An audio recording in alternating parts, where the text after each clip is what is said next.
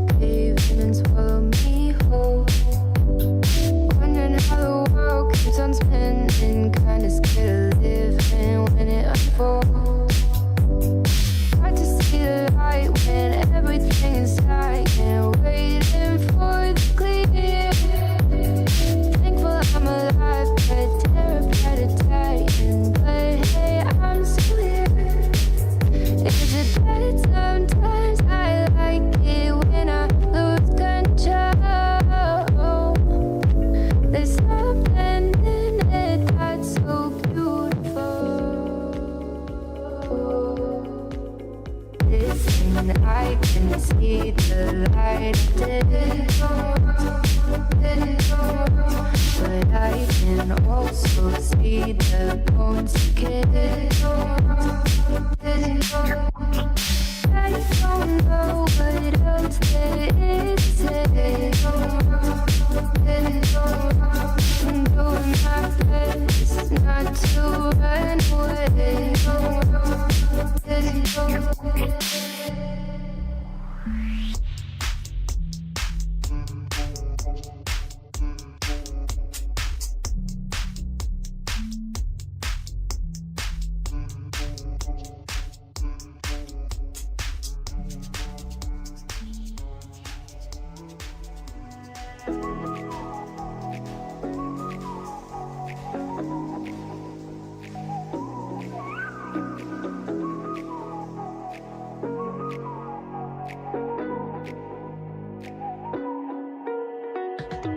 You're the night sky trying to make me see your stars, but the dark gets so lonely. Now I see violet, I can feel silence, and the dark's all that I see when you're.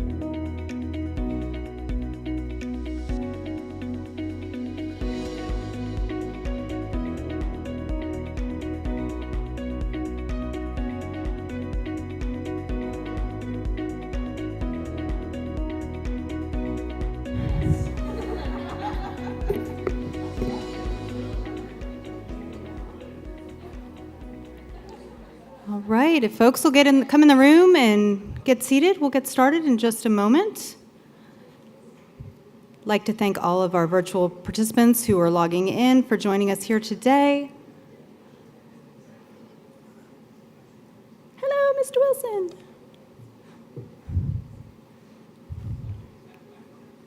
You owe me slides.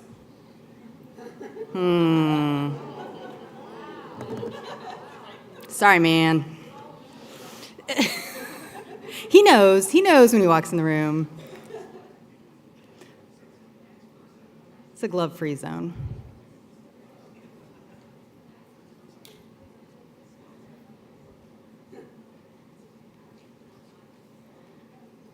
Give folks just a moment. We seem to have a traffic jam at the door.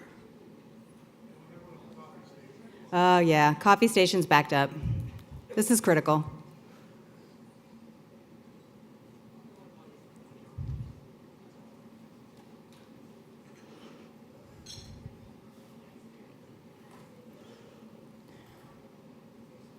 All right, I think we're going to get started. Welcome, everyone, to ARIN 53 in Barbados.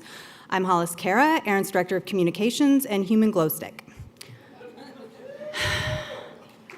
All right. So, to start off, I'd like to thank some very important community volunteers who make ARIN possible and ARIN meetings possible, and I'd like to start with the Board of Trustees. So if I could get my trustees to stand up. They didn't know there was, or put a hand in the air. It's okay if you don't want to stand. Dan, Nancy, John Curran, Peter Harrison, Hank Kilmer. I don't know why I just switched to full names, but I did. Tina Morris, Bill Sandiford, Robert Seastrom, and Chris Tassett are our elected members of the board. And we thank them for all their hard work. They've been here yesterday in meetings. They're ready to get the meeting started, and they're here for you if you have questions of them. So thank you. You'll meet a lot of them throughout the meeting when they come up to present on the proposals that are on docket, and we are very thankful for all of their hard work. And last but not least, we have our esteemed representatives of the Number Resource Organization Number Council. Kevin, Nick, and Chris all have other obligations that keep them from being on site, but my understanding is that they will be joining us online, and we will have a video update on their work a little bit later today. All right, so let's talk about numbers. You'll notice we have slightly interesting stats for attendance. We've got a smaller, yes ma'am? Alice, I'm so sorry to interrupt. We just lost power on half the room, so I just wanted to make sure that the Zoom was aware that we're trying to get the Zoom back online. That's why you have a screen on one side and not the other. I understand, I didn't notice that. So question, can Zoom hear me, or are they off entirely? Zoom is frozen, chat works. I am confirming whether or not they can hear you. Okay, please pause. As you'll notice, we have a lot of virtual attendees at this meeting, so we're going to be doing everything we can to make sure that they can engage fully, and that may require some flexibility for folks here in the room. So let's confirm before I natter No on. sound, no video, just chat. Oh, no. So I'm going to let them know in chat what's going on, but I just wanted to let you know where we were because we also don't have YouTube. You have sound on YouTube? Okay. Okay. Okay. Neat. All Happy right. ARIN 53. Awesome. All right, so They're working on it now. We're going to press pause for just a second and give folks a minute to catch up and hopefully get the situation rectified before we proceed. I'm not going to ask for jokes from the audience. I do, however, have a question. This is a weird one, and it's not mine. I'm borrowing it. If you feel comfortable, I need to know if, if you have ever purchased a ticket for a movie, watched that movie, and then kind of into another theater to watch something else. Anybody in the room going to cop to that? We have an operating theory, and you guys are blowing it. All right, sorry, we had a 50-50 ratio theory, and apparently I'm proud to say that the ARIN community is far too honest to defraud the motion picture industry. Congratulations, you guys are good at, I for one will admit I've never done it. Oh, okay, that's a workaround. All right. We're holding.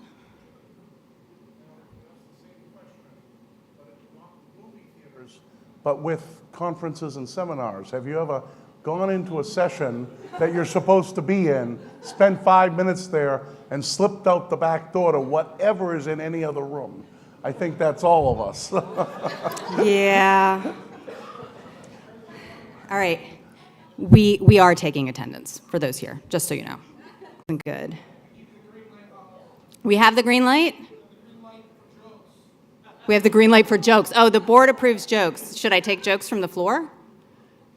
Do we need to do like an open mic kind of situation? Oh no, do we?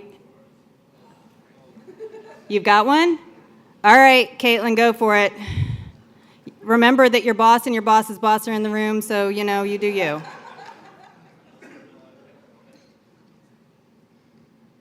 This is a very PG joke, I promise. Oh, good. Okay. Thank you. I appreciate it. Knock, knock. Who's there? Yoda lady. Yoda lady who? No. No, not funny? All right. Okay. Thank you, Caitlin. Please, somebody get the stream back online. Oh, shoot. Einer. Einer Bolin, VP Government Affairs at ARIN. What is the favorite thing for ARIN attendees to order when they go to dinner?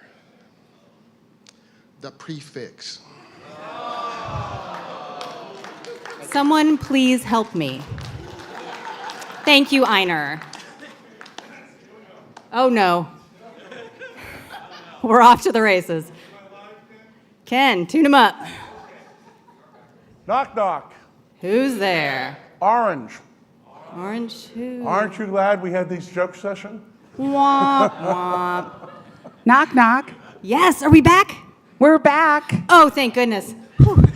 I appreciate everyone's patience. All right, so as I said, we've got 267 registered virtual presenters and 104 folks who have made the trip down to Barbados. We appreciate people making the trip. I know it was travel's a little complicated to get here, and really appreciate the virtual attendees for tuning in. I know that participating in a virtual meeting can be a bit of a challenge.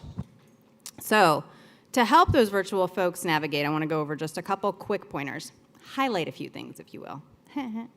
Okay, so chat is for informal conversation.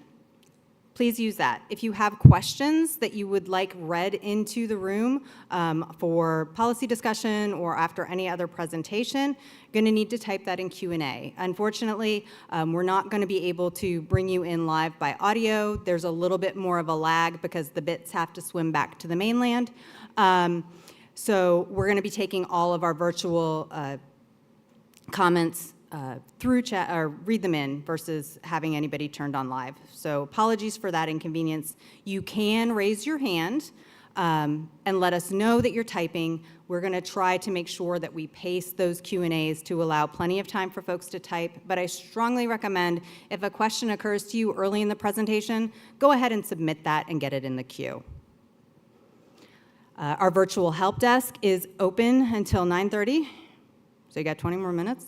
They'll be back at lunch and back tomorrow and Wednesday as well. They're there if you're having any issues navigating, finding anything on the meeting site or otherwise running into problems. So what to do if the Zoom disconnects? We already had this fire drill. Well, here in the room, apparently we get to do knock-knock jokes, so that's cool. But what we ask is that you just keep an eye. If something goes down, is going to be down for an extended period of time, you will receive an email requesting you to switch over to the live stream, and we will keep you apprised as soon as as Zoom is available again, because I'm in communication with the desk and we can do that. If Zoom and the live stream both go down like they did just a few minutes ago, hang tight and pray for me because it's a little scary up here. Okay, in-person attendees. Now, you are welcome to join the Zoom so that you can chat with our virtual attendees. I do ask that you disconnect yourself from audio. I think it says leave audio now in the Zoom settings, and that you're muted so that we don't end up with any weird feedback. But you are welcome to do that if you like. Reminders for approaching the microphone. When we enter into any kind of Q&A session, please queue up at the mic. We'll be alternating in virtual comments and questions, so wait for myself or the other moderator who's up on stage at that time to address you before you start your statement, and also lead off with your name and affiliation. Same for our virtual presenters. Please do type in your name and affiliation. It just helps when we're reading that into the room for the transcriptionist. Wi-Fi is available for in-person participants. If you aren't on the ARIN meeting network, the information for login is on the registration desk out front. We do have a social event tonight from 7 to 11 p.m. at the Boatyard. There will be shuttle service. If you come back down out in front of the ballroom and head that way toward the little parking lot, that's where the shuttles will pick up. And return service will start at 8:30. So we do hope we'll see you there tonight for LED volleyball and other fun stuff on the beach. Now, this afternoon at lunchtime, the AC will be hosting 3 table topics. If you are interested in discussing any of these topics with them, please do feel free to grab a plate, sit down, and have a chat. They're here to get your feedback. And again, for everyone, we are recording and live streaming. And the presentations are all uploaded and already available on the meeting materials page. If you find that the screens are hard to read, you can always pull those down and follow along independently on your own device. And the live transcript is also available. Now, just to help you understand, because we did rearrange the navigation on the meeting, website, you'll see this fun little menu with drop-downs if you go to arin.net/ARIN53. Under the program information, that's where you're going to find the details about the agenda and things that are of general concern to all participants. Under the in-person participants drop-down, you're going to find the things that you need to know if you're here with us here in Barbados. So information about the hotel, social events, other things like that. And under the virtual participation drop-down, you're going to find our event hub and the virtual help desk. Now, the event hub is very helpful. If for some reason you don't receive your notification email before the start of the meeting with the link for the day's session, you can always go there to access it. I'd like to thank our network sponsor, C&W Business, if I could get a round of applause for them. Our bronze sponsor, IPv4 Global by Hilco Streambank. And our webcast sponsor, Google. I'd like to thank and welcome all of our fellows for participating in the meeting, whether they're here with us in person or participating virtually. You will be able to identify them by the ribbon on their badge. Please do try to introduce yourself. They're here to learn, and we're very glad to have you here.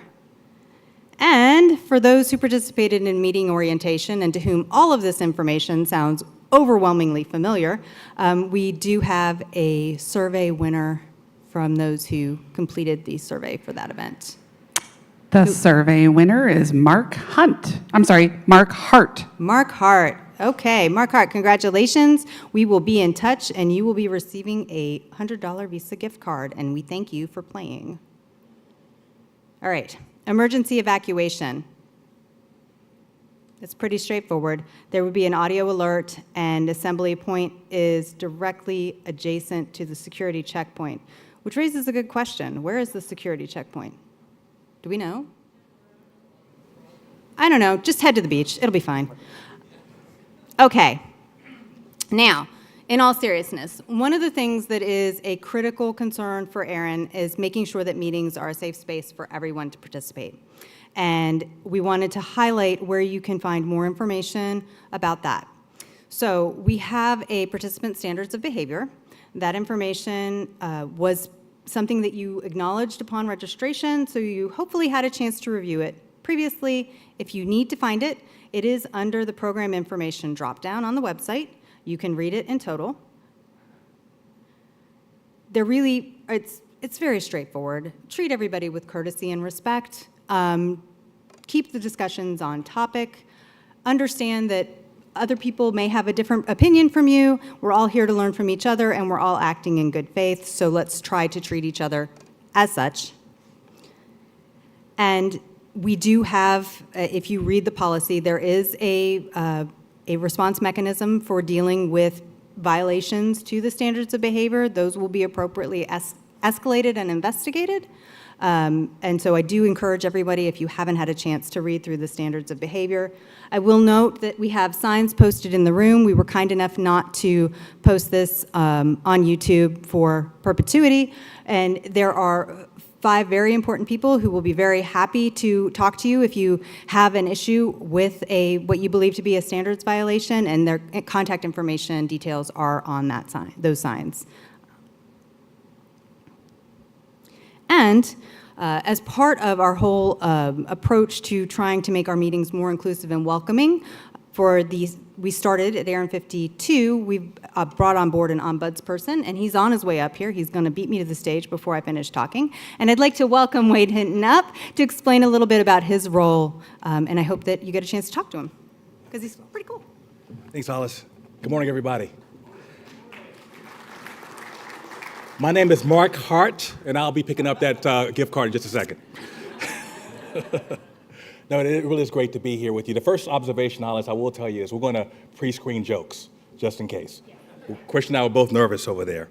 But it is certainly a privilege and honor to be with you today and to partner with ARIN again on creating these spaces or a space that is inclusive of everyone and making sure that everyone feels safe.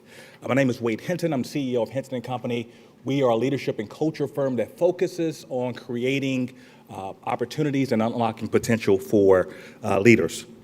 So as Hollis mentioned, ARIN is committed, right, to creating a safe space, not just for their organization, but for each and every one of you, right? And that includes these standards of behavior. As she referenced those on the screen, you have them in your packet, you have them online, so please look at those. I'm not going to read them. I trust that you have a sense of why we're doing this, right? If indeed you feel like you have been or you've observed or witnessed anyone that might be in violation of these standards, you have those contact persons that are listed in the online, but you can also reach us via email, right? So I'll just read it out to you. My email is ARIN, ARIN, @hintonandco.com. You can also contact me via phone.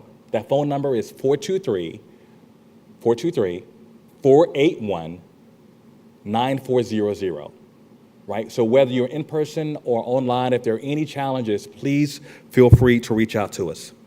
Again, thank you so much for taking this bold step to make sure that participants are taken care of, and again, creating a safe space for everyone. And thank all of you for your partnership in making sure that this is a space belonging for all. Thanks.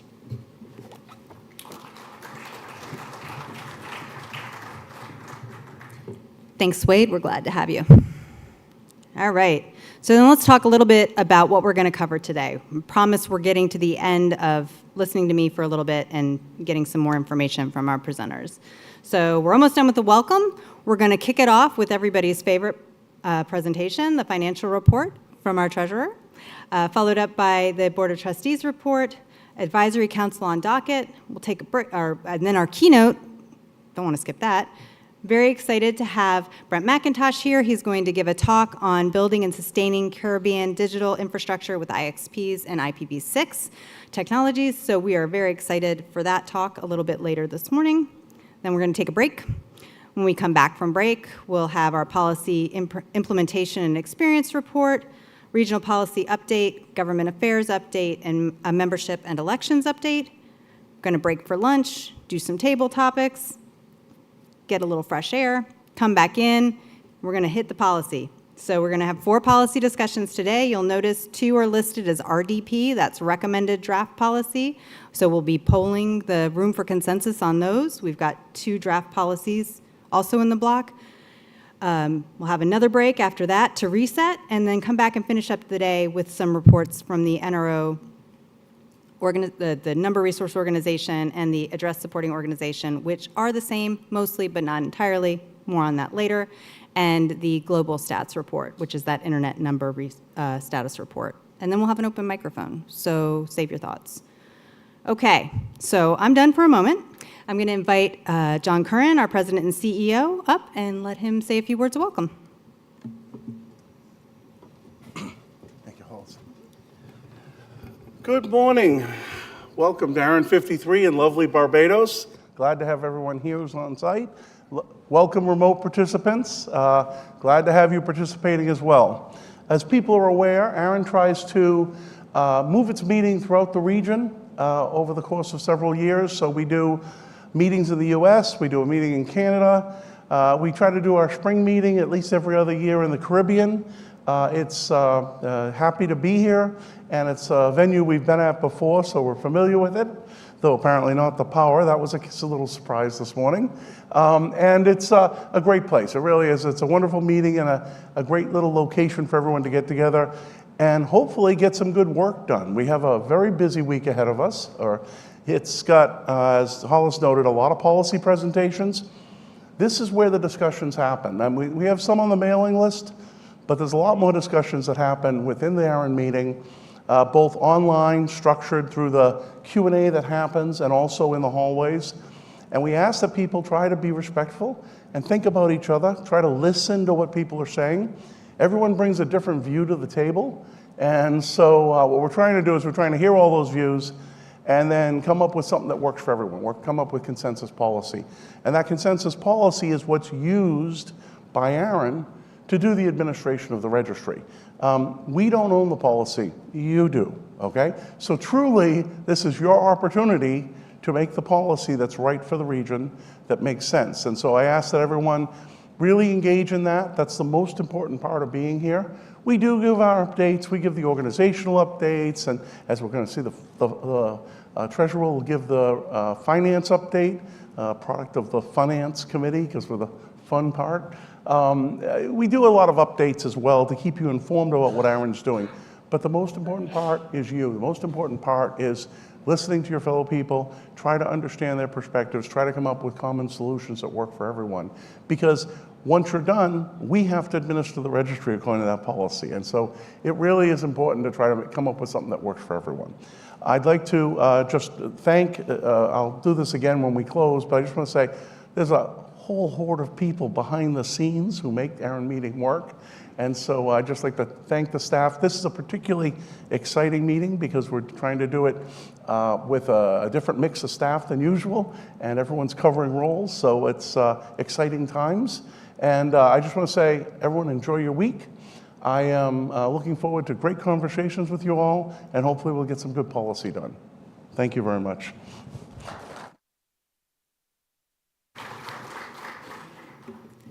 Thank you, John. All right, next up, he's up and moving. Bill Sandiford, our chair of the Board of Trustees. I'd like to invite you up to give a few words of welcome as well.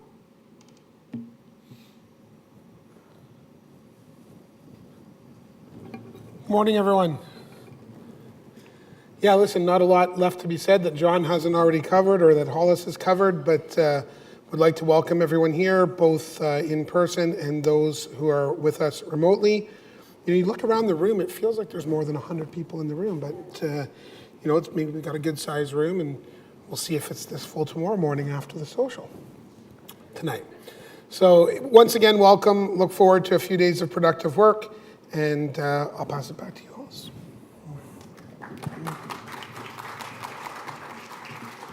Thank you, Bill. Okay, and for our final welcome of the morning, I'd like to invite up Mr. Desron Bino, the country manager for Flow Barbados.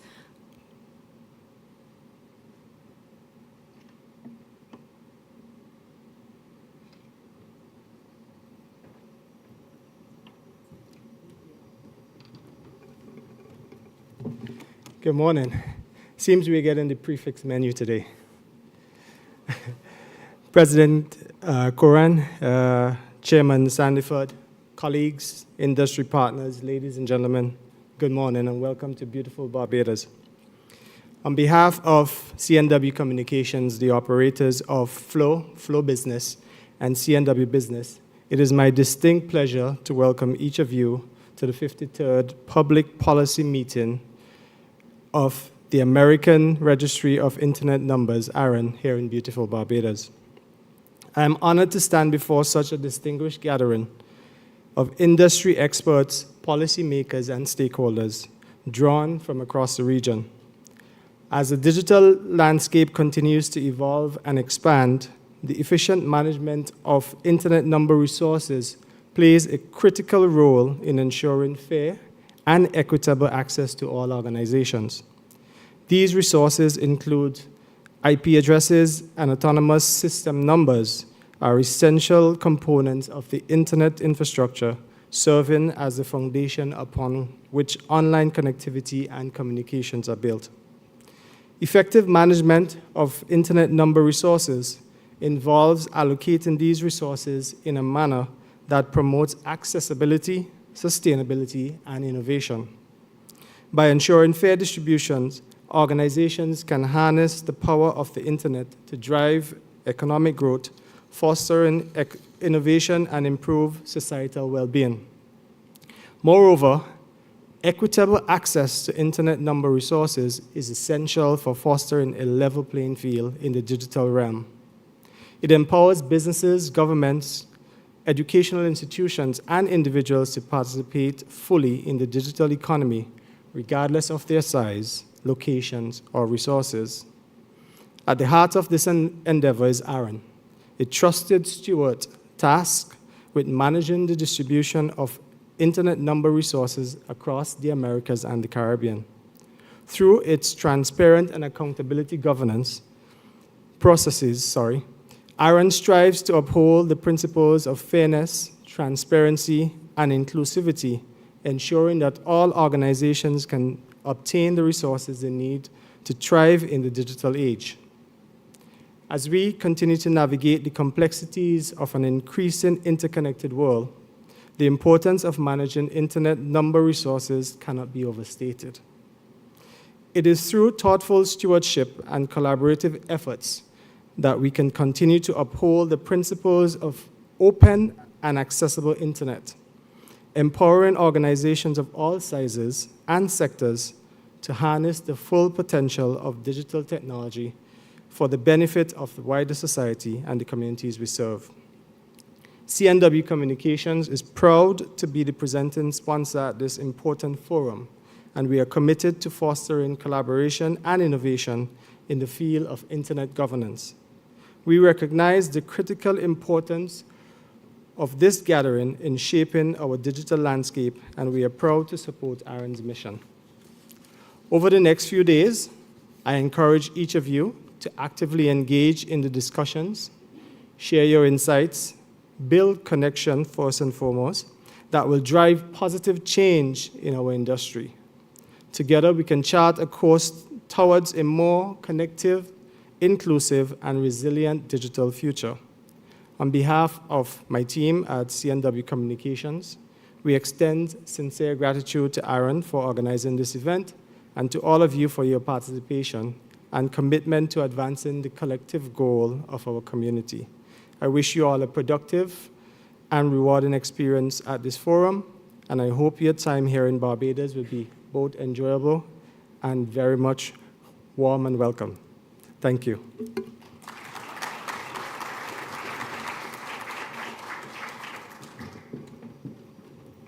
All righty, time to get the show rolling. I'd like to welcome our first presenter to the stage, Nancy Carter, the Treasurer of the Board of Trustees.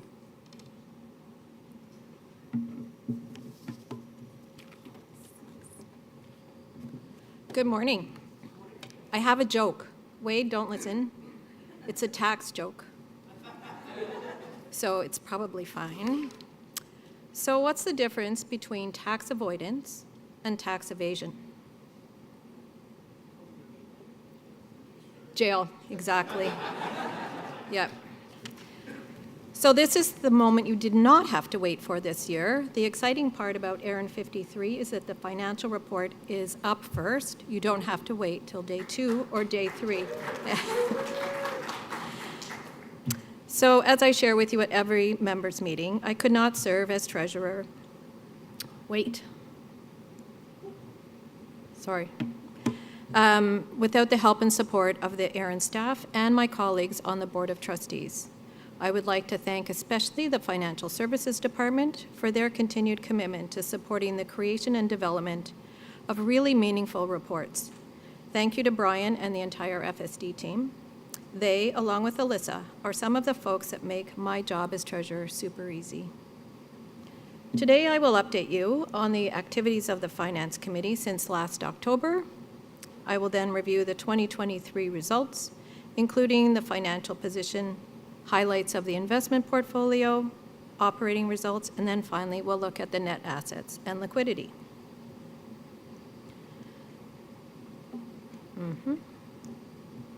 As you can see, the CFO and I continue to keep the Finance Committee super busy. We've met 5 times since I reported to you in October in San Diego.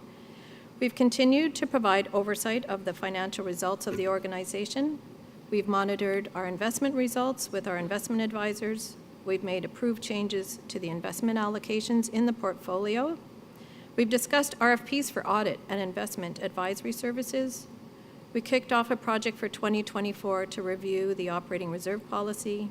We've had fulsome discussions about the endowment contribution to the IETF. We've met with the auditors and reviewed the results of the 2023 financial audit. And yesterday, the board met and accepted the 2023 auditor's report and the 2023 audited financial statements, so you will see those published soon. We rely on the work and the professionalism of our investment advisors and our audit firm. Their dedication to our results and compliance requirements and their transparency and commitment to engaging with the Finance Committee has been very much appreciated by the members of the FinCom, especially as we have onboarded new committee members this year. So I'll now move to the ARIN's financial position. This eye chart shows you ARIN's financial position at the end of December 2023 compared to 2022. We ended the year with a $2.3 million increase in total assets. So if we look at the assets, the biggest changes you'll see are a decrease to cash and an increase in investments. So there's a correlation between these two changes. During 2023, cash was moved from our bank account into the investment account, and we'll look at that more when I go through the investment-related slides. Looking at liabilities, we see a big increase in accounts payable and accrued expenses. The main driver of that increase is the accrual for the board-approved $1 million contribution to the IETF endowment. This contribution is the second of two $1 million contributions that were originally approved back in 2016. In addition to the IETF contribution, accounts payable and accrued expenses also increased due to several large recurring expenses that were not paid until after the 2023 year end. And finally, overall, the statement shows a $1.26 million increase in net assets, and this reflects the combination of an operating loss and positive investment returns incurred during the year. So we'll now look at the ARIN investments. And this chart shows the end of quarter investment values going back to the end of 2019. Investment assets grew from $31.4 million in 2022 to more than $36 million at the end of 2023. And so we'll look at those changes in each of the long-term reserve fund and the operating reserve fund. During 2023, the long-term investment fund earned 10.5%. The 2023 earnings increased the fund's value by $2.9 million, helping it recover from the 12.4% loss that we realized in 2022. The chart on the right compares our 10.5% return to several of the market's major indices. One final slide on the long-term investment fund. During the first quarter of 2021, the then new investment advisor led an exercise with the Finance Committee to determine the desired investment asset allocation for the fund. The result of that exercise was a shift to a much more conservative portfolio. And this chart shows how the asset allocation exercise reduced the fund's position in equities and grew the allocation of fixed income investments. The resulting shift in the asset allocation has been reviewed several times since then and has stayed relatively constant since 2021. After several years of money market interest rates that ran very close to 0%, the operating reserve fund is now earning interest of more than 4%. Because of that, ARIN undertook an active treasury management position in 2023 to take advantage of the higher interest rates in the reserve fund. So you can see that that approach increased the interest earned significantly. So we'll move on to ARIN's operating results. Here we see that total revenues and expenses to the end of December 2023 compared to 2022 and to the budget for 2023. And as I have shared with you in previous meetings, the operating deficit was expected. There are non-cash expenses included in the operating deficit that were not expected to be covered by revenues. So I have a few notes on revenues. The majority of ARIN's revenues are realized through the Registration Services Plan's annual billings, and these billings provided just over $25 million in 2023, a 12% increase over 2022, and very close to the 2023 budgeted amount. Initial registration fees are billed to customers when an organization is receiving resources for the first time. We expected a slight drop in these revenues in 2023, and that drop did occur and was a little more than we expected. So those revenues are 10% below budget. And finally, we can look at the network transfer revenues. 2023 revenues grew significantly over 2022. This was expected due to the new fee for customers on the recipient side of the transfer transactions, and the new recipient transfer fee helped revenues grow by 125% over 2022. However, that revenue fell 7% short of budget.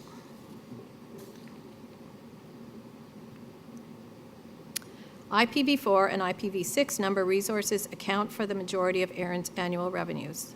This slide is presented to show the year-over-year change in these customer counts and associated revenue run rate. 2024 customer growth over 2023 is 507, or 3.3%, most of which is seen in the 3x small category. And the revenue run rate has grown $338,000, or 1.4% for that same period. ARIN's operating expenses were budgeted to grow in 2023, and that's exactly what happened. Overall, the growth mapped close to budget with 2 exceptions. The first notable exception is in the 2023 Outreach and Industry Meetings expense category. This expense category is over budget because it includes the second of the 2 $1 million contributions to the IETF endowment that ARIN committed to in 2016, as I mentioned earlier. The second exception is related to the budget variance in Treasury and Corporate Insurance.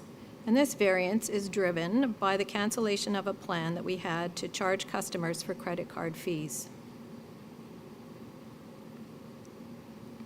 Salaries and benefits represent a very large percentage of ARIN's spending, and our employee count is clearly the driver for that. This chart documents the pay period by pay period change in the number of employees. From 2021 to 2023, we've seen an increase of 12 employees.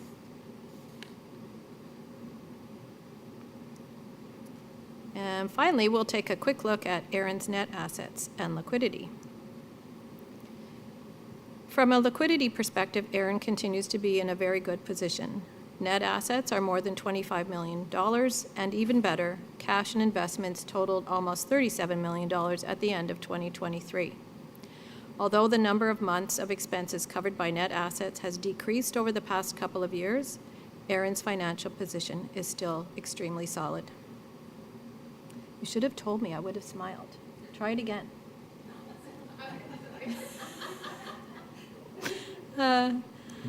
Thank you so much for your attention. I'm more than happy to answer any questions or hear any comments or feedback.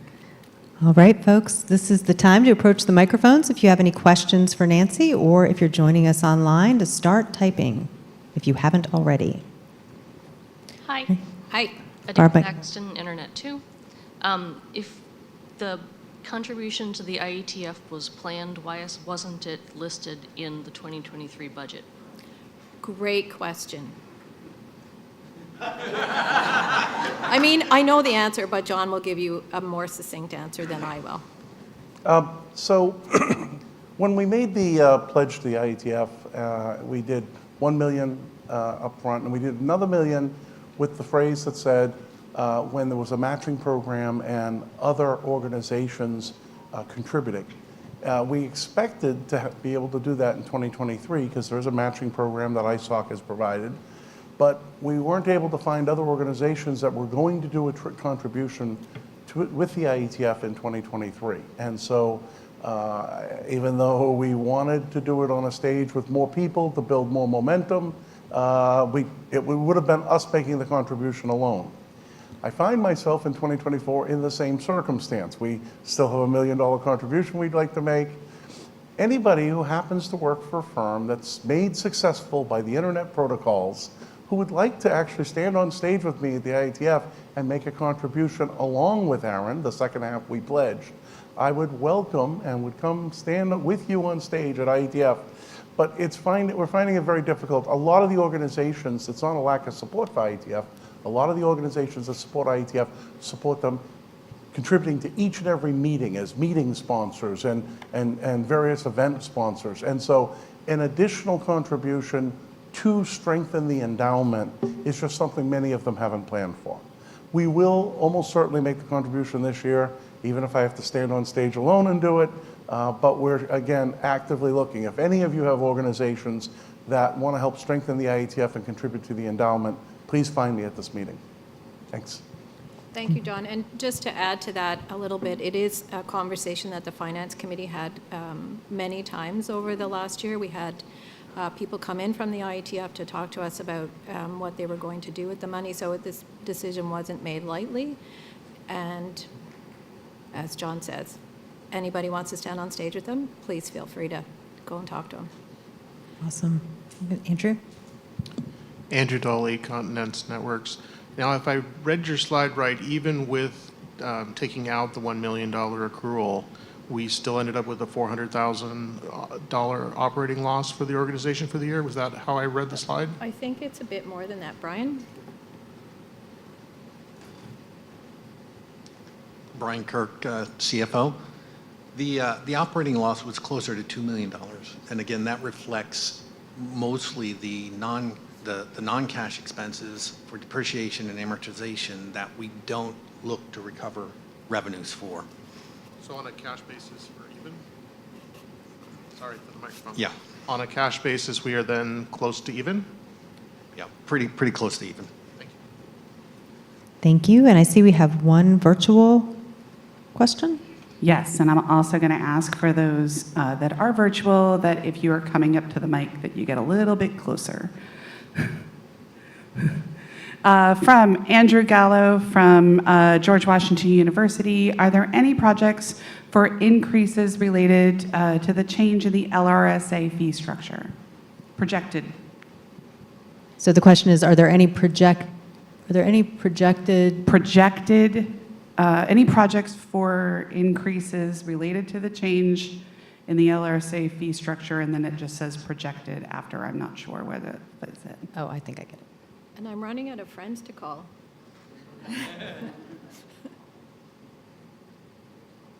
I'll take this one just for, we've done two very significant restructuring of the fee schedule since 2022. That includes moving end users and ISPs to the same schedule, and then now moving ASN holders. So everyone is paying on the registration service fee schedule in a very equitable manner based on the high water mark of the number of ASNs, the amount of V4, the amount of V6 you have. Based on the resources you hold, you're put in a fee category. The revenue produced by that covers our operating expenses very closely, not quite aligned, but fairly closely. And we don't envision significant changes. Operating-wise, we have added to the organization. There's areas where we have made our operations more robust. So for example, the Social Security operations, our certification is an area that didn't exist before. The efforts that we have going on and making this place more inclusive, things like having an ombudsman hired and the programs that are related to that, all have been costs to the organization. Our volunteer support has been staffed up over the last 3 years to make sure that both the AC and the board have very solid support for the volunteers because you're the folks that actually make the organization work. So we're done strengthening the organization. We're done with the fee restructures. We've achieved approximate parity of revenues and operating expenses. And so the real question is, and we have an open consultation on this, how do we address the fact that because our costs will go up inevitably, would you like to see us increment those per consumer price index or inflation? Or do you want to see us come to you every 3 or 4 years with a more significant one-time increase? And that's the topic of the consultation that's presently open on ARIN Consult. But aside from those related changes that will be necessary for inflation, there's no projects or programs that will be incurring costs that we intend to drive fee changes as a result of. So long answer, but hopefully that gives context. Thank you, John. Thank you, John and Nancy. Not seeing any further questions. I think we're all done. Thank you so much. Thank you.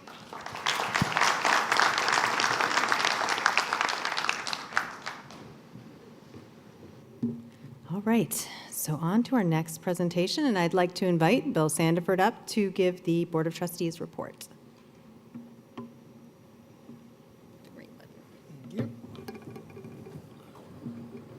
Hello again. A very brief Board of Trustees report today. Just more or less a very brief summary of some of our activities so far this year. Of course, the year is young, so there's not a lot of them, but we'll go through them. We've handled the normal fiduciary things that the Board of Trustees tackles every year, things like approving the ARIN budget. Nancy has her committee, her finance committee, and the entire board has that under control. Also, as was just mentioned, we approved the distribution to the IETF Endowment Fund for the remainder of ARIN's commitment. And then the usual one, we've authorized the treasurer to approve future commitments. This is done because we often have to sign contracts for things that are outside of the budget year, and as a matter of good governance, we have to empower her to do that. Continuing along, usual stuff, adopting board minutes, confirming the election results, reconstituting and forming the board and its committees, and as well as updating any committee charters that need to be addressed. And of course, this year was not a member resource organization council member election year. It was an appointment year. So we appointed that person again for a 3-year term. We spent some time and we adopted a revised ARIN strategic direction statement. We looked, based on community feedback and requests, at developing board trustees and officer job descriptions, so those who are considering running for the board might have a better idea of what's expected. We approved and updated the standards of behavior for participation in the ARIN community, whether it be in person here at meetings, or whether it be online or on the mailing lists or that sort of stuff. And finally, we updated the board standing rules and approved the AC's requests for changes to their standing rules. That's all we've got so far this year. Happy to take any questions from anybody. If anyone has questions for Bill, please feel free to approach the microphone or start typing or raise your hand. Give just a moment for our virtual attendees. Okay. I don't think we're seeing any questions, Bill. If something comes in later, we'll take that on at the open mic. Sound great. good? Thank great. you. Thank you.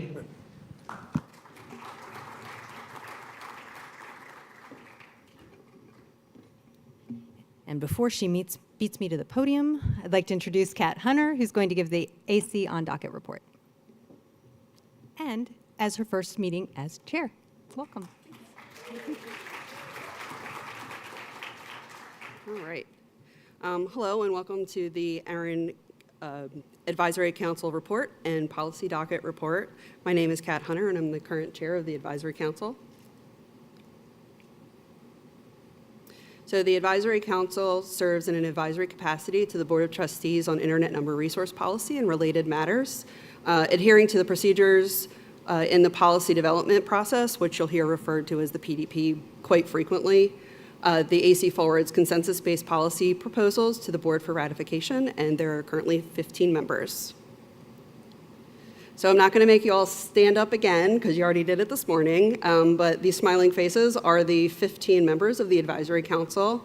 Our vice chair is Matthew Wilder, and he is right over there.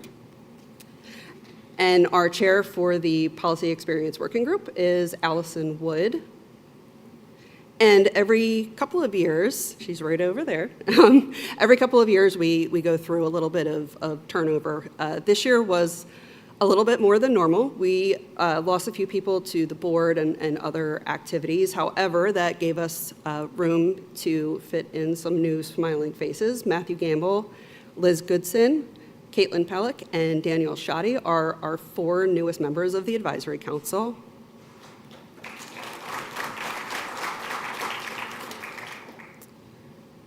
So you're going to hear about the AC elections later, but just the short and sweet for the advisory report, the AC members generally serve 3-year terms unless they're filling a position for somebody that had to leave early.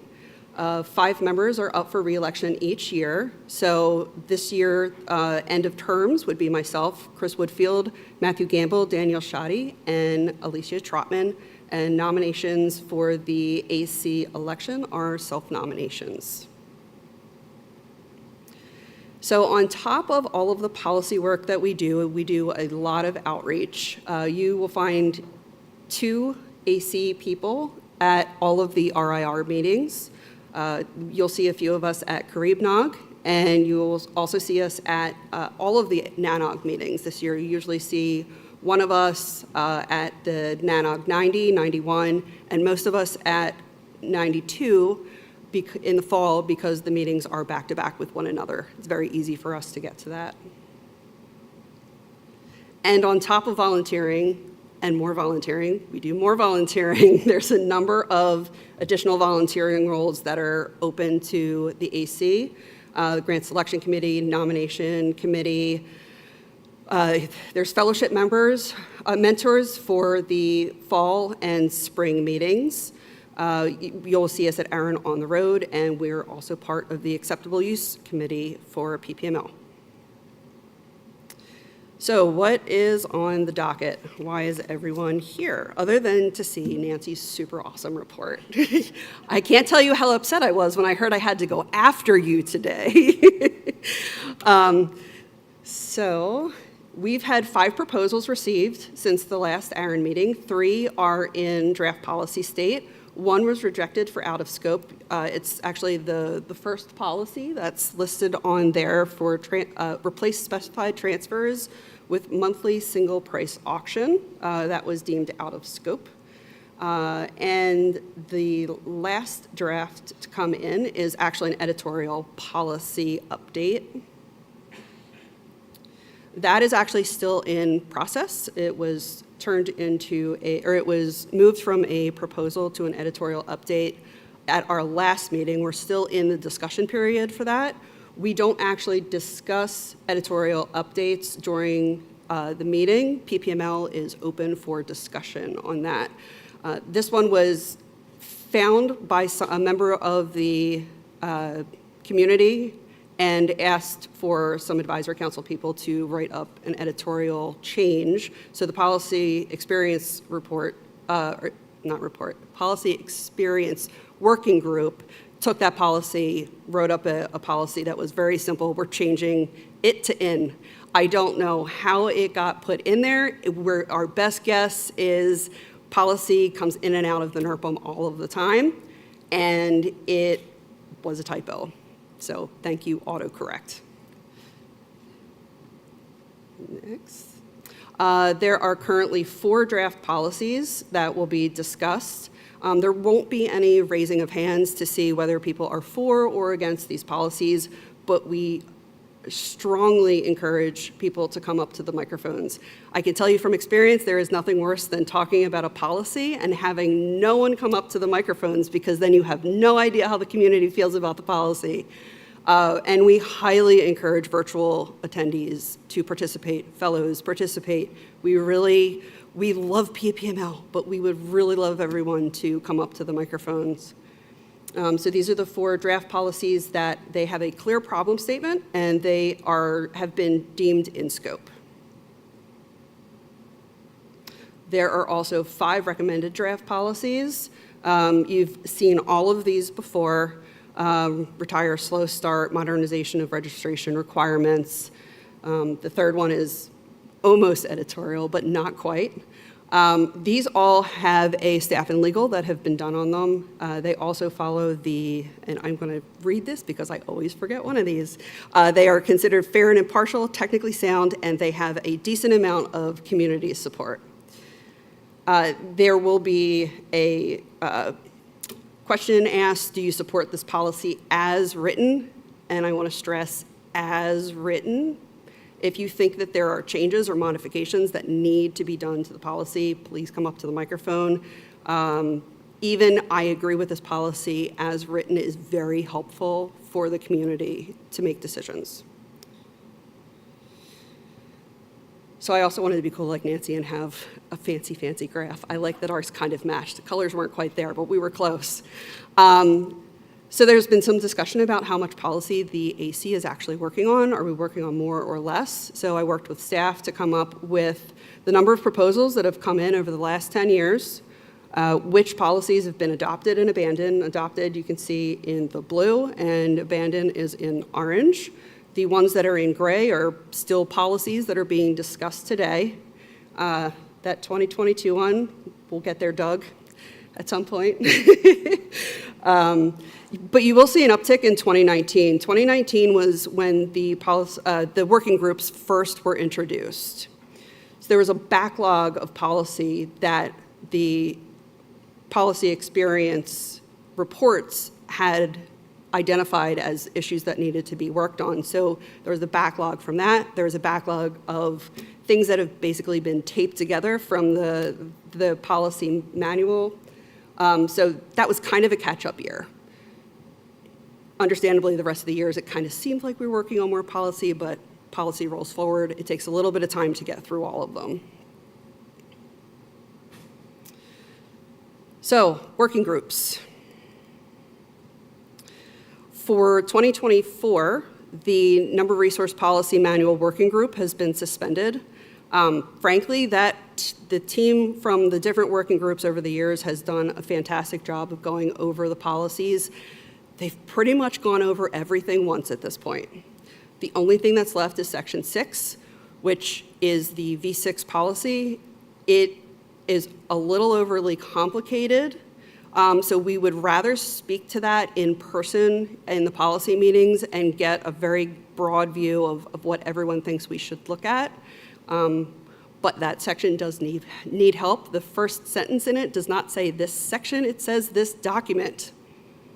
So, please, please, please, there are table topics that will discuss Section 4 and Section 6. Please come talk to us. So the Policy Experience Report Working Group is an ongoing group, probably always will be. There's always an update to the Policy Experience Report in the fall and the spring. So that team, led by Allison Wood, takes the policy that comes in and evaluates it, updates PPML to see how they feel about potential options for policy, and then we'll write policy if necessary. So I also thought it would be interesting to see what kind of policy came out from the working groups over the last couple of years, and in what state are those today. So the ones that are bolded are proposals that came from the working group that were adopted. The ones that are still in a regular font are policies that are still being worked on, and the ones that are crossed out were ultimately abandoned. And you'll see the only one from this year is the edit that's currently in process. So we have table topics. I know we mentioned it today, but please, please, please don't be afraid of the sign that says, please come talk to us. We really do want to hear from you. There is a topic for Section 4, simplification, Section 6, which is the V6 evolution topics, and the last one, there was a new policy that came in about a month ago on the registration information for WHOIS and systems like it to get more detailed POC information inside of what everybody can look up. It's very detailed, the amount of information that is required for a POC. It's a little bit more than what is standard. I know we've had this discussion before just about trying to get email updated, so we're all very interested to see where this one ends up. It could generate a lot of discussion. It could be very interesting. So Leif and Daniel Shoddy will be taking on that table. And that is it, if anyone has any questions or comments. If you have questions or comments for Kat, please approach the microphones. We'll give our virtual attendees just a moment to chime in. Not seeing anything. As I said earlier, if we do end up with any late-breaking questions, we'll come back to them at the open microphone at the end of the day. All right. Thank you, Kat. Thanks.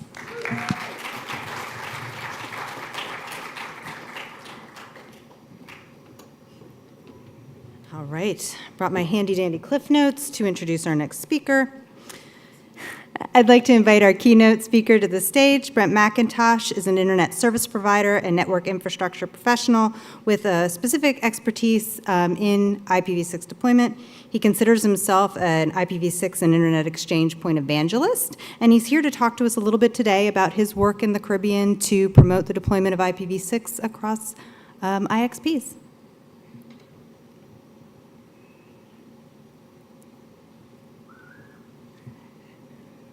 It's a long walk, isn't it? Thank you. Pleasant good morning to all, and let me say a very special welcome to the fellows. Reason I'm telling you that is I was a past fellow, ARIN 39, 2017 in New Orleans, and it's amazing the amount of stuff you can learn in those sessions, so a special welcome to you. It's indeed an honor to be here this morning delivering this keynote, and I get the feeling that I wasn't looking out for this, but I get a feeling ARIN was preparing me for this since 2023.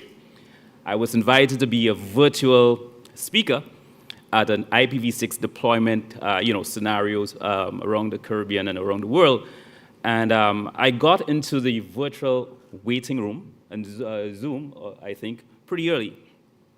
So I was waiting to be, let into the meeting, and then shortly after, guess who joined? Vint Cerf, the father of the internet. Talk about pressure. 1 minute later, guess who joined? Jeff Houston. Wow, more pressure. Started breaking a little sweat, and Vince started talking. Hey, Jeff, I have a question for you. I'm having some issues with TCP offloading on a specific chipset, and I'm hoping that Vince doesn't ask me what's my take on that, because I had no idea what he was speaking about. Anyway, the time passed, and we were let into the room, and all went well. So today, I'm speaking to upcoming Vince Cerf and Jeff Houston, so I feel pretty comfortable. So let's get into the meat of the matter today. I'm going to be giving you a perspective of Internet Exchange Point, IPv6 position and deployments in the Caribbean, and where we are today, where we can be, and what we should be doing better. So if we can have the slides. Oh. You have all the power, my friend. Okay. Just hit that green button when you're ready to move forward. Perfect. Technology in the palm of your hands.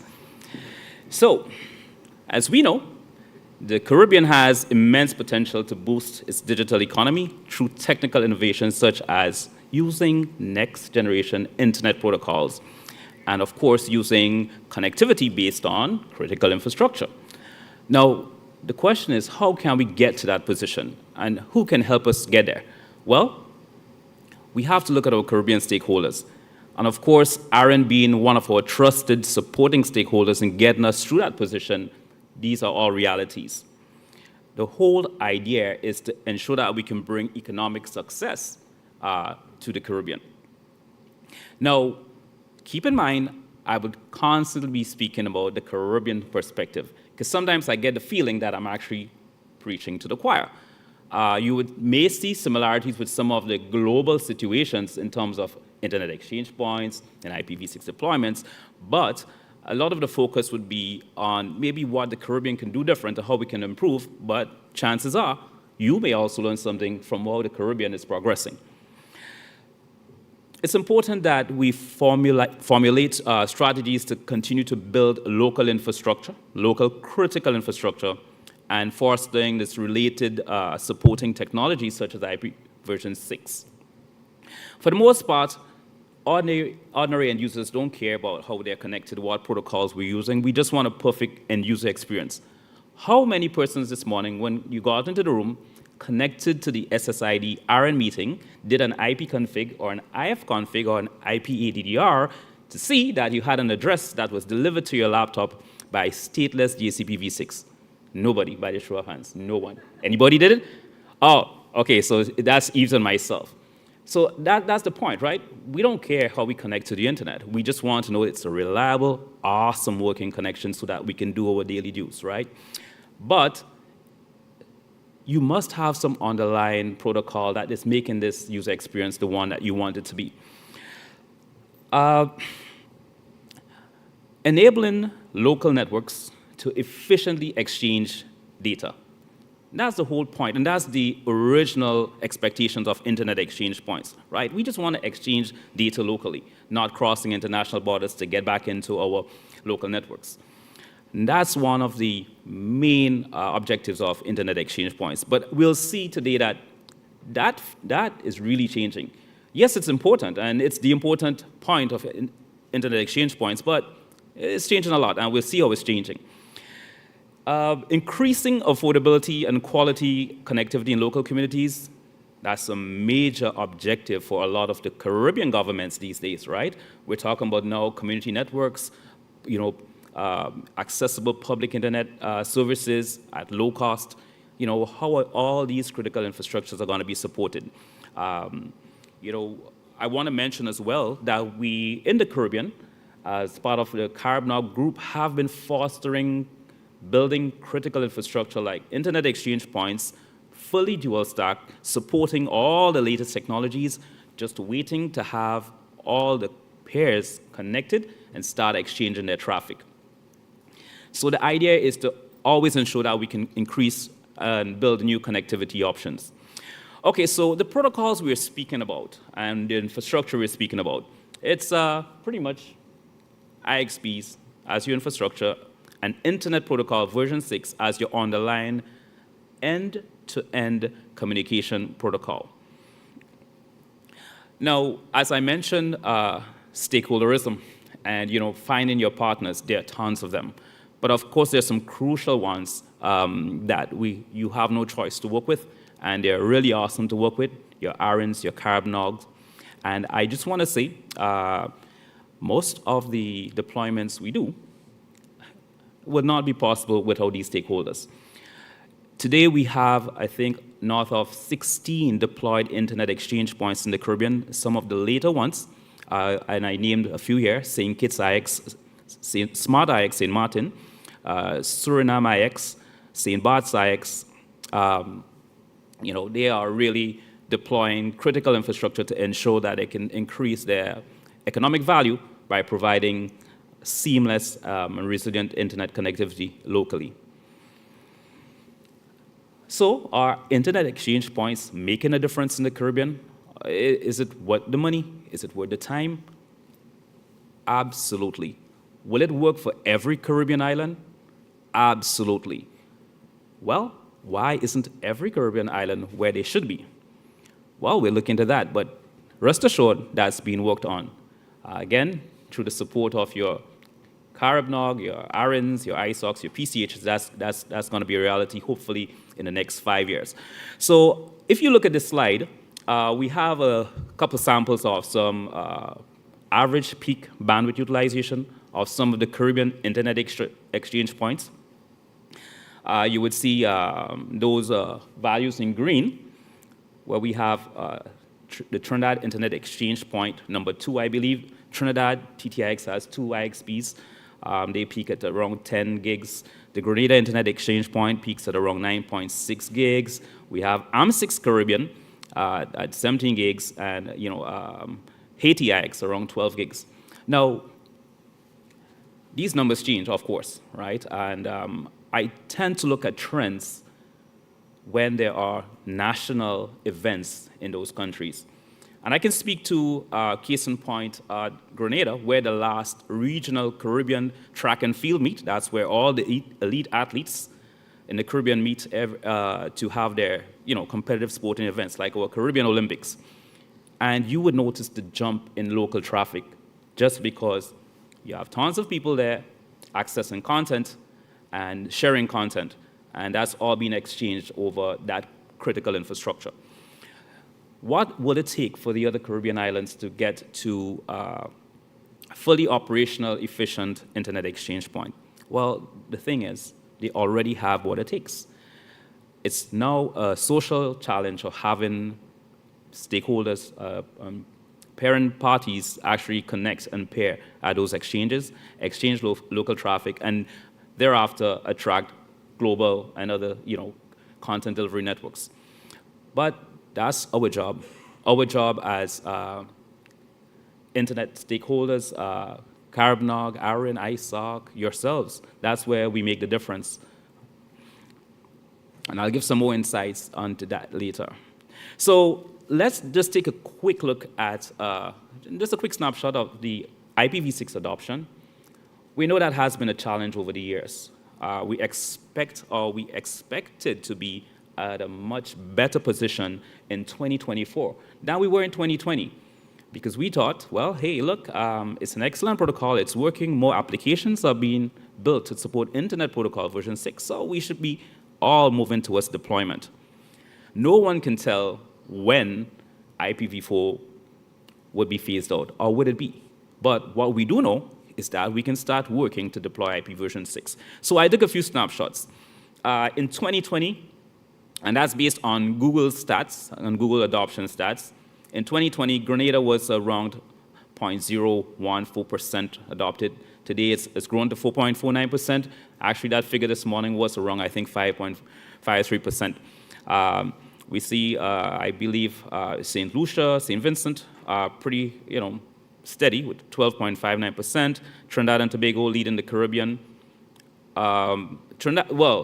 Dominica, actually. And in the last meeting we had, I believe that meeting was at Caribnog 26.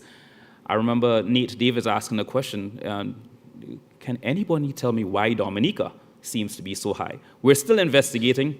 We suspect that a lot of the providers there are deploying V6 because of their V4 shortage challenges.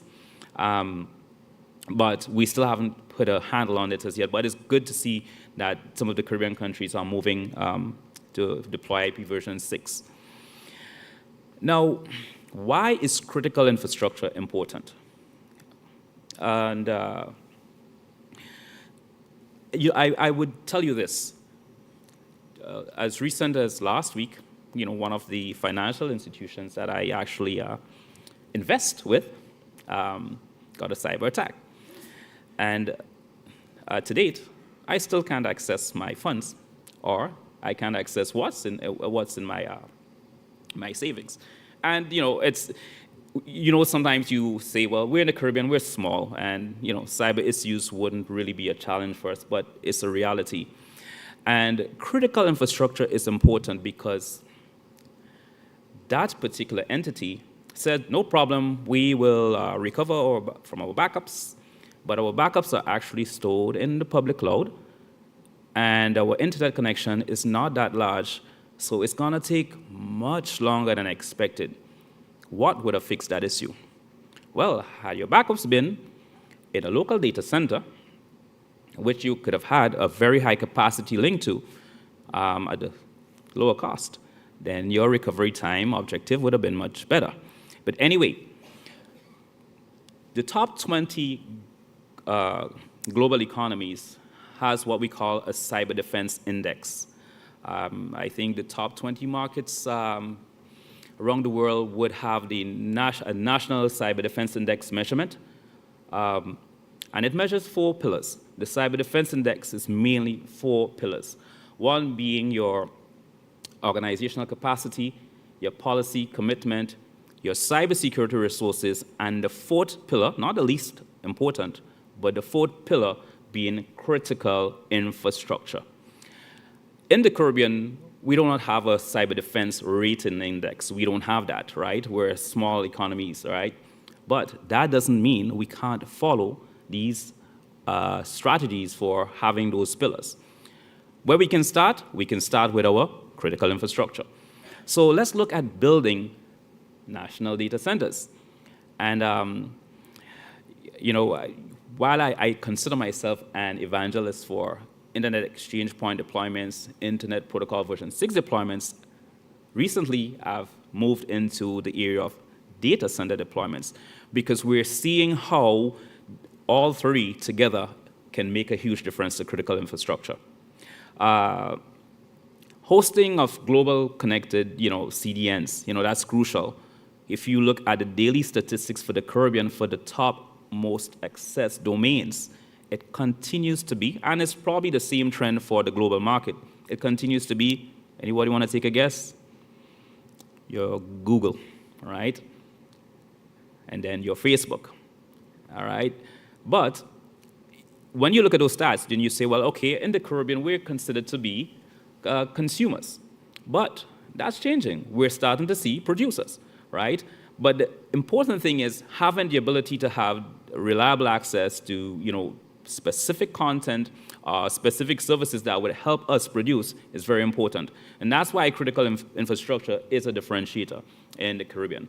As I mentioned, we really should look to addressing our cybersecurity challenges, again, by ensuring we have one of those 4 pillars in place, which is, again, critical infrastructure, which in turn gives us the ability to deploy our own DNS anycast services.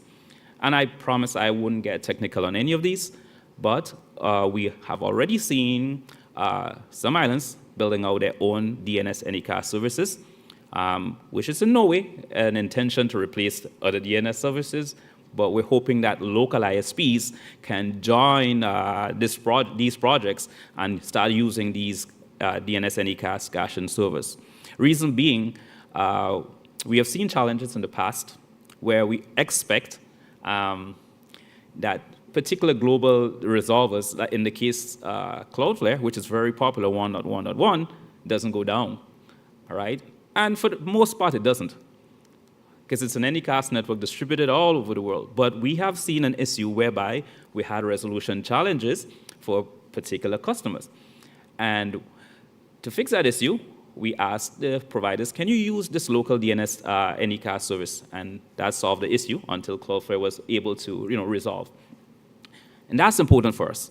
And our anycast critical infrastructure can be distributed anywhere in the Caribbean in internet exchange points. For example, and we're going to most likely start a pilot project on that, have anycast servers placed in internet exchange points in Grenada, in St. Vincent, in St. Lucia, St. Kitts, all over the Caribbean, and vice versa, right?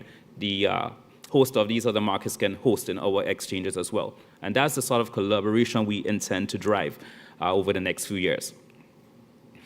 So the strategy that would push these results, what should be our main game plan to push these results? Well, again, multi-stakeholder engagements, right? Meeting and speaking with the good folks at ARIN, CARBNOG, CARPIF, ISOC, and the list goes on. Governments are becoming a key stakeholder, if not becoming the most important stakeholder. And today I will tell you this. Every election campaign that I listen to and I follow over the Caribbean, you would always hear the term DTA, Digital Transformation Agenda. And I love to hear that. The reason being, you cannot have a digital transformation agenda without having, it goes back to the same term, critical infrastructure.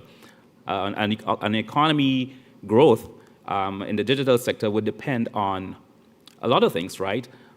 How tech savvy your workforce is becoming, how efficient your workforce is becoming by use of digital tools, digital applications, okay?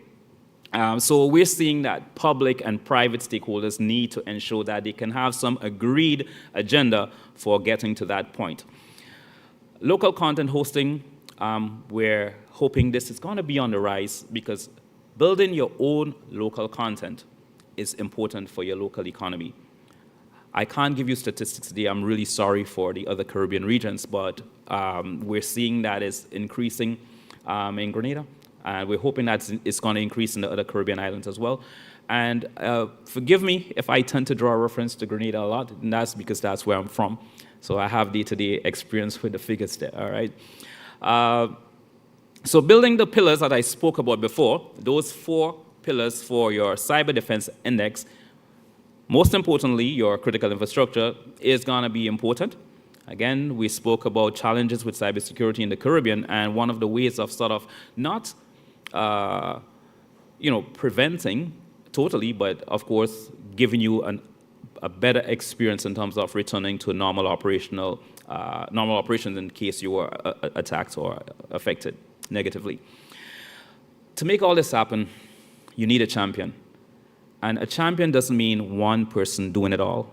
A champion means one person leading other champions, creating other champions, building a group of champions to take care of all the sectors that are required. This is very important. I'm hoping at Caribnog I can see some of the other champions. I'm not sure if all here at the ARIN meeting, but we can see in some of the other Caribbean islands that there are persons moving fast ahead to try to foster building their critical infrastructure. Eves, I see you across it. That's good. I'm looking out for Antigua. There's Suriname, Jai Udit in Suriname, and BVI. There is Elford Parsons, and many names. So that is going to be an important step towards deploying critical infrastructure in the Caribbean region. So other considerations, we want to say, well, internet exchange points are not expensive to start, and take that with a grain of salt, because it can be, but it all depends on what you want to achieve. And I'm proud to say that the Caribbean islands are taking the expensive route of building internet exchange points with the best current operational standards and practices of global internet exchanges. It's just that it's at a smaller scale. Our latest deployment at St. Kitts, I can tell you, it would match any IXP in the world in terms of the deployment standards, but we're just waiting to get pairs connected and get it moving. We encourage development of local and regional communications infrastructure. Regionally, there are plans to look at how we can sort of share, as I mentioned before, critical DNS services into other IXPs. We're not connecting IXPs, we're extending services. We want to continue to attract a variety of global and local services, and that's important. That's important. We need to create this platform whereby local developers of applications, websites, or whatever, feel comfortable that we can have these services at a local data center. And of course, facilitating value-added services. I can give one example of that value-added service. In the case of the Suriname Internet Exchange, there is a need to get more Dutch content into Suriname more efficiently, which means at a lower cost and at a better user experience, lower latency. Suriname Exchange is actually looking at an option of interconnecting into AM6 to pair with specific pairs because of the requirement of specific content. And that's why I say internet exchange points are no longer what they used to be. Sky is the limit in terms of your connectivity options and who you can connect to now. These days, you can actually pick, well, I can maybe connect to this exchange to get this particular services. So the innovations are there, but the platform and the foundational platform must be created. So what most Caribbean IXPs offer today? Today, you get your local traffic exchange. You get your normal bilateral, non-mandatory parent model. Keep in mind, Caribbean exchange points are not for profit. Well, with the exception of AM6 Caribbean. They're all not for profit. And some of them, you have, government stakeholders involvement. And I'm not sure if Bill Woodcock is online, but I remember my first IXP lesson came from Bill. And he gave some feedback on, government's involvement in internet exchange points. And I always say in the Caribbean, it's a little different because governments are pretty much, one of our biggest supporters as well. While that may not be the case for other countries, you have to find what works for you. And that's important, all right? But of course, this is going to be driven by strong background policies on governing the exchange point setup. Okay, so you would find pretty much PCH, DNS, NECAS services in these exchanges. You would find support for IP version 4. But what Caribbean Exchange Point should offer in the future, and will offer in the future, is a full suite of connectivity services, local cloud services, CDN pairing, regional data center interconnects, connectivity options from 1 gig up to 100 gig or more, all right? 10 gig is the new 1 gig. Global CDN hosting through regional partnerships. Of course, there is strength in numbers. Some of the islands in this region are sort of small to justify having particular global CDNs, but through collaboration and partnerships, that can be a possibility. and of course, your local DNS Anycast services through IP version 4, IPv6 connectivity. Okay, so let's look at the challenge. Let's look at the enterprise versus the ISP. Now, it's really interesting that, when you look at the ARIN blogs and you look at some of those case studies, and, Matt had reached out and said, Brent, make sure and read the IPv6 business case study, and I read it. Actually, I read it before, and, most of the things we're going to talk about today is IPv6 for internet.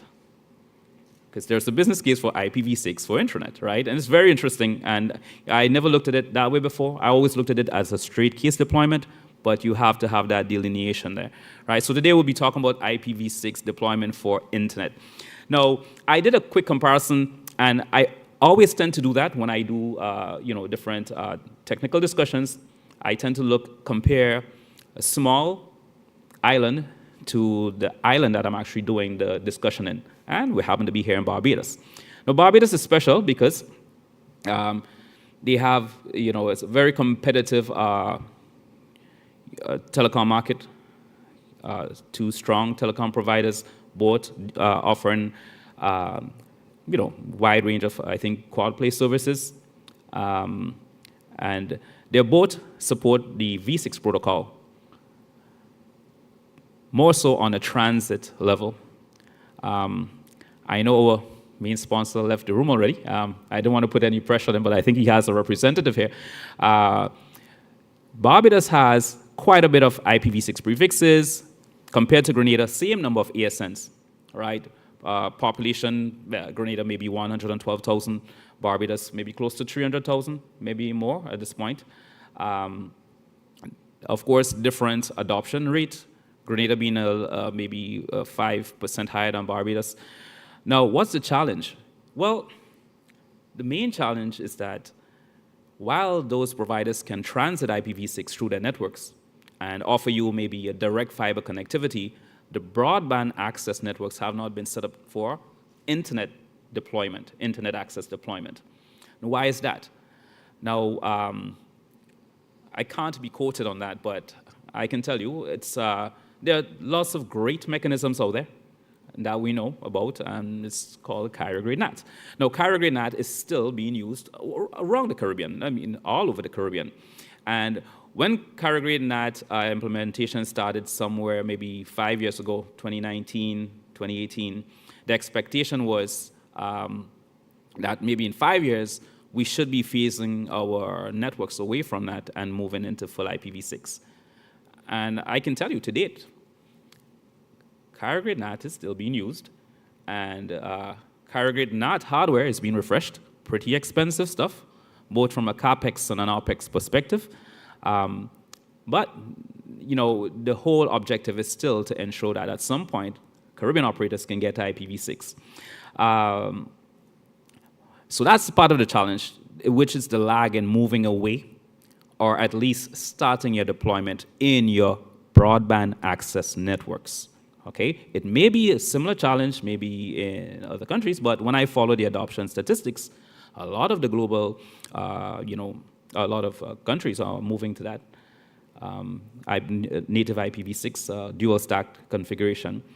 Now, why in Grenada, and again, I'll use Grenada as a reference, why are we seeing an increase in IPv6 traffic? Well, enterprise customers have decided that they are going to start doing some adoptions because, for specific reasons, their motivation, maybe it's not that because it's an efficient protocol, but maybe it's just more effective for us from a business case perspective because we have a lot of cloud services that are now offering things like BYOIP, like AWS. And okay, well, we have our IPv6 address space, then maybe we can do more because we intend to move away from a lot of on-prem services into cloud. And you find, let me give you an idea of a ratio. Grenada has maybe 5 ISPs, 4 ISPs, and you have maybe the same number of enterprise companies. While those small, It's a big start, right? Moving towards IPv6 deployments. And I would just want to add as well, of all the enterprise institutions that are moving to V6, they fall into the financial sector, the finance companies, right? So that means they're thinking a little different. They're seeing something that maybe the ISPs are not seeing, right? But whatever they're seeing, it's important to them. So I got permission to speak on a few of those deployments, which I want to share with you. I'm going to start with an ISP first. So all is not lost. So you can take some example from this particular ISP. So this one happens to be Cable Bahamas. I know there was maybe a CARBNOG or CARPIF meeting held there not too long ago. And they listened. Cable Bahamas decided that they're going to stay ahead of the game. Now, from my latest feedback, then I can say that they are the first Caribbean ISP to deploy what we call a core-to-door deployment for internet. That's the internet business case. They have deployed IPv6 in their core, and they're delivering this to their fiber-to-the-home customers. And they followed a model that made sense. They first invested in training, and so they trained their staff, and then they moved towards their deployment planning. And then from that stage, they decided, hey, well, we're going to go into implementation. And of course, there's no deployment without issues. So we're going to have our optimization phase after. So what was the game changer for them? Well, they picked a greenfield deployment. Well, we're going to be moving from HFC into fiber to the home. So let's deploy V6 on our fiber to the home service. And that worked out. To date, I think they have over 7,000 customers using dual stack. And I asked the question, did anyone call your help desk to ask, what is the strange number I'm seeing when I do an IP config? No one did. No one did. So that's just to give you an idea of how seamless that can be. So they also benefit from local hosted and global CDNs. Of course, these days, the CDNs would ask you, can you give me transit connectivity on V6? Sure, we can. OK, great. We'll send you some nodes to serve your customers locally, all right? And they're also benefiting from providing secure e-services at low latency speed over V6. So another snapshot.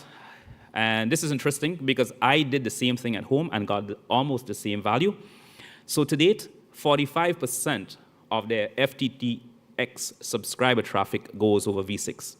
I did a snapshot at home as well, because at home I decided to carry out a little experiment, and that's after listening to Owen DeLong's, one of his presentations some years ago, and I decided to put a segment in every room in my house and deployed V6 in every room in my house.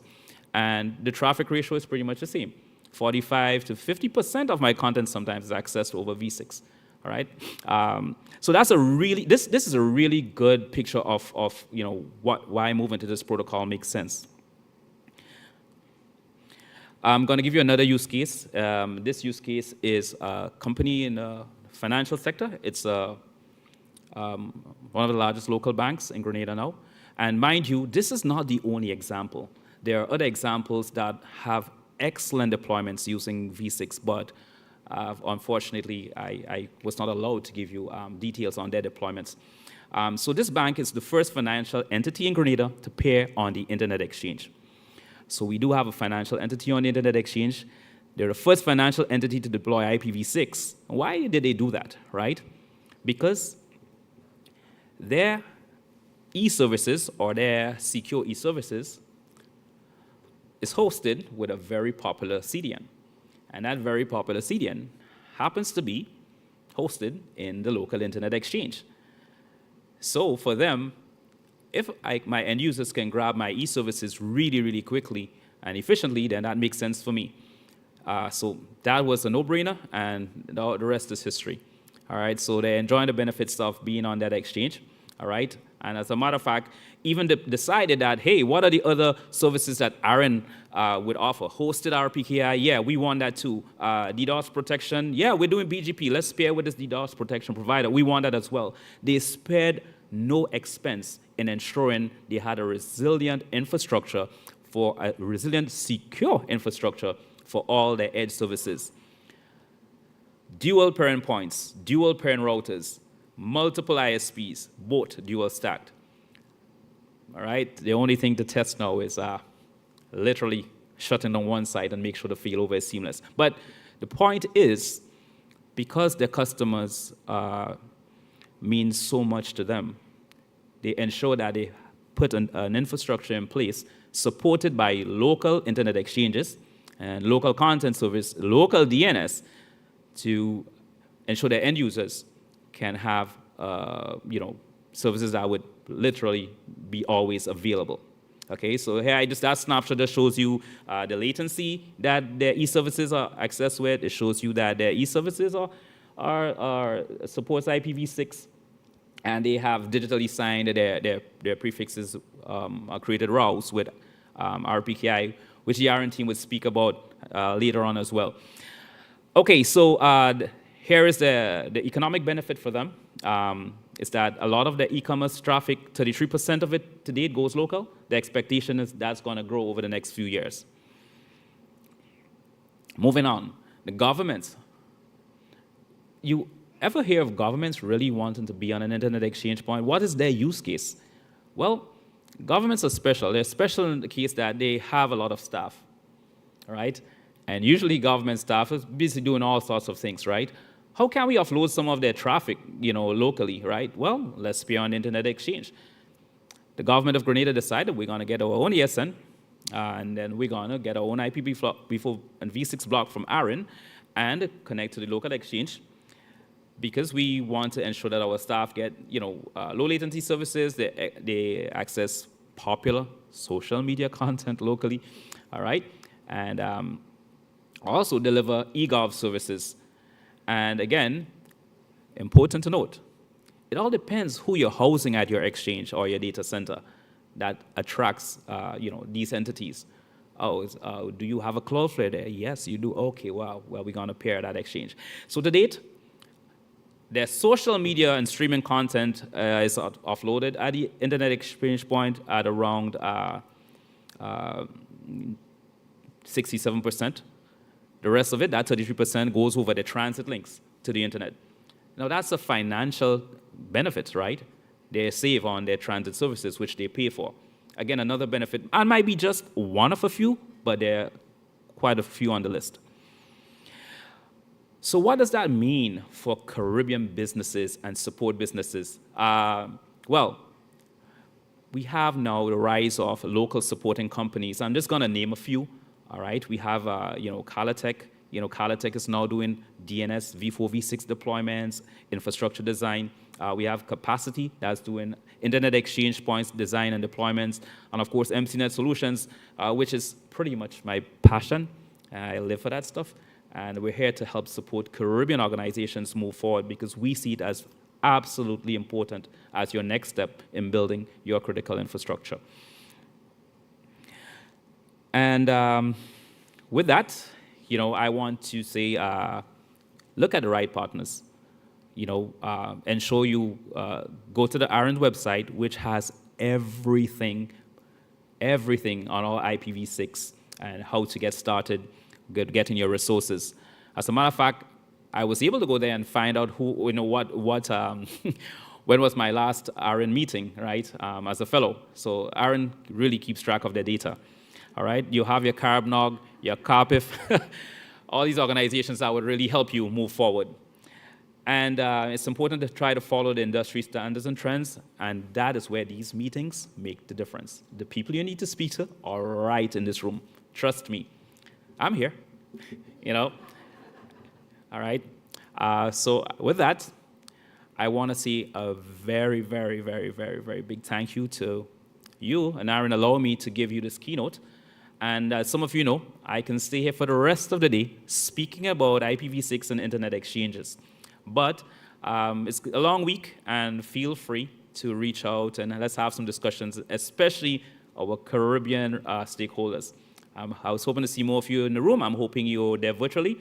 And to the virtual participants as well, I'll leave my email address so you can reach out should you have any questions. Do we have questions? Thank you. Ooh, thank you so much, Brent. Do we have any quick questions in the room? I strongly discourage questions. I'm just joking.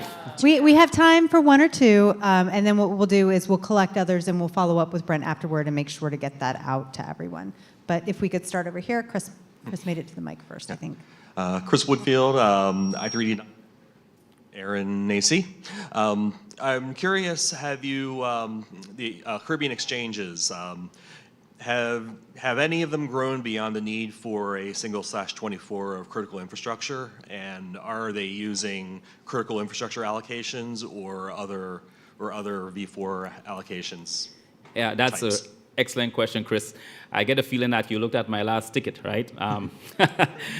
So to be honest, yeah, I opened up a ticket on something very similar. So right now, in terms of the critical parent infrastructure, which is the IX land allocation from the micro allocation, no one is busting that /24. I can tell you that in the Caribbean.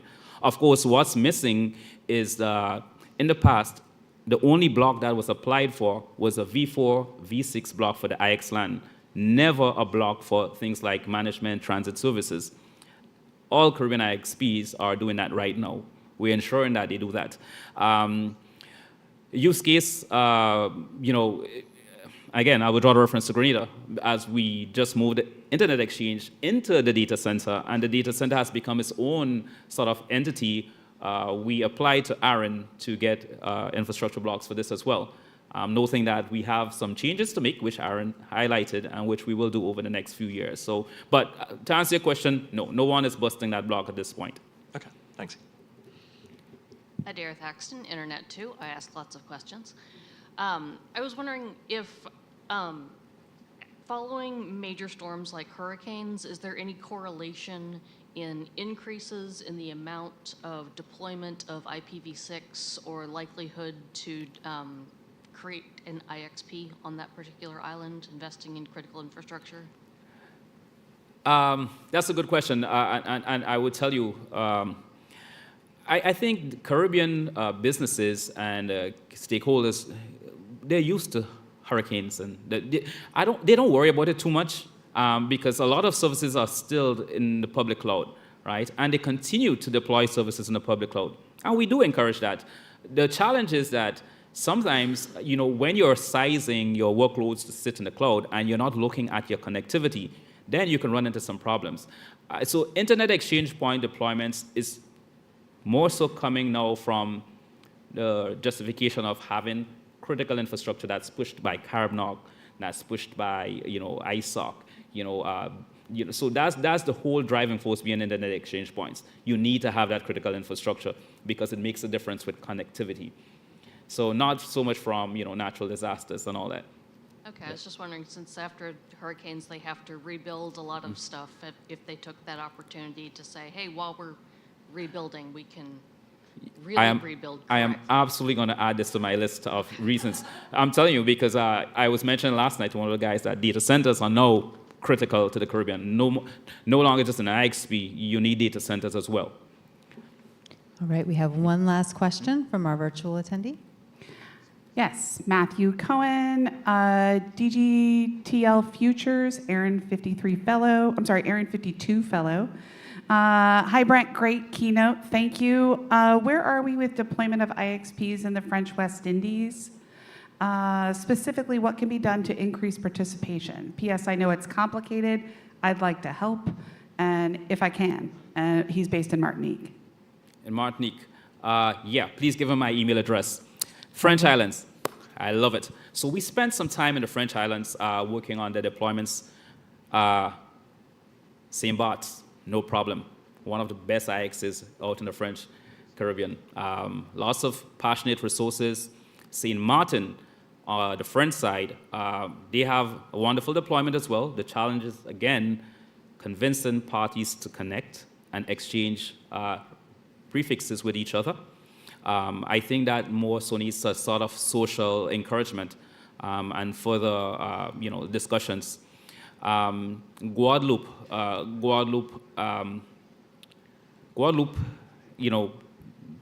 have not moved, and they have a perfect use case for an IX.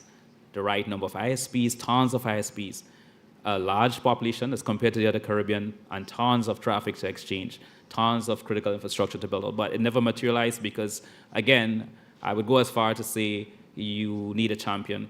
And the potential champion and his associate, actually, they died in an aircraft crash not too long ago. So we sort of have to start from scratch again. We'd love to have that discussion. There is a team from France IX, that's working on seeing how they can rebuild the relationships in those islands. So we can discuss that. Please give him my email address. Awesome. We'll connect you with Matthew offline. And thank you, Brent, very much for your talk. Thank you.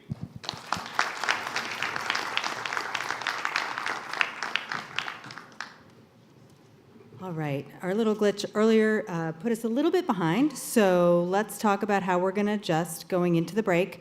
First of all, let's see, where are we at? It is 10:50. Let's give it till 11:10. We'll take a 20-minute break, and we'll adjust our schedule a little bit following that. We will stick to the policy schedule as advertised for the benefit of our virtual participants. That will start at 1:30 after lunch. We may jiggle things around a little bit between here and there. We'll figure it out, and I'll fill you in after the break. I would ask if the AC and fellows and Mr. Curran could stay in the room for just a moment so we can get some obligatory photos, but otherwise I invite everyone to take a step out, get a breath of fresh air, a snack, and for folks who are online to refresh their coffees or whatever other beverage they may be partaking in, and we'll see you back at 11:20.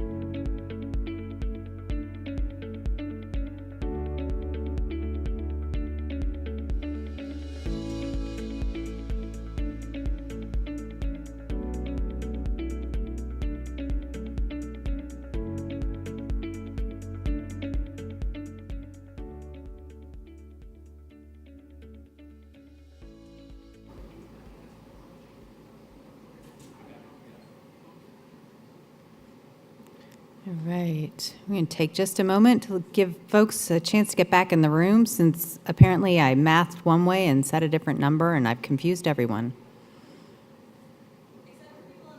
Except the people in the room. Thank you for knowing what I meant, even though I didn't say it. I don't work in communications because I'm good at math. Just going to be honest.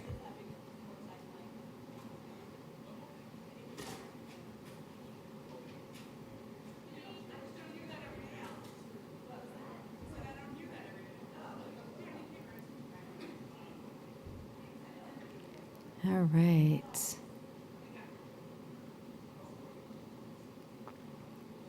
Do any of my folks with big voices want to help us clear the... You know who I'm looking at.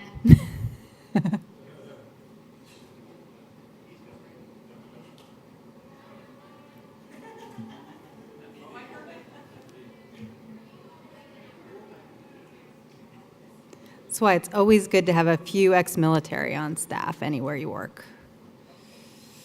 They can project.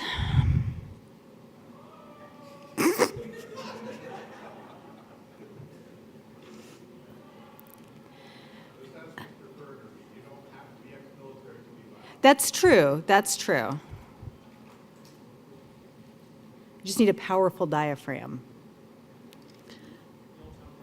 Exactly, exactly. Yeah, my apologies to everyone. I said 20 minutes, and then I said 11:20, and what I meant was 11:10, and I'm a human glow stick, not a human calculator, is what it is. Right? Thank you, Allison. I appreciate your support. Exactly, Ramley. Thank you. I appreciate the assist. I know. I owe everyone a big apology. I said 20 minutes, and then I said 11:20, and I meant 11:10, and I confused everything. It's all my fault. It's okay. It usually is. Sorry. All right. Let's see. What do you think? Are we ready to start? Yeah, I think so. Well, I know you would have started with 10 people in the room, but I'm just trying to be nice. All right, so welcome back from break, everyone. We're going to start off this session with our policy implementation and experience report given by our Chief Customer Officer, Mr. John Sweeting. Come on up, John.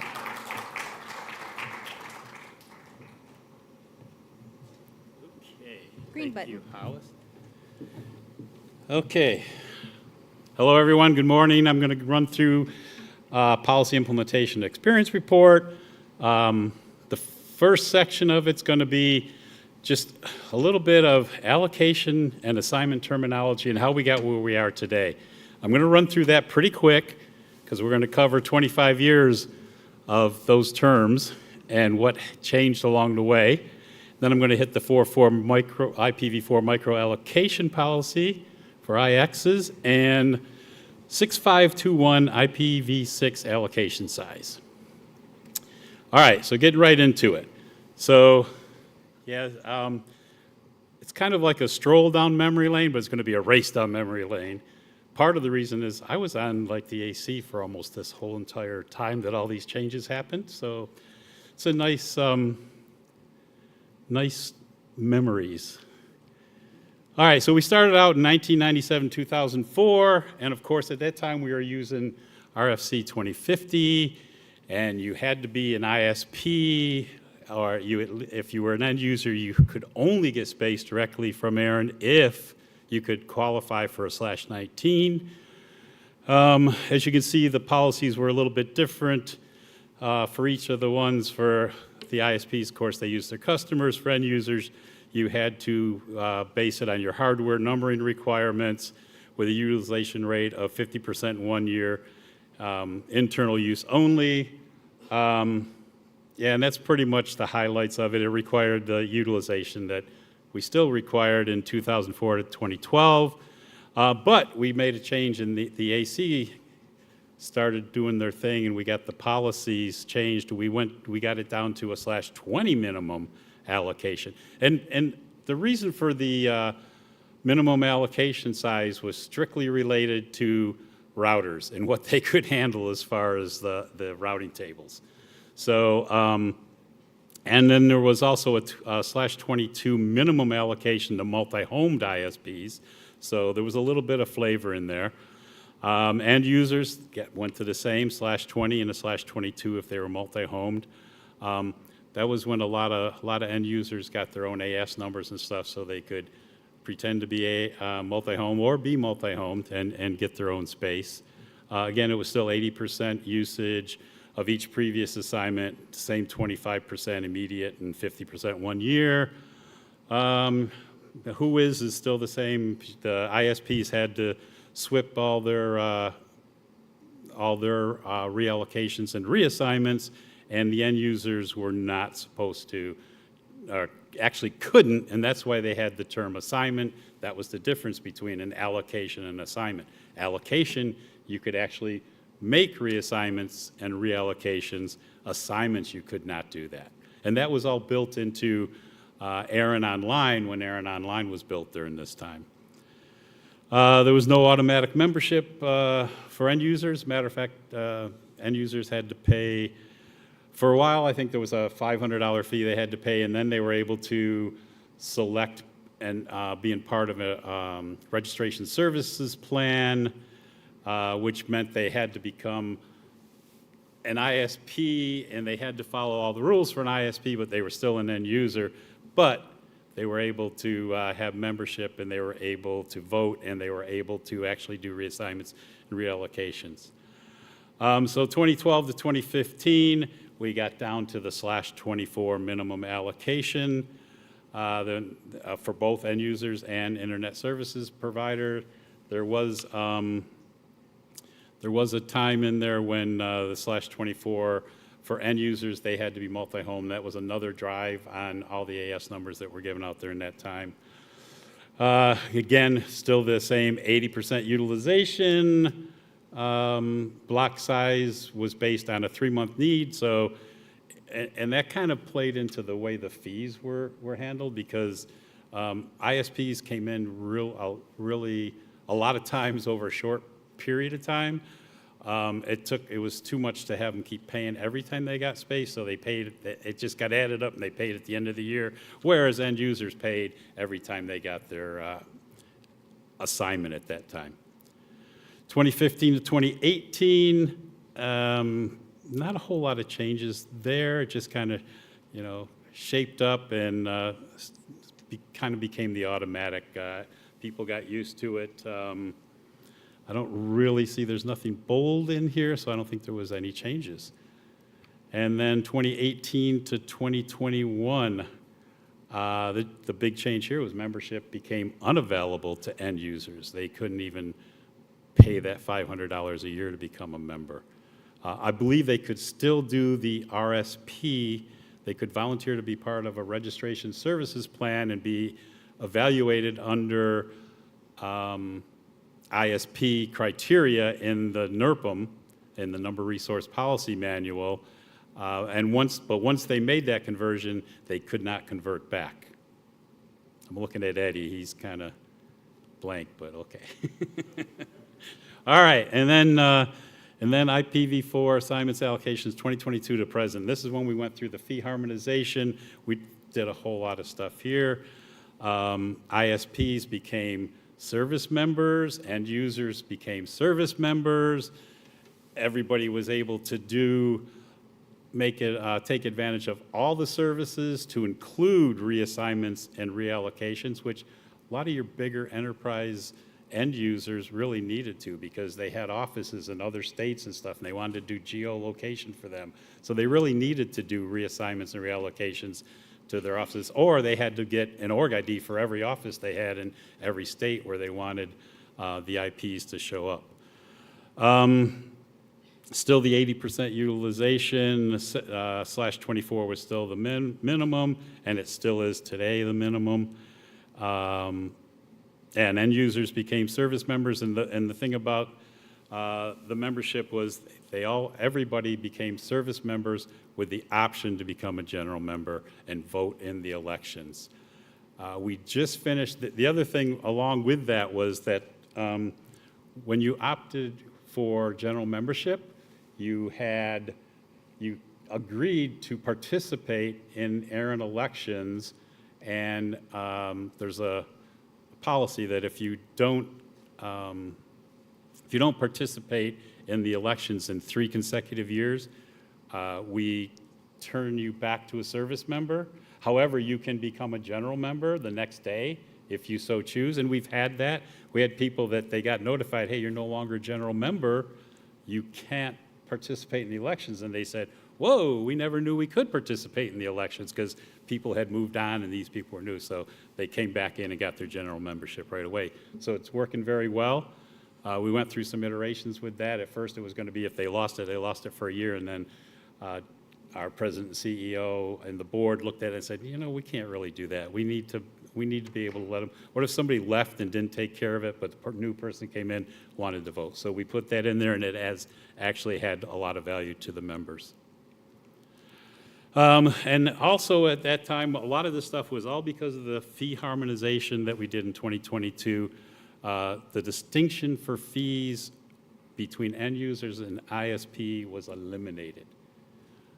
Everybody was charged now by the aggregate amount of either IPv4 addresses or IPv6 addresses that they held in their account, depending on which one ended up in the higher cost tier of the registration of the fee table.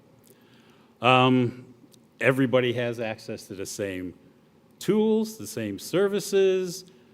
Everybody is a service member unless they volunteer or request to become a general member and participate in the governance of ARIN, and everybody received allocations. So ARIN no longer made assignments. This is important for especially for our ARIN Online and our system, because it was distinctive in the system that if you had an assignment, you could not do a reassignment or a reallocation. So we had to change everything over to allocations so that everybody was able to have that feature and that service. So that's why when you see people are like, well, a reassignment is an assignment is an allocation. It's just a different word for it. Well, in ARIN speak, it really isn't when we're talking about the systems and everything. When it was an assignment, you could not do anything more with that. It was there in your org, and that's where it stayed till it either got transferred or given back to ARIN. Today, anybody and everybody can do reassignments or reallocations depending on their need and what they want to do it for. And yeah, so we had in the system, it was DS for assignments and DA for direct allocations. So everybody gets direct allocations today. So where are we today? That's where we're at. We only allocate IP addresses. There's been a lot of struggling by the NERPM working group, and so I figured we'd do this policy experience report so it jumps over to Allison to struggle with for a while now. No, anyway, so that's what they're trying to do. That's what the AC, the Advisory Council, is trying to do right now. They're trying to get the assignment language out of the NERPM and just talk about allocations, because that's really all that ARIN does, and that's really all we talk about. If you talk to RSD, they're going to talk about allocations or reassignments and reallocations, because we still left the option for our direct customers to do reassignments if they don't want their customers to be able to assign it any further, or do reallocations in case it's to an ISP that needs to reallocate it to their customers or reassign it to their customers. Let's see. Yeah, and ISPs may use external customers. Right now, today, the difference is ISPs, there's still an end user and an ISP evaluation and qualifications for getting IP addresses. The main difference is ISPs can use external customers to justify their needs where an end user can't. but you can choose which you want to qualify under. So basically, you don't have to make that decision on whether you want an RSP or not. You got an RSP, now you just got to say, I want to be judged as an ISP or an end user. At this point, it's not clear if there's any need to have two distinct, do we even need to have two different policies for end users and ISP? Is there a way to harmonize that as well and just say, hey, based on your requirements, you get the block that's the right size for what you're saying your needs are and what you're going to be using it for? I don't know. That's another one we'll hand off to the policy experience working group. Okay, this is just some stuff added in because we had some comments on the mailing list when we were doing this. LIRs and ISPs are not the same. So in the NERPM, it defines a LIR, a local internet registry, as an internet registry that primarily assigns IP addresses to the users of the network services that it provides, noting that LIRs are generally internet service providers whose customers are primarily end users and possibly other ISPs. So that's where you get the difference. And in ARIN land, LIRs are really ISPs, and they're really providing connectivity services to their customers. Those terms aren't 100% interchangeable because you can actually have an LIR that does nothing more than gets IP address space and leases it out to other people and manages it for them, which in ARIN we say you can't get IP space from ARIN for leasing. So I'm not sure that, we're not sure that you really want us calling out that LIRs and ISPs. Anyway, we got to get that straight. We got to figure that one out because an LIR can be somebody that doesn't provide connectivity services. But the ARIN community has been loud and proud on, hey, we don't give out address space for leasing. We don't even allow people to do transfers to get space for leasing. So that's something that has to be worked out. The AC is all over it, and you'll probably be hearing more about that from them. So that was the example. If you only provide address management services, i.e. IPv4 leasing, a lot of these leasing companies, they do a lot more than that too. They do the RPKI for them, they do their reverse DNS, they do all kinds of stuff for them. So anyway, we got to figure that out. Additional considerations for policy. So NERPM 651A says ISPs and LRAs are equivalent terms, but NERPM Section 4 has been interpreted to use the community's present ISP definition. So that's where we are today. That's what RSD, Registration Services Department, uses as the term. They're using ISP, somebody that provides network services to their customers, not just IP management services. Changing that definition would impact policy implementation beyond what we addressed today, and it's basically what I just said. If you really say that it's an LIR and they can actually just get space to manage it for other people, then we're really saying that they can go on the transfer market and get space to lease. While that should not inhibit policy changes if sought by the community, in other words, if the community says, you know what, we would like that to be that way, we would like LIRs to be able to get space to manage for other people, then that's fine. Work with your local, or your global advisory council member and try to get something into policy for that. Okay, so these are just some of the things we heard on the list, which you can see really different people have different ideas of what an ISP versus an LIR is. So the question to the ARIN community is, should we prefer the term LIR over ISP with the understanding of what that would mean to policy interpretation by the ARIN staff? Okay, so the next thing I'm going to talk about is IPv4 microallocations, NERPM 4.4. This is a special pool of space that's reserved for IXs. Within within the pool, there's microallocations for critical infrastructure, including public exchange points. And the public exchange point must be allocated from specific blocks reserved for this purpose. And knowing the history of that, that was done that way because it wasn't supposed to be routed space.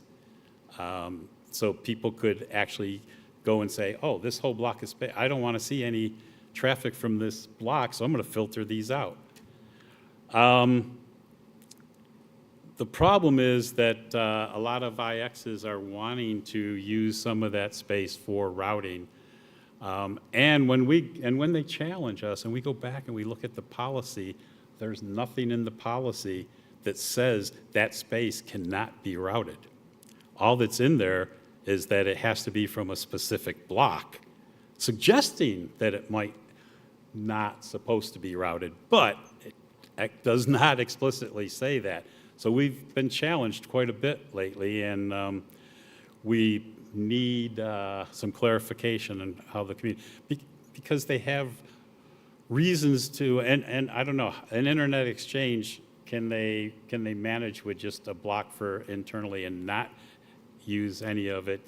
Do they need to connect to the internet with it? So we really need some clarification on that. I'm sure Allison and her working group will get right on that, but they're going to need to get some of the information from you, the community. So there you go. Current staff understanding is it must be used for the switch fabric only and not routed, but should this requirement be specified in policy? I would say yes, it should. If that's what you really want, it should say very clearly in policy that is the intent. Okay, and the last thing I'm going to cover real quick is IPv6 allocation size. And part of this is, okay, we had a very large allocation of IPv6 space, and because we have these current practices of allocations being made on nibble boundaries, and current practice, if a request shows justification for a larger block, say they qualify for a /24 and a 32, one more 32 over that. Should we take it all the way out to a 20? Should we take a 20 that they've qualified for a 20 plus a 32 over the next 5 years or so? Should we go all the way to a 16 and give them the full 16? And the other thing that we didn't do for this last particular one was the other practice we have is that we actually reserve out to the next. So if they got a 16, we would have reserved out to a /12, which we did not do. And I wouldn't do that unless the community specifically said you should do that. So we need some guys, maybe if an ISP demonstrates they need slightly more than a 20, should we go all the way to a 16 or a /20 from a 16 reserve, which could have been done actually in this case, or a 20 and a 32? How does the community want us to start doing this as we get into these larger and larger numbers? I suspect there'll be more customers that are requiring bigger blocks, 24s, 20s, and so on. Should the ISP be required to show more utilization? Not sure how they show, if it's their first block and they're going to do the whole project and they're doing it for 5 to 10 years out, how they would show utilization. I think maybe that meant should they show more justification. I'll tell you, for the one that we got, the large one, there was plenty of justification. It was very well documented. Should larger allocations be exempt from nibble boundary requirements? We're asking you that, and if so, then where is the correct size to impose that? Would it be at the 28, the 24, the 20, whatever? That's what we're asking of the community. And that's it. All right, it is time to approach the microphones. If you have any questions for Mr. Sweeting about this presentation, and I do see that we have one that came in online during the presentation. Yes, Kevin Bloomberg, The Wire. In different regions, the term the term LIR is utilized. It should not be utilized, I'm sorry, it should not be used if it is a synonym for ISP in our region, absent specific policy. Thank you, Kevin. All That was right. more an opinion than a question, right? True. It was a comment. It was a Okay, comment. good. All right. Mr. Woodfield. Chris. Chris Woodfield, i3dnet, ARIN AC. The question about IXP allocations being routable, you may be aware of this, but I believe that a good number of the conversations around that have been revolving around policy, which I think in RIPE was adopted. ARIN, we had a proposal to reduce the IXP allocation size to below a 24, which inherently would make it non-globally routable. So I think that conversation is probably a justification for some of those questions as well. Because if you're an IXP, if I need my IXP space to be routed, then it's got to be a 24. I can't do anything smaller and expect it to be routed. So that might be driving some of those questions and concerns. True. Very true. Thank you. Yeah, are you on the policy experience working group? Okay, awesome. All right, Doug. Doug Kameen, Coordinated Care Services. Just a question. When you mentioned the policy changes that occurred that rewrote, end users can now gain the ability to reallocate. Did the team go back through so every prior allocation that was made before was Yep, everything in recoded our and everything database else? shows as an allocation today. Okay, thanks. And every allocation, so every assignment that was ever made has been changed to allocation and can do the reallocations, reassignments, yes. Thank you. Yep. All right. I don't see any more questions in the queue, so I think we are done. Thank you, John. All right. Thank you, everyone. Eddie, you're next.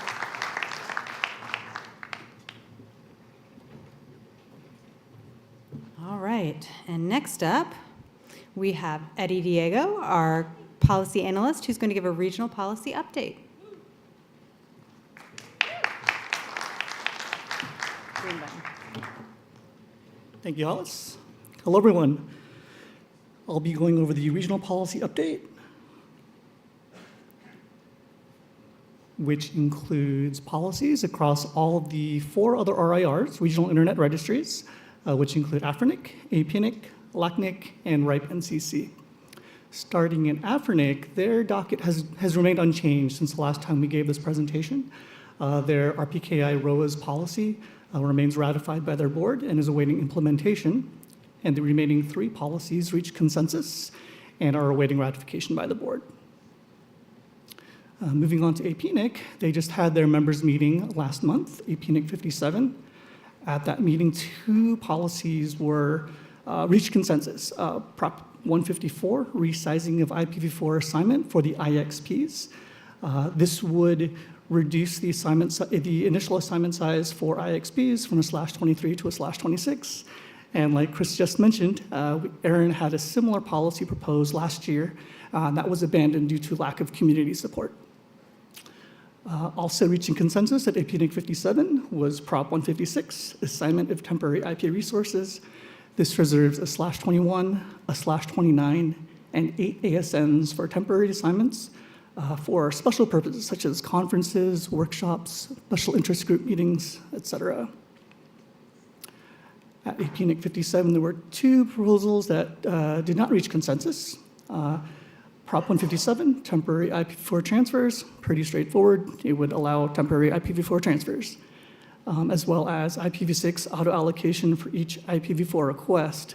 This automatically delegates IPv6 addresses to initial IPv4 requests with the intention of accelerating IPv6 adoption. Moving on to LACNIC, currently under discussion is 2023-3. Considerations for declaring a proposal abandoned. This adds some clarity to when proposals will be considered abandoned. 2023-7, temporary transfers. Again, pretty straightforward from the title. It would allow temporary transfers within the APNIC region. Not on this slide are 2 proposals that were just added to the docket just in the last 2 weeks. 2024-1 adds some clarity to their PDP on how to introduce proposals. and 2024-2 adds some clarity to their appeals process. It updates their appeals process. Not ratified in LATNIC was 2023-5, delete rows for recovered resources, and not reaching consensus was 2022-2, clarification of the lease of resources not allowed under the policies in force, which, as John mentioned, ARIN has had a lot of discussion about leasing in our region. Also not reaching consensus is 2023-6, special exemption for global critical infrastructure providers. Moving on to RIPE NCC. Last call just closed on April 9th for aggregated by LIR status for IPv4 PA assignments. This basically adds the aggregated by LIR status to INET-num objects that are applicable. Accepted and implemented in RIPE are two policies I mentioned the last time I gave this presentation. 2023-1, reducing IXP IPv4 assignment default size to /26. Again, this is similar to the one Chris mentioned in the ARIN region that was abandoned. Also reaching or being accepted and implemented was voluntary transfer lock. This allows the holder to voluntarily lock resources from being transferred for a period of 6 months, 12 months, and/or 24 months. And lastly, here's some links to all 5 of the RIR's policy dockets, and you can look up previous policies as well. And the NRO Comparative Policy Overview is a single document we maintain that gives a nice overview where you can compare policies across all 5 regional internet registries. All right. And that's all I had. That was quick. That was fast. Thanks, Eddie. If anyone has questions for Eddie, please feel free to approach the microphone or start typing. Sorry, and we'll go over to Adair. Adair, again, Internet 2, again. Was the temporary transfer block in RIPE a reaction to any one specific incident, or was it just considered to be a good thing to do? To be honest, I don't know. I'm not that familiar. Is there anyone in the room?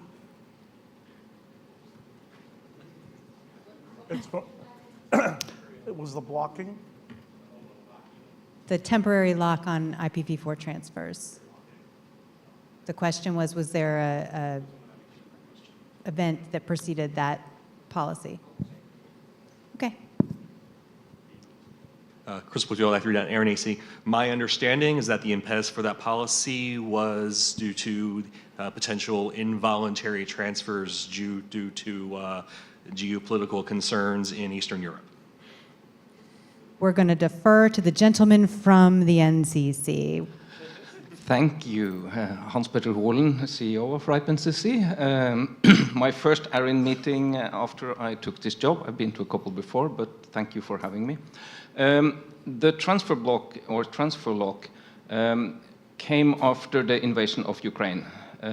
We did some administrative decisions at the first RIPE meeting, basically adding an extraordinary approval from the managing director for all transfers in Ukraine until we understood the situation. Then that allowed the community to discuss and develop policy, and we created a mechanism for locking transfers. Basically, it's a legal mechanism. You actually have to sign a document and prove that you are legally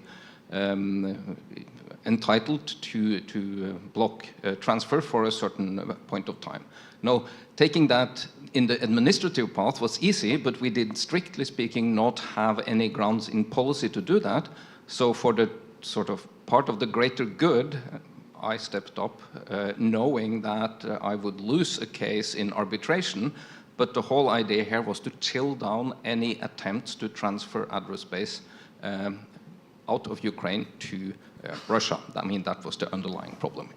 So now the policy is hopefully in place, and there is then a policy basis for that transfer lock. Looking at the statistics, it's not been very popular. There's been very few users of them, and one of the reasons for this is that we do have additional scrutiny on transfers. Basically, you have to provide legal documents signed and notarized and so on in order to do a transfer. So it's very difficult to provide a transfer under distress. But this area with transfers in areas that are de facto under one administration, and now I need to be really careful with the use of words, but are still under international law part of a country that does not recognize that administration, is a political challenge of dimensions. So that's the reality in Europe and the right region these days. Thank you so much for that clarification. That was great. And not seeing any questions further, I think we're all done. Thank you, Eddie. Thank you.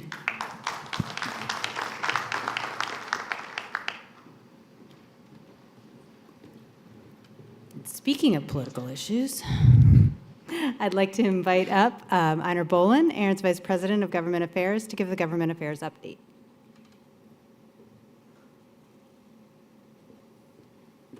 Green button. Green button. Yes, probably not political to say, but governments do have issues. Einar Bolin, VP Government Affairs at ARIN. Thank you for allowing me to present this update.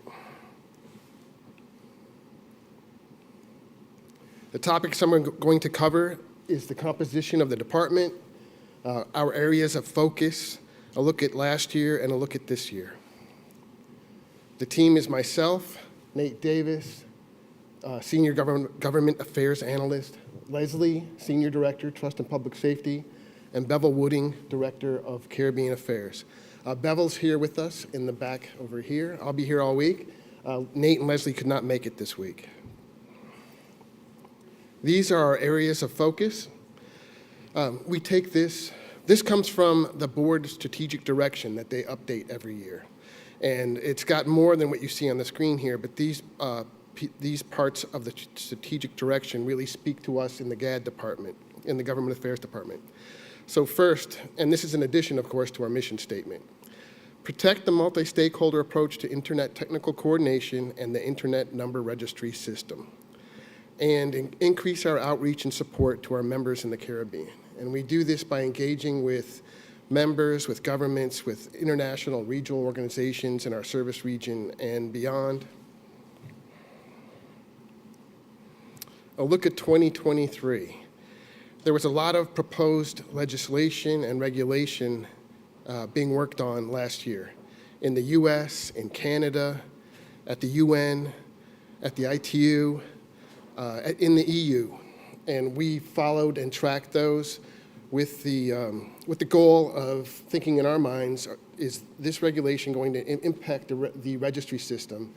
And we're still monitoring these things. And a big thing that happened last year was the IGF in November in Kyoto. The Internet Governance Forum is a UN-hosted, non-decisional forum for discussion of topics determined by a program committee. And recognized stakeholders are governments, private sector, civil society, and the technical community. It's been going for 19 or 20 years. And one of the sessions, early in the meeting, a long multi-hour session hosted by the US and some other countries from Europe and other places, was dedicated to discussing the Declaration for the Future of the Internet. This was signed 2 years ago by about 60 countries, and its purpose is to establish and commit to principles of an open, free, global, interoperable, reliable, and secure internet. And what this multi-hour session at IGF was about was the governments asking the stakeholder groups to keep governments accountable to these principles. We broke out into 4 breakout sessions. We had discussions about how to do this. And we came back to the DFI plenary and had some discussions. And then that plenary reported to the overall IGF, and it's in the report. But as an IGF is, it's about discussing things and informing future discussions, other discussions in other places. And then perhaps coincidentally, later in this IGF meeting, the UN body on education, science, and culture presented an interesting tool where a country can assess itself on internet principles of rights, openness, accessibility, and multi-stakeholder participation. So if you're a country and you want to assess yourself according to some 300 different indicators, you can create a assessment team, use the UNESCO tool, and publish a report on their site, how well you're doing as upholding these principles.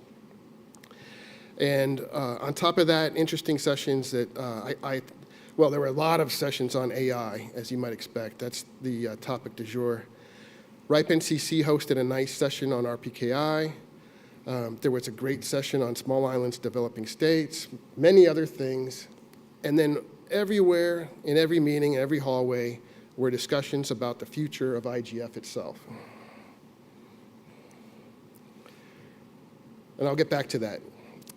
2024. So the top item here, we're going to continue to monitor everything that you saw on that 2023 slide and more.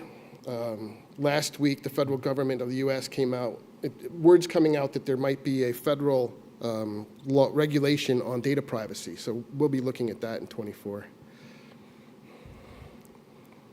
Touching on the Caribbean, just want to point out last year, we're super proud to have helped with the launch of an IXP in St. Kitts and Nevis, as Brent talked about, as one of the IXPs that was recently launched earlier in Brent's discussion.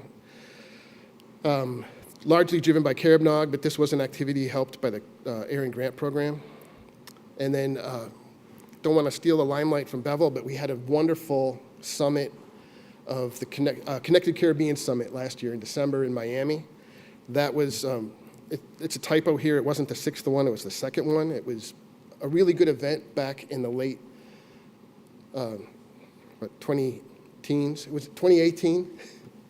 But then COVID, it seemed like it was going to really get a lot of momentum, and then COVID happened, unfortunately. But Bevel was able to kickstart this last year with the support of all the organizations here. And I think I know we have Ms. Pettifer-Lewis from CARICHAM here today, and I think we have Rodney Taylor. It's hard to see up here, but I know we have friends from probably all of the organizations here. And I'm happy to say that for 2024, we're already committing to hosting or participating in a Connected Caribbean Summit in December. So it's good to get that out and be able to more advertise that. And of course, CARIBNOG 27 is happening starting Wednesday after this meeting. We'll also be supporting the CARIBNOG that happens later this year. All right, turning back to the topic of IGF, the Internet Governance Forum. So there's two concerns. There's one concern that IGF will go away, and there's a larger concern that something else will be created. In September this year, the UN's going to have a meeting, and they're going to, it's called the Summit of the Future. This is a government activity. The UN has, of course they do, significant goals: peace, human rights, sustainable development goals. The summit is about how to achieve those higher level goals, how to maintain them, attain them, keep them going forward. And there's a document that's going to come out of this summit.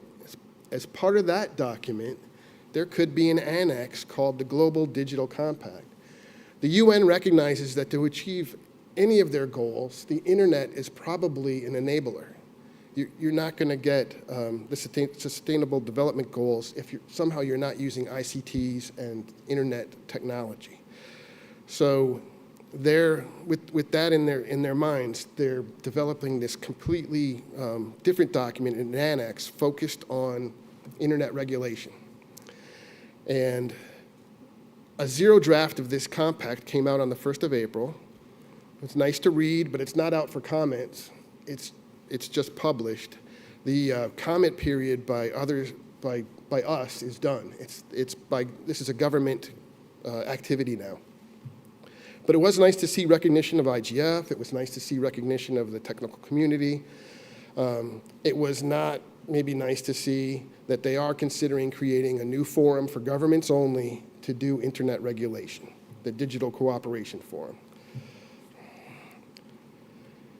IGF is still scheduled to happen in Saudi Arabia later this year. And then finally, there's a thing called the WSIS Review, the World Summit on the Information Society. IGF, the UN created IGF, and they occasionally review it. Next year, they'll be reviewing it to see whether they keep it or not. They might keep it, they might look at that forum to replace it. They're going to have to figure out how these things are funded. A lot of work for them to figure out how to do.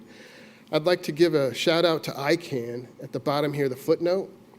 During the last ICANN meeting, they had some very nice government affairs discussions, and one of the things they actually set up was an email list for people that are interested in following this activity.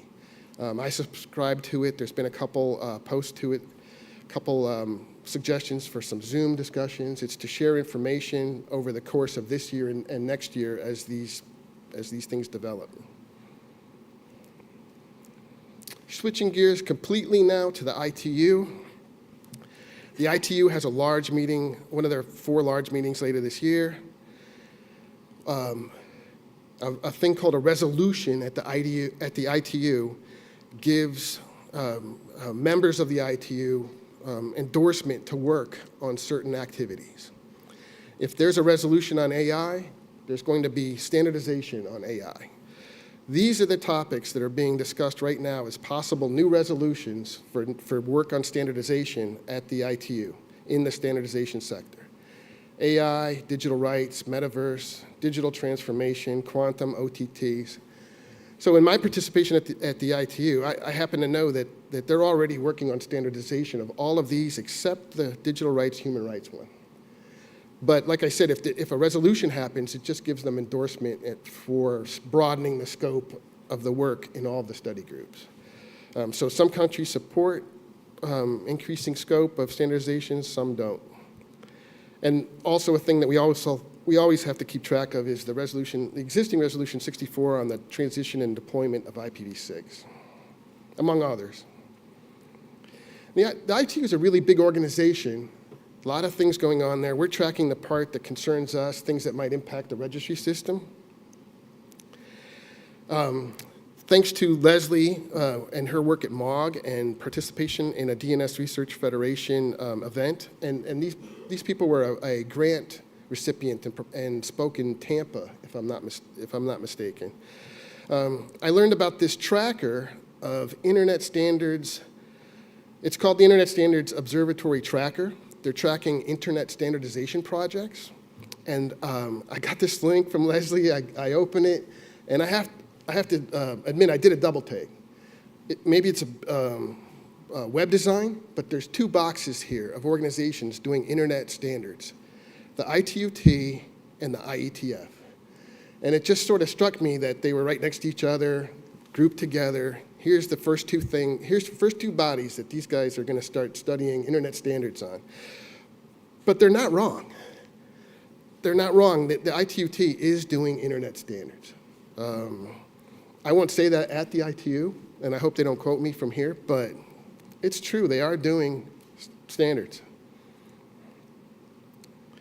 Switching gears a little here, within the ITU, it's got 3 sectors: the standardization sector, the development sector, and the radio sector. The radio sector, real important role regarding spectrum and satellite orbital spectrum. And when countries launch satellites, they do filings at the ITUR so the ITUR can keep track of where they are. And we all know that there's been more satellites being launched, low Earth orbit, and those are providing internet services. They're brought, so we're going to have to pay more attention to those. But I heard at a recent meeting, ITUR staff saying, filings are up, we need to hire people, we need to update our systems. And so I did a quick search. I found this slide, or this chart that shows satellite launches. And it's remarkable. For the last 4 or 5 decades, there were an average of 200 satellites launched per year, with 100 by the US. Last year, over 2,600 satellites, or spaceships, it's all together, but mostly satellites, launched in 1 year, with 2,200 approximately by the US, and It's just astonishing. This is my final slide before thank you. Change is happening. These satellites are going to be providing internet services everywhere for IoT devices, for your cell phones. It's not just going to be Wi-Fi cell tower delivery. We're going to be getting connectivity where we need it from these devices. Thank you, and I have additional slides that have links. Yes, for those who want to reference this online, there are additional slides at the end of the deck that have links to all of the information that Einar cited in his presentation. And right now, I'd like to invite anyone with questions to approach the microphones or to start typing. Go, Allison. Thank you, Einar. That was awesome. My name's Allison Wood. I work for the state of Oregon, so I'm with the government, and I'm here to help. So I have a question about the IGF and community outreach. We know that in times of civil unrest, sometimes in just regular society, governments do censor access to the internet for their citizens. And so in those meetings, is there any talk of outreach to those countries to help stabilize the internet access, or sanctions if during an election they cut access to their citizens? I mean, how are we progressing in this field? Because we've known for a long time there's certain players and certain countries that do go against exactly what you were talking about, an open and free internet. Sure, great question. You're talking about shutdowns, I think, and for sure, the document, the Declaration for the Future of the Internet from 2 years ago, and even the digital, even the compact that came out just a couple weeks ago mentioned shutdowns and how that they're not a good thing. Right. But it's very difficult for countries to hold other countries accountable. Shutdowns is a topic at IGF and other fora. Even countries that do shutdowns have laws against shutdowns, but they still do them. Right, right. And we know even in the state of Oregon, we've had, during serious civil unrest in the city of Portland, we've had shutdowns to internet access there, so. Yeah. Okay, thank you. Difficult issue, thank you. All right, thank you, Einar. We're not seeing any questions from online, so we appreciate your presentation. Thank you.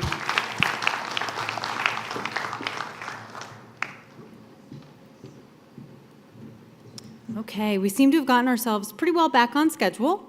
We're going to hold the membership and elections presentation for after the afternoon break so that we can let you guys go ahead and get to lunch and then come back at 1:30 for our policy block today. Just a reminder, for in-person attendees, lunch will be just outside the room. There are table topics. They're at slight risk of flying away, so you may see the AC members who are going to be hosting those tables carrying them around until they get their food and get seated. But if you are interested in participating in those, please do keep an eye out. We hope you will take part. For our virtual attendees, we will be back at 1:30 p.m. AT, which is also Eastern Daylight, so you can just leave the Zoom open and silence it if you want, and you'll see us when we come back online. And a final reminder that the room is not secured during lunch, so please keep that in mind when deciding whether you want to take your valuables with you. Whoops, and we're not back yet, so we'll go back to that. All right, enjoy lunch, everybody, and we'll see you back at 1:30.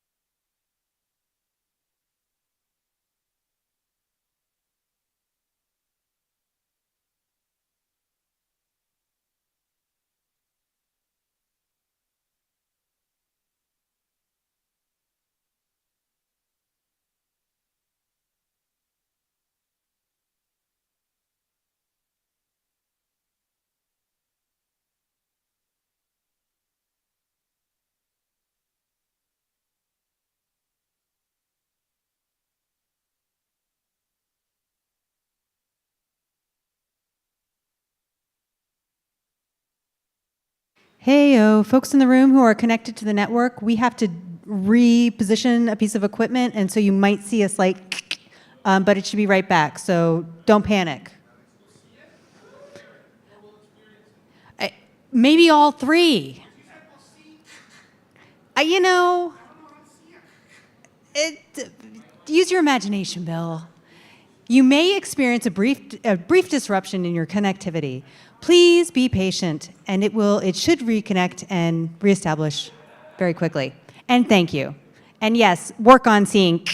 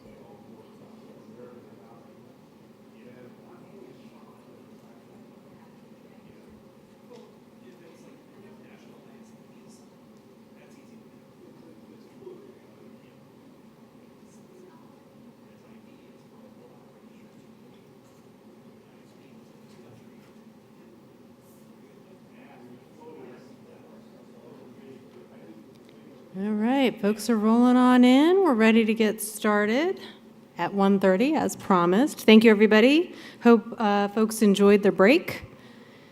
All right, so before we get started, I'd like to take just a moment to once again say a big thank you to our sponsors, C&W Business, IPv4 Global by Hilco Streambank, and Google. If I could get a round of applause.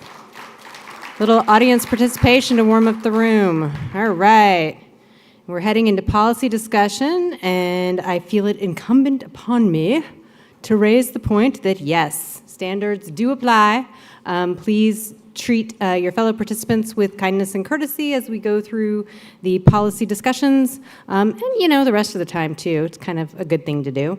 And along that same line of courtesies, if folks could just take a quick check and make sure that the volume is down on your notifications on your phones and that you're on vibrate. I understand that people need to stay connected for reasons, but it can be distracting to other attendees if you're chirping and chiming.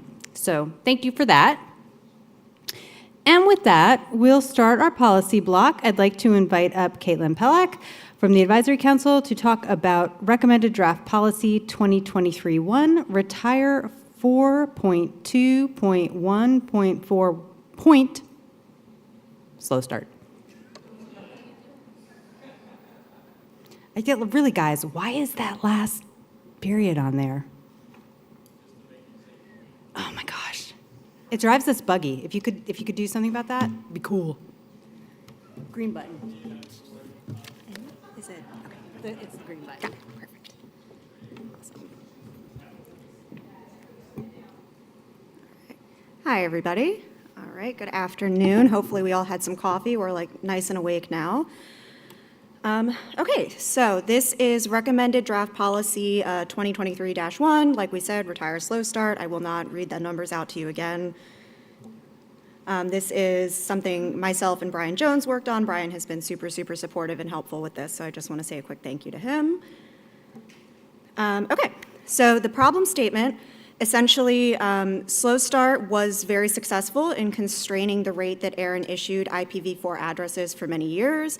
However, with the exhaustion of the free pool and the implementation of transfer policies, slow start has really not been used since 2018. This is something that we have confirmed with the ARIN staff. So our policy statement is very simple: retire 4.2.1.4 slow start. And again, proposed policy changes. So we have the original policy text. The proposed new text to the policy would just read 4.2.1.4 retired. A little bit of history. This one, seemed to go through fairly straightforwardly. We made the proposal in April. The draft policy was ready by May of last year, and it became a recommended draft policy last November. There was a staff and legal review conducted last November when it became a recommended draft policy. So the staff recommends the policy is implementable as written because it retires policy that is no longer applicable to the number resource manual. And legal confirms that this policy doesn't present any material legal issue. The time frame for implementation is fairly short, with 3 months. The Advisory Council also made an assessment of the conformance of this policy with the principles of just Internet number resource policy. And they've decided, based on discussion and community feedback, that this recommended draft policy does conform with the principles of the Internet number resource policy. They do see this as fair, impartial, and technically sound. So again, policy impact, we see no material impact from retiring this policy. Slow start is really, it's no longer in use. The waitlist or the transfer market are really the only places that the community can receive IPv4 space at this time. Finally, we have some community feedback. Community feedback has been mostly positive for this policy. My favorite, slow start is not possible. It is an impossibility when it comes to IPv4. It can't be used, it should be removed, and I do support this as written. So I think that's about as definitive of a show of support as you can have. So my question, do you as the community support this policy as written?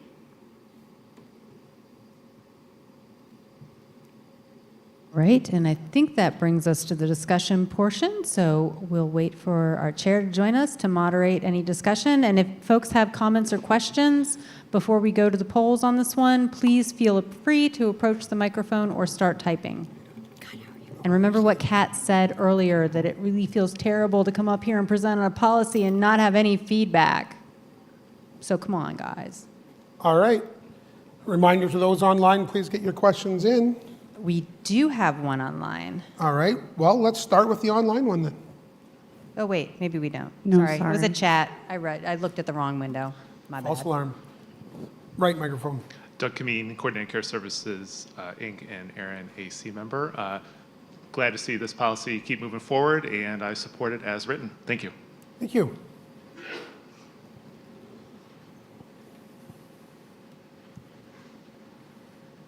I'm not seeing anything come in from online, so. You got one?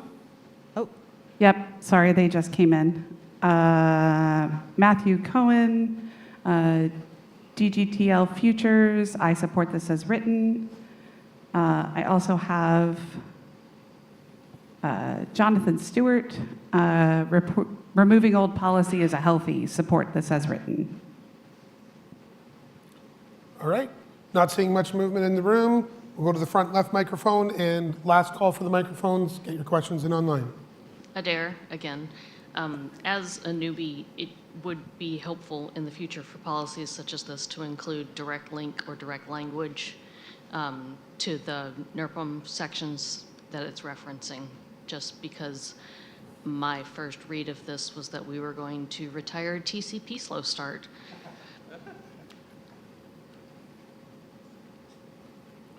All right. Anything else online? Yep, go ahead. Mohabul Mahad, how effective was the slow start policy in managing IPv4 allocations before it became obsolete due to the exhaustion of the free pool? Is there any impact over the years? Not sure if we have that. Is John Sweeting here? John Kirk? Do we have any info on what the impact was of slow start? Waiting for Mr. Sweeting to Pac-Man his way to the microphone. Yeah, John Sweeting, Chief Customer Officer with ARIN. It was well used early on. It has not been used since we're out of IPv4. So it's really, it's a no-op to have it in the NERPM. But it was absolutely did provide some positive support for people that could use it early on. All right, thank you. Online?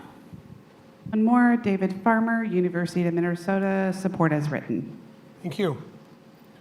All right, microphones in the room now closed. I see the talliers seem to be ready, so we'll ask the question. If you are in favor of this policy as written, please raise your hand highly, and those of you online, please indicate as such with the method provided. Nice and high, folks.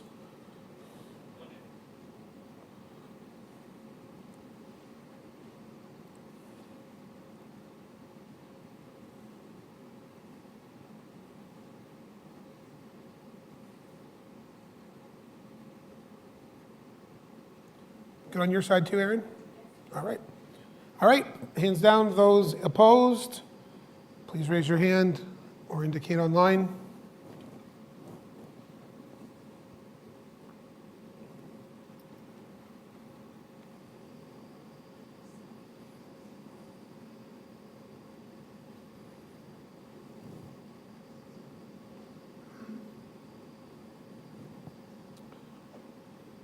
All right, we will wait for the tallying.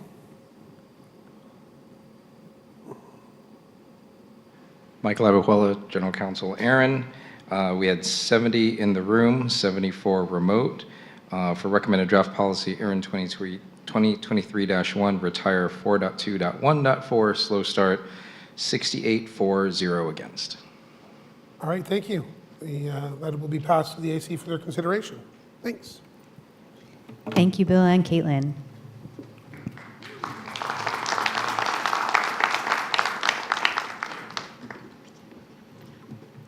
All right. Whoops, I jumped ahead. Next, we'll have Daniel Shadi of the Advisory Council coming up to present on recommended draft policy 2023-4, modernization of registration requirements. Okay.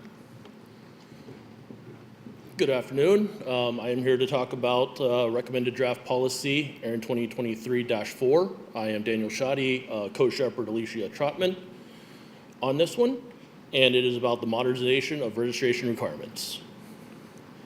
Problem statement is really depending on, ISPs do SWIP, and it really is timely in the fact that we do that, and really it's a adjustment to the policy to, update that, the timeline in which you have to do the registration. And it really operationally, or tries to modify Section 4, but also modify Section 6 of this, which we'll see. So in Section 42371, we are basically adding in to be registered within SWIP within 14 days. And then we are going to retire Section 42372, which is the reassignment and reallocations visible within 7 days. Then we are going to rename Section 6.5.5.1 to include reassignment and reallocation information.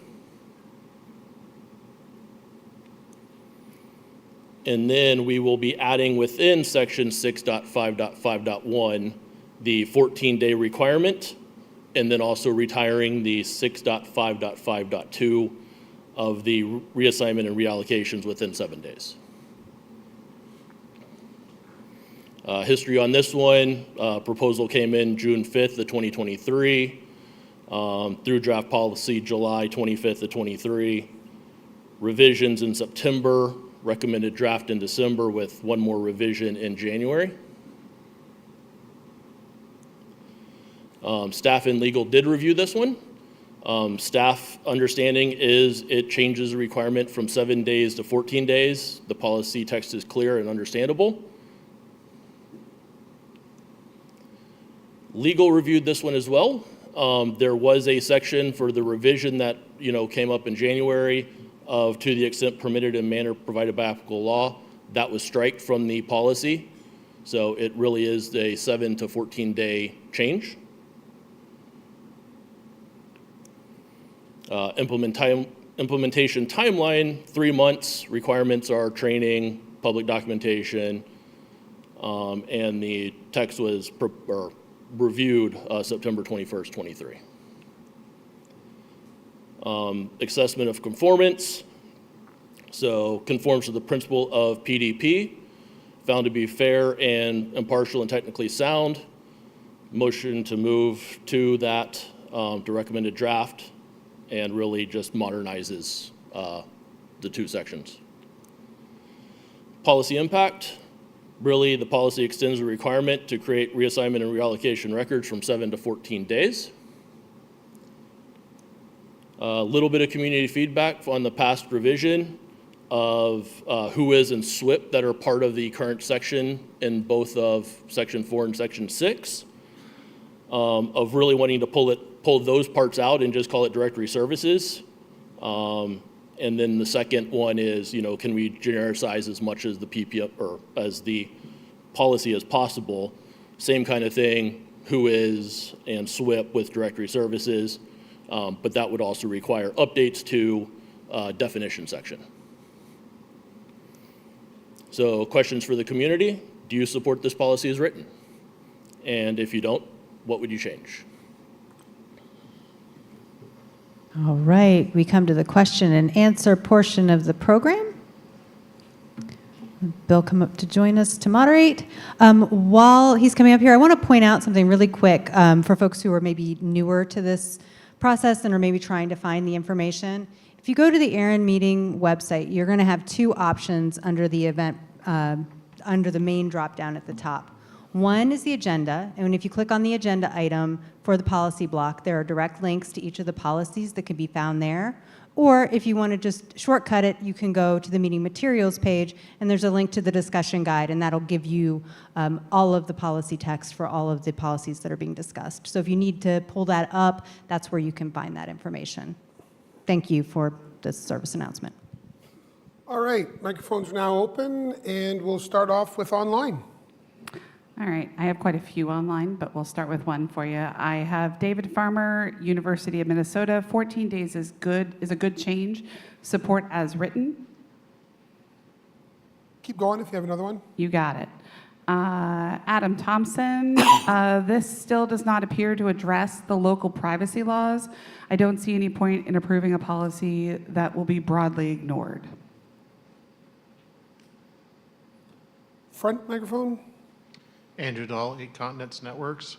I do not support the policy as written. As I posted on the mailing list, this includes terms that are now outdated, and we need to update the language to include things like RDAP and removing who is, and the term SWIP is actually not really relevant anymore. It's not really a SWIP, it's called a reassignment. So are you saying you could be supportive with some language change? I would be supportive with language change, but I do not support it as written. Thank you. Front right microphone. I'm back. So you've got rename 6.5.5.1 from reassignment information to reassignment and reallocation information. In draft policy ARIN 2022-12, you've got a lot of language that is removing, I guess, assignment as a term that's used by ARIN. So why are we keeping reassignment in this section header? And would that get updated after the fact by editing ARIN 2022-12? It's good feedback, thank you. Yeah, go for it, John. Yeah, John Sweeting, CCO with ARIN. So reassignments are still a thing, and that's actually what the SWIPPing is. It's reassignments and reallocations. Assignments are what have gone away, and assignments were direct assignments from ARIN. That's why they added the reallocation, because it used to just say reassignment. So they made it correct by putting both of them in that title. Thank you. Online? Atefa Aseni from Harness Inc., also an ARIN 53 fellow. The language could benefit from some clarity on 1, when the 14 days starts, and 2, what happens if ISPs couldn't meet that timeline or need an extension. Thank you. And continue if you have more. I have quite a few. Tom Bonar, TDS Telecom. Can customers opt out of SWIPPing? We have several customers that don't want to be SWIPPed as they are U.S. military bases. Or they're on U.S. military bases, apologies. John, Sweeting. I want to just grab a seat close to the microphone there. Comfortable chair. I know. We got a chair right over here for you, John. He's getting his steps in. Yes. John Sweeting, ARIN CCO. Yeah, there's a thing called private information label that can be put in for circumstances such as that. But they still have to SWIP it to show that it is in use. That's the basic reason for showing the SWIP, is that they actually have that space in use. But there are provisions that cover for military, government, things like that, that they don't want their information published, or private citizens. Thank you. Go to the left microphone. Lee Howard, IPv4.global, Hilco Stream Bank. So as I was reading through it again, and I saw that the red line and the diff, it looks like the only material change is changing from 7 days to 14 days. I think that's pretty much the only change that's happening. I don't understand how that addresses the problem statement of responding to privacy laws. Right, that was the problem statement.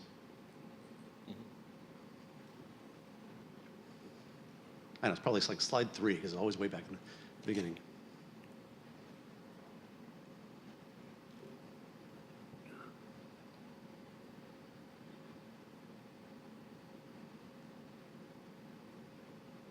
reminding ISPs that reassignments are important. Okay, maybe it does that because there's a policy change, so you have to tell the people there's a policy change.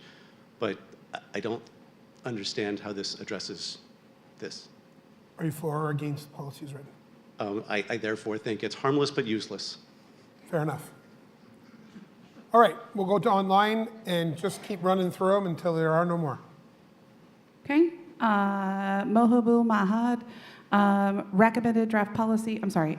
Question, given the changes to the registration timeline from 7 days to 14 days in sections pertaining to IPv4 and IPv6 reassignments, what are the anticipated challenges for the ISPs in adhering to these new requirements?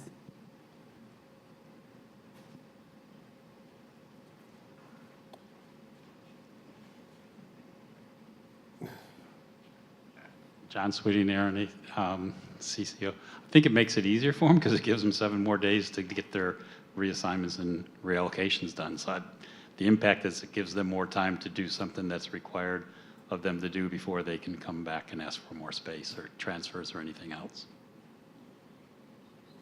Next. No more? That's it. All right. We're clear. All right, we'll call last call at the microphones and online. We'll give a few minutes, a few seconds. Go ahead.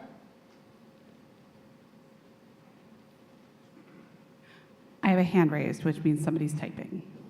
Gotcha. While we're waiting, just another quick reminder to the room that when you approach the microphones, please make sure to speak up, make your statements clearly, and to lead with your name and affiliation for the benefit of those who are listening in online. And they changed their minds, so we're clear. All right. With that, we'll consider the microphones closed, and we will, my vote tallyer's ready? Yep. All right. All those in favor of the policy as written, please raise your hand or indicate online.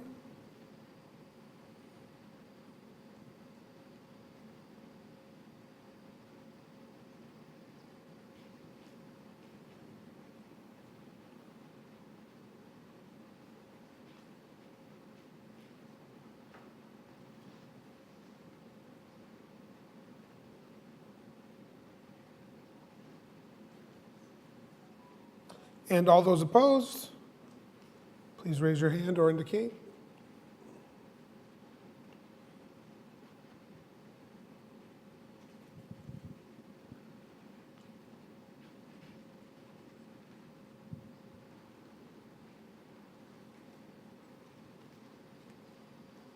All right.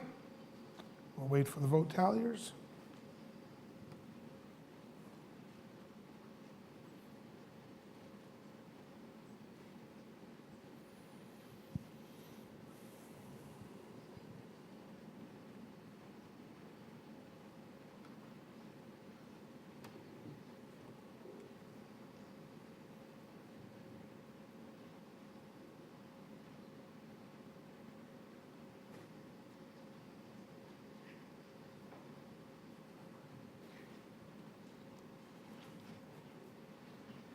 Mike Labuhela, General Counsel.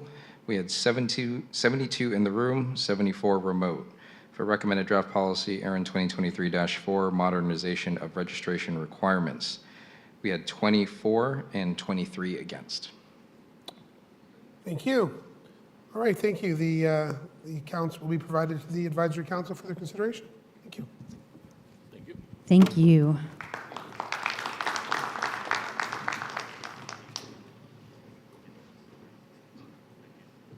All right, next up, I'd like to welcome Doug Kameen. He's going to present on Draft Policy 2022-12, Direct Assignment Language Update. Green button. All right. Thank you, Alice. Good afternoon, everyone. My name is Doug Kameen, and along with Leif Sawyer, we are the shepherds for 2022-12, Direct Assignment Language Update. So the problem statement for this is as a result of the fee harmonization that was undertaken a few years ago, direct assignments are no longer being utilized, and therefore the language should be updated. The language around that has been deprecated, and it should be modernized and aligned with current ARIN practices. So we'll walk through. This has a handful of different things. It's gone through several revisions over the last year or so from being presented at various ARIN policy meetings and feedback from PPML. So I'll walk through each one here with red text that identifies the places that have been changed.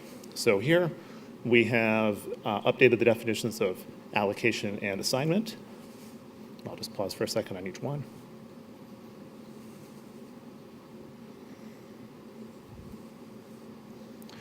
And next, changing section 2.6 for receiving assignments of to issued.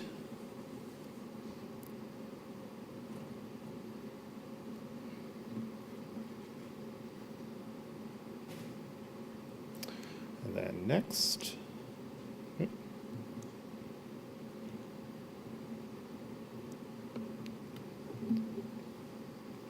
it goes.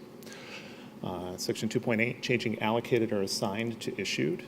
And in this case, we included the following language for the paragraph so that it is clear how it flows into the rest of the text.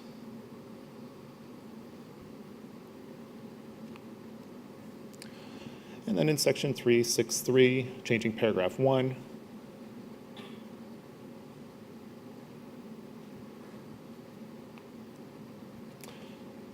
And then this is the result of that in line with the text for clarity. Next, section 422. This is a reorganization of this text for clarity. It does say the same things, though. And then 432, changing paragraphs 1 text.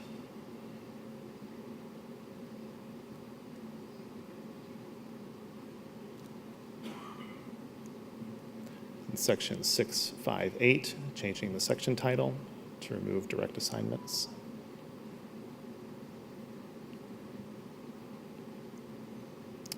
And 854, changing this section text to remove direct assignments and allocations again. Louder. That might be better.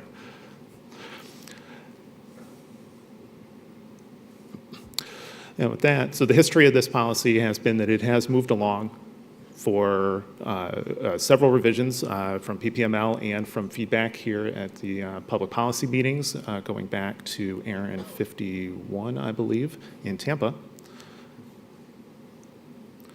This has undergone a recent staff and legal review as of a couple weeks ago.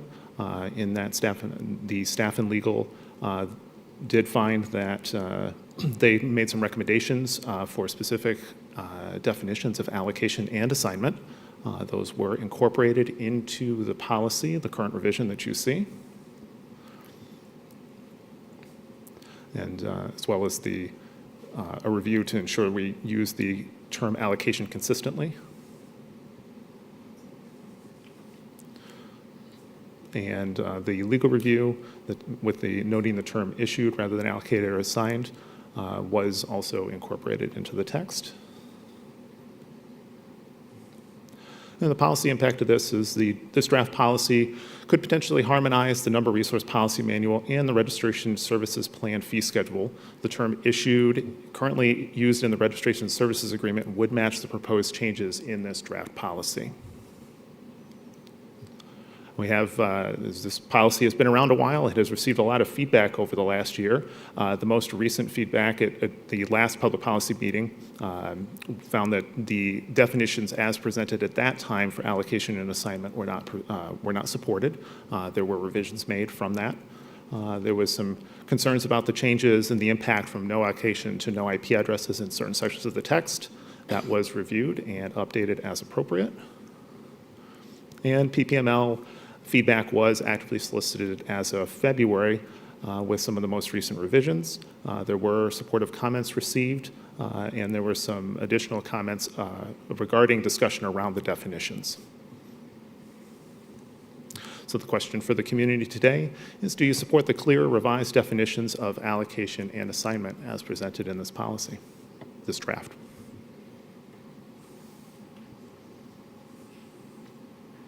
All right, folks, microphones are open, so please queue up. And if you are online with us, please start typing if you have a question or a comment on this policy. All right. We'll go to online first. Mohulbu Mama, sorry. While this does replace with broader terms as issued written variations of allocation, it, however, may be beneficial to retain a more specific term like assignment to describe IP addresses used exclusively by the recipient organization for their internal needs, which does not involve reassigning or reallocating to third parties. This distinction can help maintain clarity in situations where an organization holds IP addresses strictly for internal use as opposed to those who might manage IP addresses on behalf of others. Okay.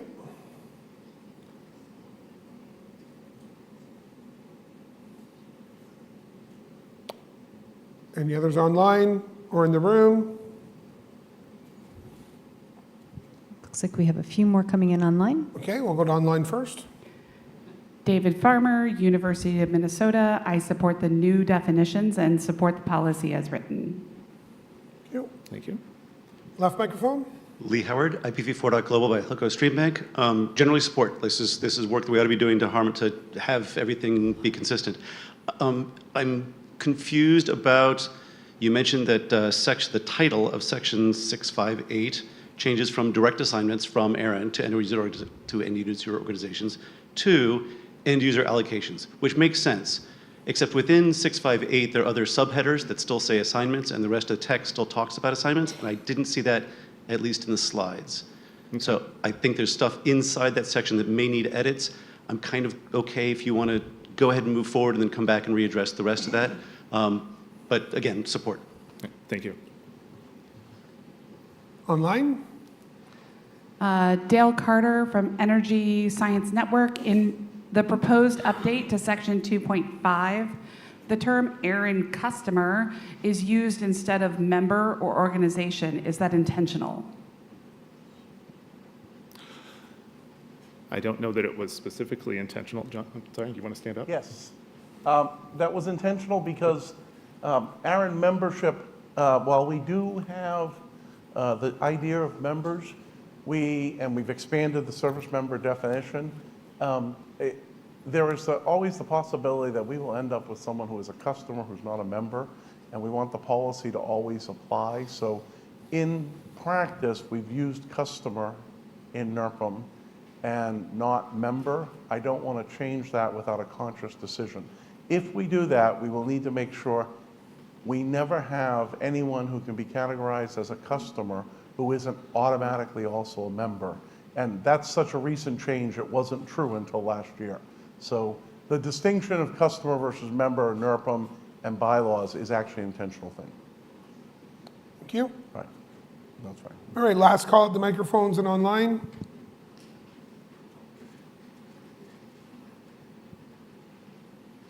None? All right. This was a draft policy, correct? It's a draft policy. So no show of hands is required, but the AC will take your consideration, your feedback into their consideration. Thank you. Thank you, Bill. Thank you, Doug.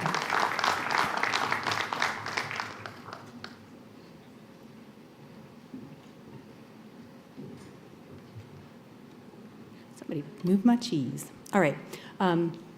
You need to check your phone because I need you to get ready to present because we're running a little bit ahead. Don't walk away and leave all your stuff, sir. All right. Next up, Gus Reese from the Advisory Council on Draft Proposal 2024-1, Definition of Organization ID.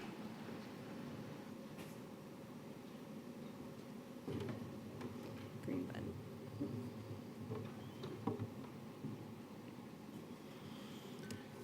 All right. Thanks, everyone. Hope everybody had a great lunch. Welcome back. So today, I'm just talking about sorry. My watch is going off, blown up. Okay. Just regular old draft policy. Yeah, let's go to the next slide. ARIN 2024-1. This is the policy to define what an organization ID is in the Number Resource Policy Manual. So, problem statement. So during work on a related policy proposal, the NRPM working group determined that the definition of org ID, organization identifier, should be included in the NRPM to add clarity to the term and unify NRPM references to match the use of the term in other ARIN publications such as ARIN Online. So there is no current policy statement, and this is the proposed policy statement. Organization identifier, org ID.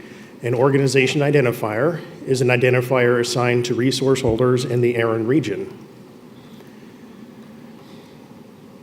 So this definition had been previously, okay, sorry, I thought the slides were out of order. Nope. So this definition had previously been included in an earlier policy proposal, ARIN 2023-7, but the community feedback recommendations on that proposal showed a preference for adding the definition separately from that proposal there. As such, the definition is now being proposed as a standalone proposal, and the language will be removed from the current ARIN 2023-7 proposal, allowing for the two sections of that proposal to be evaluated separately between the two. So the original text was an organization ID is an identifier, an organization identifier, org ID, is an identifier assigned to resource holders in the ARIN registry. That was sent to PPML. We did have considerable feedback on that, which led to the proposed text changes here. And the proposed changes are an organization identifier, org ID, is a unique text label assigned to entities that intend to participate in the Internet Numbers Registry system via ARIN registry services. Maybe. There we go. And the history of this one, it came through as a proposal on December 18th of last year. It was accepted as a draft policy on January 31st, and then the revision was sent out to the community on the 7th of February of this year. So how does this policy impact you, the community here? So defining the term organization identifier in the Number Resource Policy Manual will help newcomers understand the NRPM references there. So the feedback that we received on this proposal, most of it was, all of it was on the PPML. We had a very robust discussion on this topic, including what type of entities can obtain Internet number resources. This led to further refinement of the proposal and changes to be more inclusive. The revised language was also sent to the PPML and received a little bit more feedback there. With consensus on the language listed on the previous changes, on the previous slide. Okay, so questions for you, the community here. Do the proposed changes bring enough clarity to the definition of organization identifier to be included in the NRPM?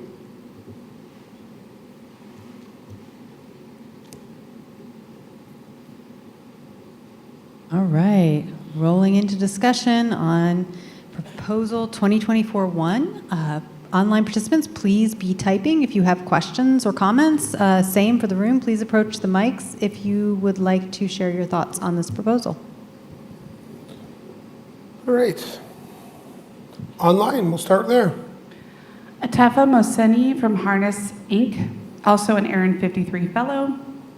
I'd argue that this should come under section 2.12, organizational information, as 2.12.1 org ID, instead of a new subsection as 2.18 to conform to the rest of the definition scope.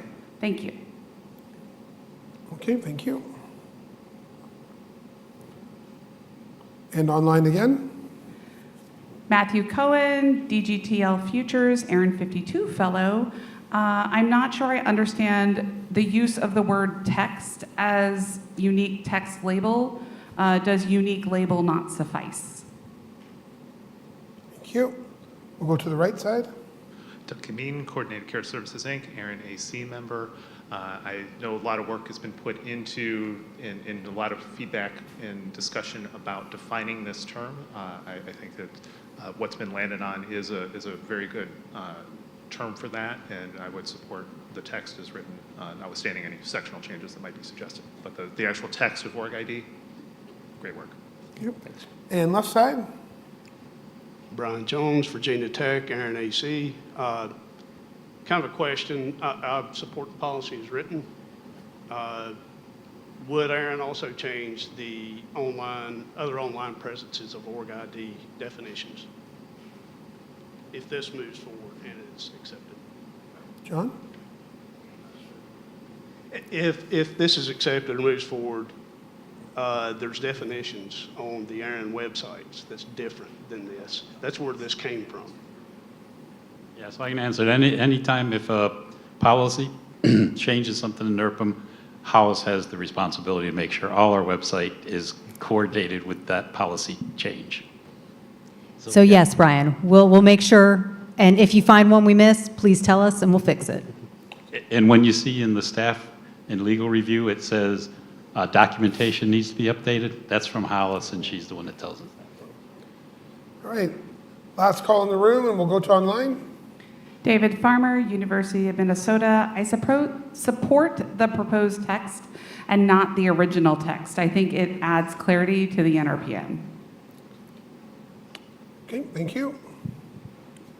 And just a wish from those online that those who are coming to the microphones, please get a little closer to the mic and use your big boys. All right, last call in the room, last call online.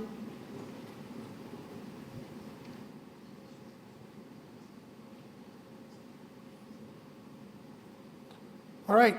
Thank you, everybody, for your feedback. The AC will take it under advisement. Thank you, Bill, and thank you, Gus. Thanks, everyone.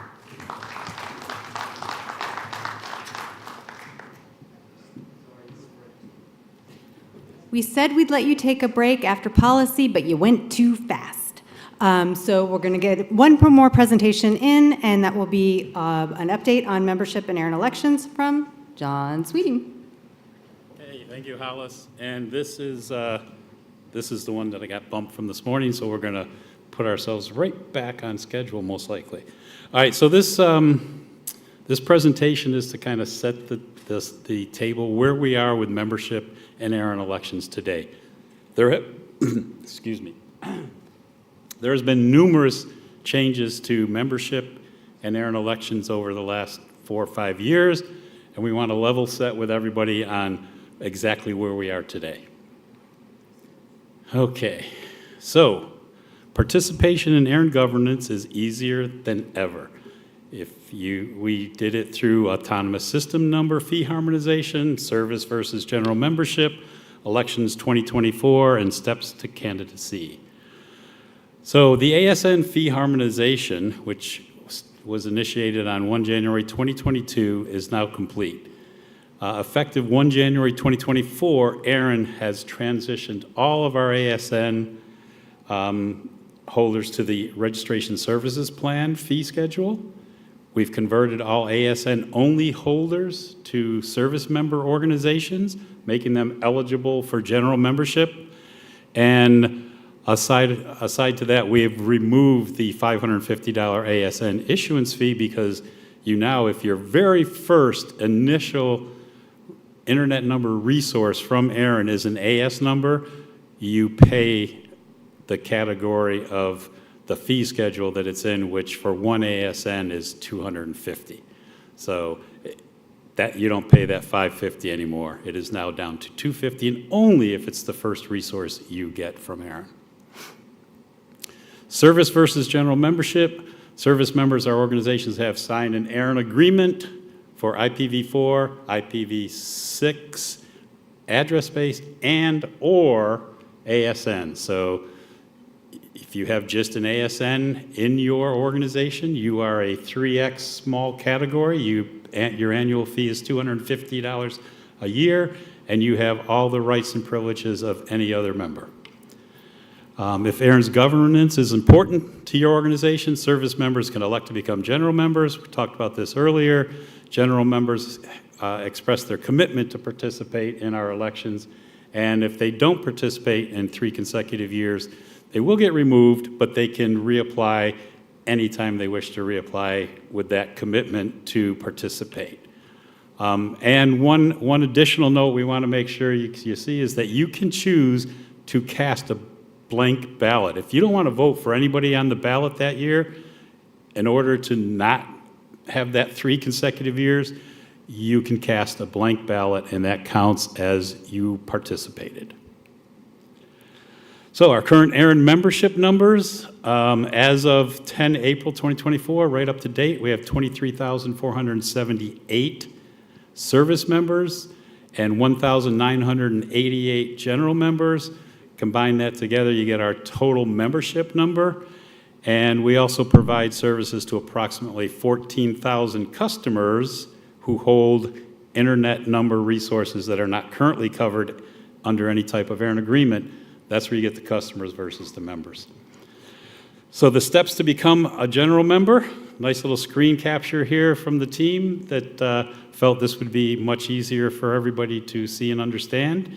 If you log into your account, you click on your records, and then under the org info, you look to see what your membership status is as of that day. And if it says service member, you move over to actions, and a drop-down menu will show request general membership. And you click on that, and you will request general membership, and it will get acted on, and you'll be, next time you log in, your status, your service, your membership status, your membership status will say general member. Okay, and then general members are eligible to subscribe to and participate in the general members mailing list, which we would really like to get more use out of this year and going forward, since we're now down to the people that, the organizations that have committed to participate in the elections. One use that we started last year was that for once you see the candidates, that they'll be added to the general members list, and they can be asked questions there. They can put information there that they want the general members to see, and we really would like to get more use out of that list as far as that goes. It would help everybody stay up to date on the candidates. ARIN elections, why participate? Why indeed? Because then you can shape the future. Your vote will determine who volunteers, which volunteers will guide ARIN's strategic direction. Our board does a heck of a job, keeping us all under control, making sure we keep focused and we do the right things for our community. So getting the right people on the Board of Trustees is very, very important. It also ensures diverse perspectives are represented in the governance and policy development within ARIN, because the more people, the more diverse people you get voting, the more diverse people you get on the board, and the more diverse ideas we get fed and looked at and can implement. And it also, you're helping to protect a global resource, contributing to the secure, stable, accessible internet for all. So there's one thing you have to do every year. You have to make sure that your voting contact is verified. So here's the steps to verifying a voting contact. You log in, you select your records, organization identifiers, then select the org handle associated with your account. If you have a designated voting contact, it will be displayed in the voting contact section. If there's no voting contact listed, then you have to select Manage Voting Contact from the action menu to assign. Let me go back. That also allows you to update it, change it, whatever. And something new, I think last year was the first year we did it, you are able to change your voting contact up until 7 days prior to the opening of the election. It used to be 60 days. If whoever was in as a voting contact 60 days prior to election was locked in and you couldn't change it. We had a lot of organizations say, oh, we just realized our voting contact left and we don't have a good voting contact. Well, now you can change it all the way up to 7 days prior to the election. Okay, want to learn more about the role of the ARIN Board of Trustees and Advisory Council? By the way, this meeting is a great place to learn more because you can talk to any one of them and they will be more than happy to tell you. But you can also watch the leadership development videos that we have online that goes in and describes ARIN governance, ARIN policy, and there's some other subjects on there that aren't listed here. But like I said, the best way to do it is go straight to the people that are serving in those positions today. You got like 23 of them here this week. So if you're interested in what the AC does, talk to an AC member. They are more than happy to share that information, as well as the Board of Trustees. Okay, so the nomination committee is responsible for recruiting candidates. That's pretty much finally melted down to that's what the purpose of the nomination committee is. It's to recruit candidates to make sure that we're getting really good candidates and that they have the skills that we need on the board. Candidates must self-nominate. That's also a change 3 years ago, that we went to the self-nomination, and you have to complete the nominee questionnaire by the deadline. One of the problems we had when it wasn't self-nomination is that the questionnaire wouldn't get completed by the person that got nominated until after the fact, and then it was too late. We have a third-party vendor that's solely responsible for assessing all the nominees.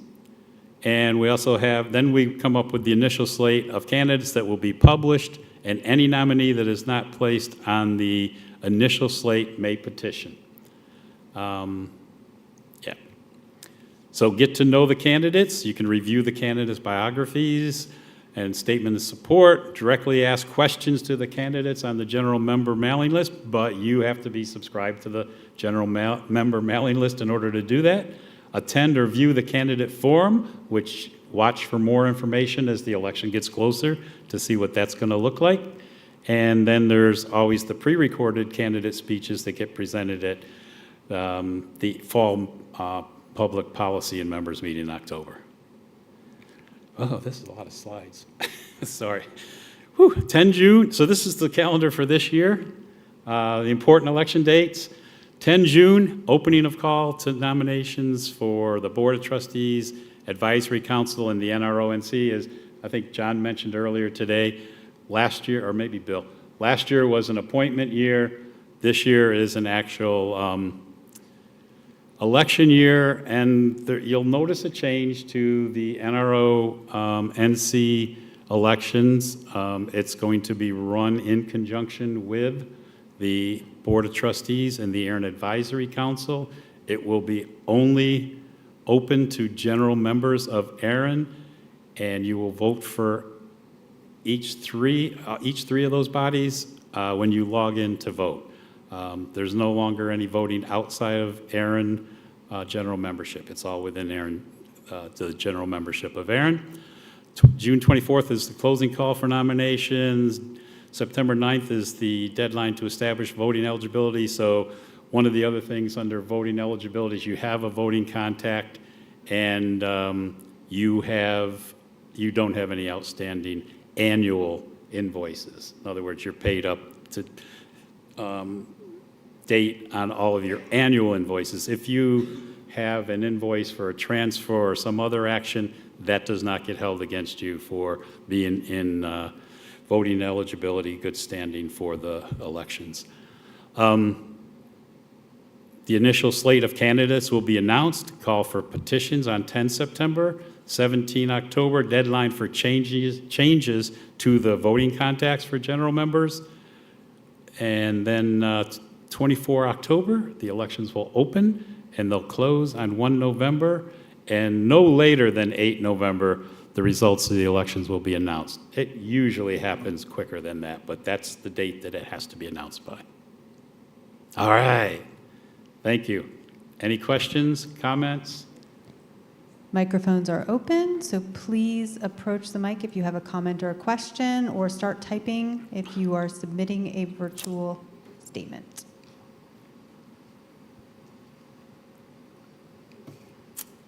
Andrew. Andrew Dahl, I know that the general members list last year was approximately in the hundreds, low hundreds, like 150. Have you seen an increase in that significantly? Yeah, I think we just went over 200. I would still say that that is way less than the number of members that we have, general members that we have. Has there been any discussion about creating perhaps a announced type general members list that would be go to all of the members as a non-opt-in as part of your membership requirements, is that you have a duty to read and kind of absorb information from ARIN with regard to membership activities? I think John wants to answer that. That sounds like an excellent suggestion, and ARIN has a process that you can submit that. So you want an ACSP? The reason is because I actually think it's a very wise thing, but if we're going to spam the community, even just the general member community, we're going to discuss it first. So put it on the suggestions mailing list, and if it passes, we're happy to create a ARIN general member announce equivalent. But seeing as we're coming from an era where people were rather annoyed at getting announcements, we need to be very careful if we reinstitute something as a requirement of general membership. Okay? I'll be happy to submit a suggestion. Okay, thank you. And on top of that, we do plan, Hollis, Joe Westover is our Director of Customer Experience and Strategy, and along with Hollis, they do plan to have a short and focused campaign on general members to push the general member list enrollment a little more this year. It's just, we were waiting until after this meeting to do that. Kate. Hi, I'm Caitlin, actually speaking in my capacity as somebody who has helped run elections in the past for a nonprofit. I just had one suggestion. You mentioned for members who don't want to vote for a particular candidate but still want to maintain their voting for the 3-year term. I would suggest maybe instead of having them cast a blank ballot, maybe offering the option for them to abstain from voting for a particular candidate. I just think that would help clarify, in the question of did they just forget, like skip somebody on accident, so that way they're truly voting abstain. Thank you. I'm sure the board was listening. Nothing? Nothing, all right, thank you. Now I think you can go on break. All right.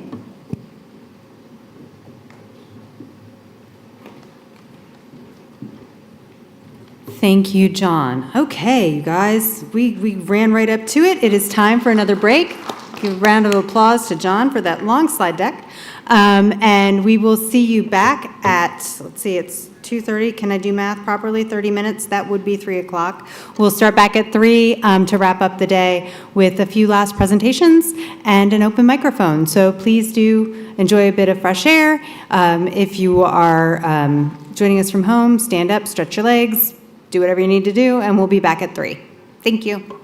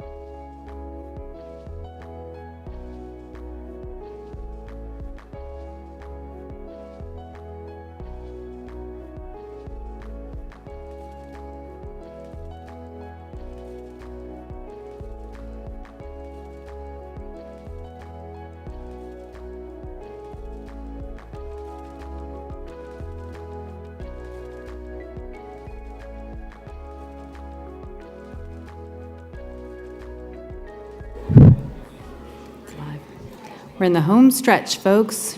I'm just waiting for a couple of people to wander in the room, and then we'll get started and wrap up the day.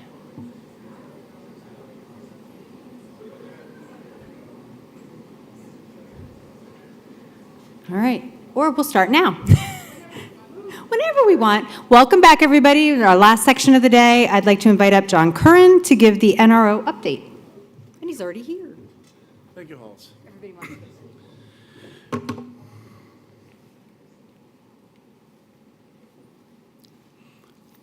Let's see. It's not your fault, it's mine. It's completely disconnected. So hold on while I reconnect my microphone.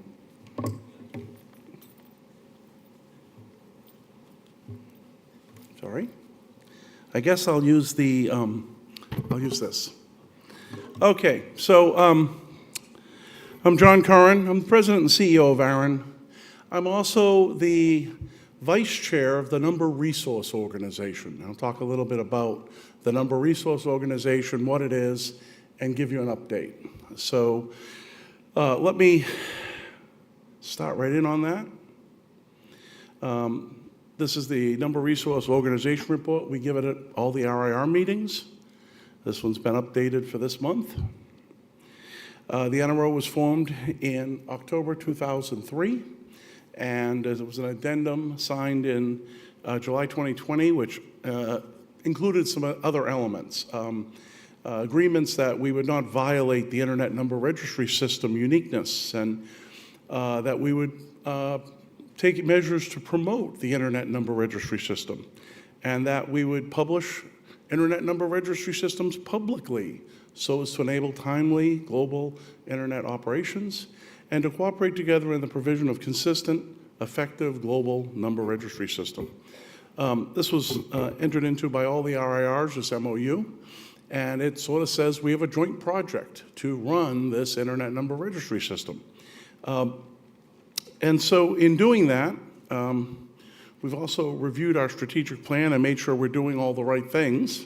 And it actually resulted in a change, because some of the ways we've been trying to promote and advance the number registry system weren't working as efficiently or as coordinated, I guess. I'm not sure if we gained any efficiency, but not as coordinated as they might be. So our mission, to coordinate and support joint activities of the RIRs to provide and promote the Joint Internet Numbers Registry. Our vision, to be the flagship and global leader for collaboration of Internet Number Resource Management as a central element of an open, stable, and secure Internet. I think you folks know this, but you can't have an open, stable, and secure Internet without at least a very solid framework for unique identifiers for network traffic underneath it. And that's what we've effectively built, and that's our joint mission of the NRO. The Executive Committee, Oscar Robles from LACNIC is our chair. This year I'm the vice chair. Hans Petter from the RIPE NCC is the treasurer.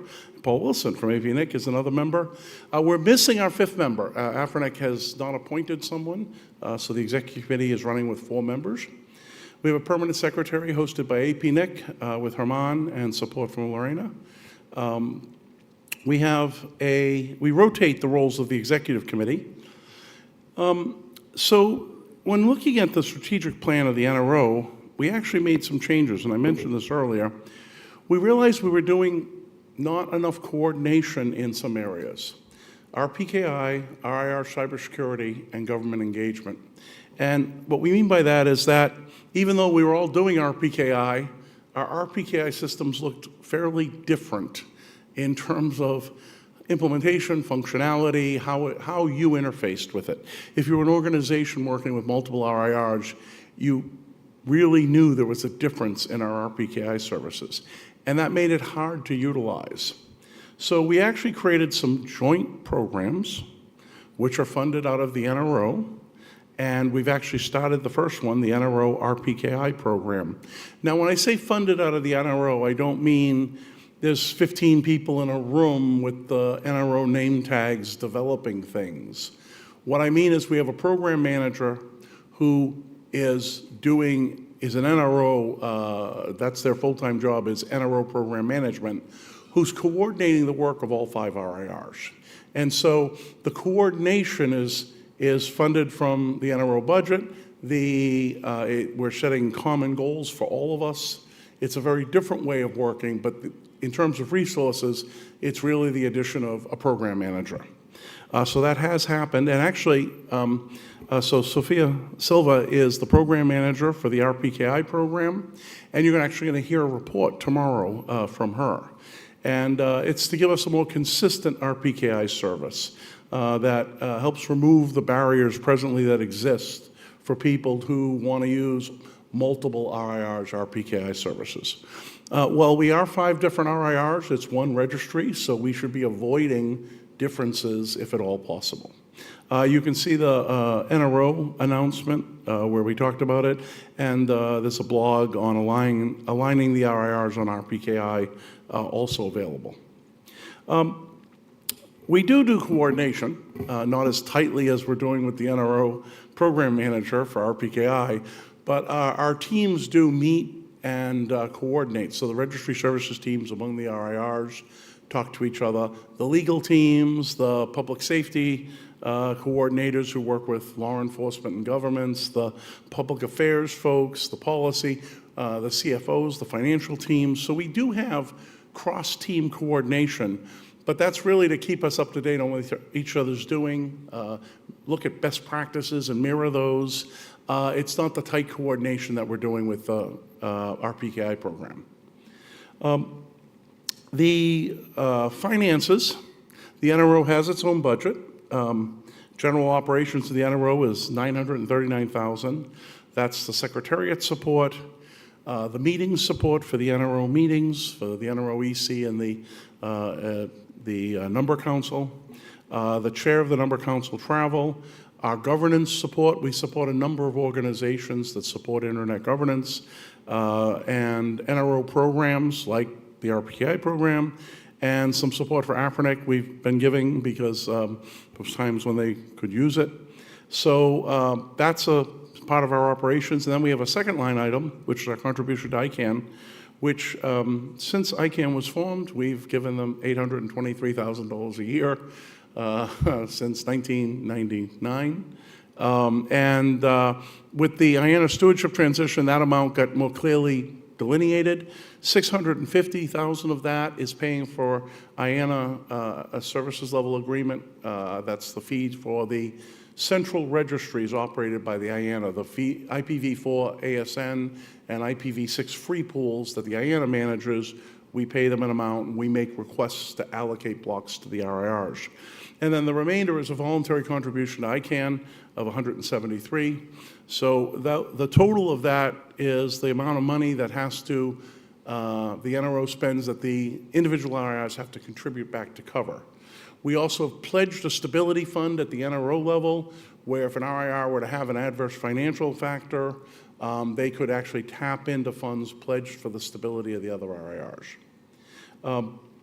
In terms of how that actually gets, those costs get paid, there is a cost distribution formula. Now I'm showing the cost distribution formula with 5 RIRs all operating at full speed. We're actually dividing that again without AFRINIC on a cash basis so that NRO doesn't run out of money. Right now, AFRINIC is not in a position to adopt a budget, pay us a number of things, and so we're actually paying more than that to cover the outstanding invoice to AFRINIC and making sure that NRO still operates with full cash funding, and we'll figure it out when AFRINIC gets back on its feet. So in terms of AFRINIC, we've been monitoring that situation. We are providing on-site legal support. We did that briefly. We coordinated with ICANN leadership on what's going on at AFRINIC. We have been working with the AFRINIC community through outreach activities, and we're standing by hoping to support elections. AFRINIC really needs to have an election in order to get enough directors to be able to have a quorate board, a board that can hold a meeting, have enough quorum, and conduct business. The good news is that the AFRINIC staff are very dedicated and have been diligently keeping the registry up, open, have been doing all the coordination that we need operationally. So the AFRINIC registry is running successfully. It's just it has a governance crisis. ICP 2.2. As a result of looking at some of the developments that have happened in the RIR system, we actually decided to initiate a review of a document called ICP2 in two different ways. ICP2 is an Internet consensus policy. It's a document between the RIRs and ICANN for the recognition of new RIRs, regional Internet registries. That document has never had implementation procedures. We have all adopted it, but we didn't really worry about the process of recognizing an RIR and the obligations of an RIR and how to maintain those. And so we actually drafted ICP2 implementation procedures. We've worked with the elected body of the NRO Number Council, what's referred to as also the ASO AC in ICANN language, to review those procedures.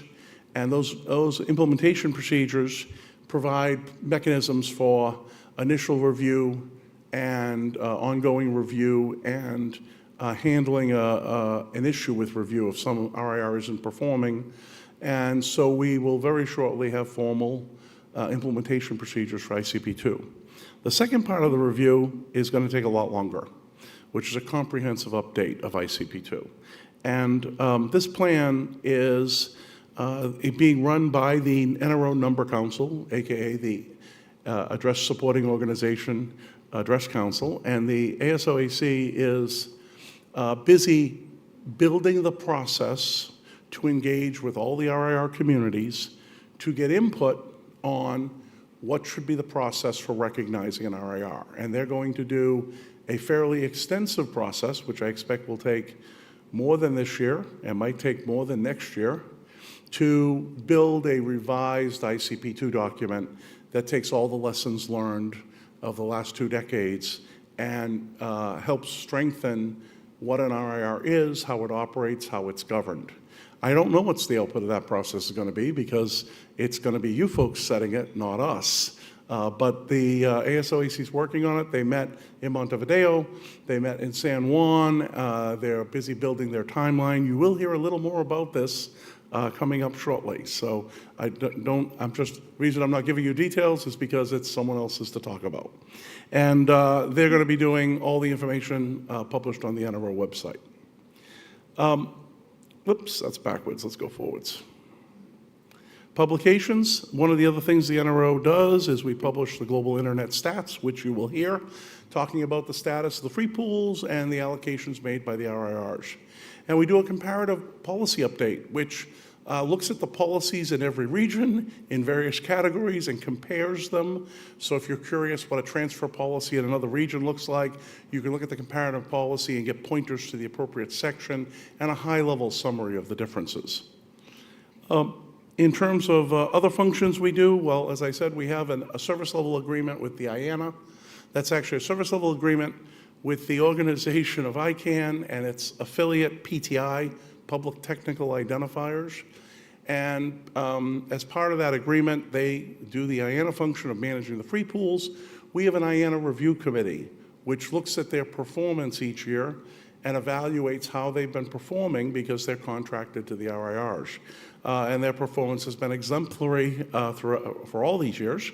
But you can read the review committee and find their reports. The last one was published in March 2023. We also serve on something called the ICANN Empowered Community, and this is interesting. And what this is the NRO as an organization has a designee, a single vote, on actions of the ICANN Empowered Community. The ICANN Empowered Community is only 5 organizations that are members of ICANN that also serve an oversight role. And so when ICANN wants to appoint directors, change its bylaws, adopt a strategic plan, adopt a budget, much of those are either reviewed and not rejected or actually have to be adopted or ratified by the empowered community.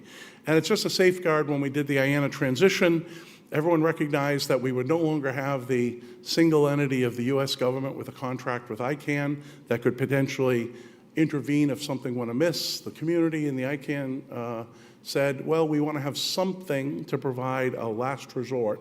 That's the ICANN Empowered Community, and we're one of the 5 supporting organizations, advisory councils and supporting organizations that were asked to participate. So we're an ICANN Empowered Community member, which means we routinely ratify the appointment of ICANN directors. We routinely end up ratifying changes to bylaws and approving budgets and similar things. And generally, we have no issue with that.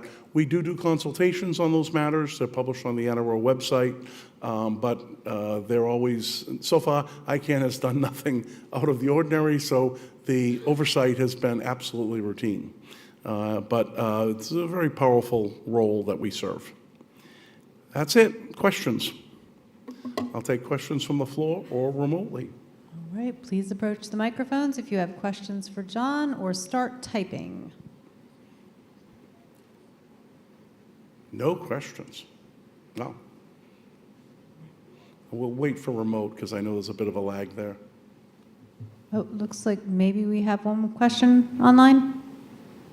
Sure. Mohibul Mahmood, in light of the 2023 IANA Numbering Services Review Committee report, what specific improvements or adjustments has the NROEC recommended to enhance the service level of IANA numbering services provided to the internet community?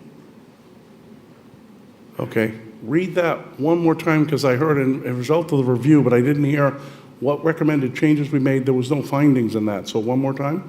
Yeah, the question was, in light of the review report of the IANA Number Services Review, Yep. what specific improvements or adjustments did the NROEC recommend? The IANA team, the team at PTI, doing the IANA services for the registries have performed exemplary, and that has been the findings of every review report since the review committee was formed. Since they're performing exemplary, there were no recommendations out of the review committee. Thank you. You can go online and read the full report to see that. All right. Nothing else online, and there do not appear to be questions in the room. I guess you were exceedingly thorough. Thank you very much. Yep, thank you.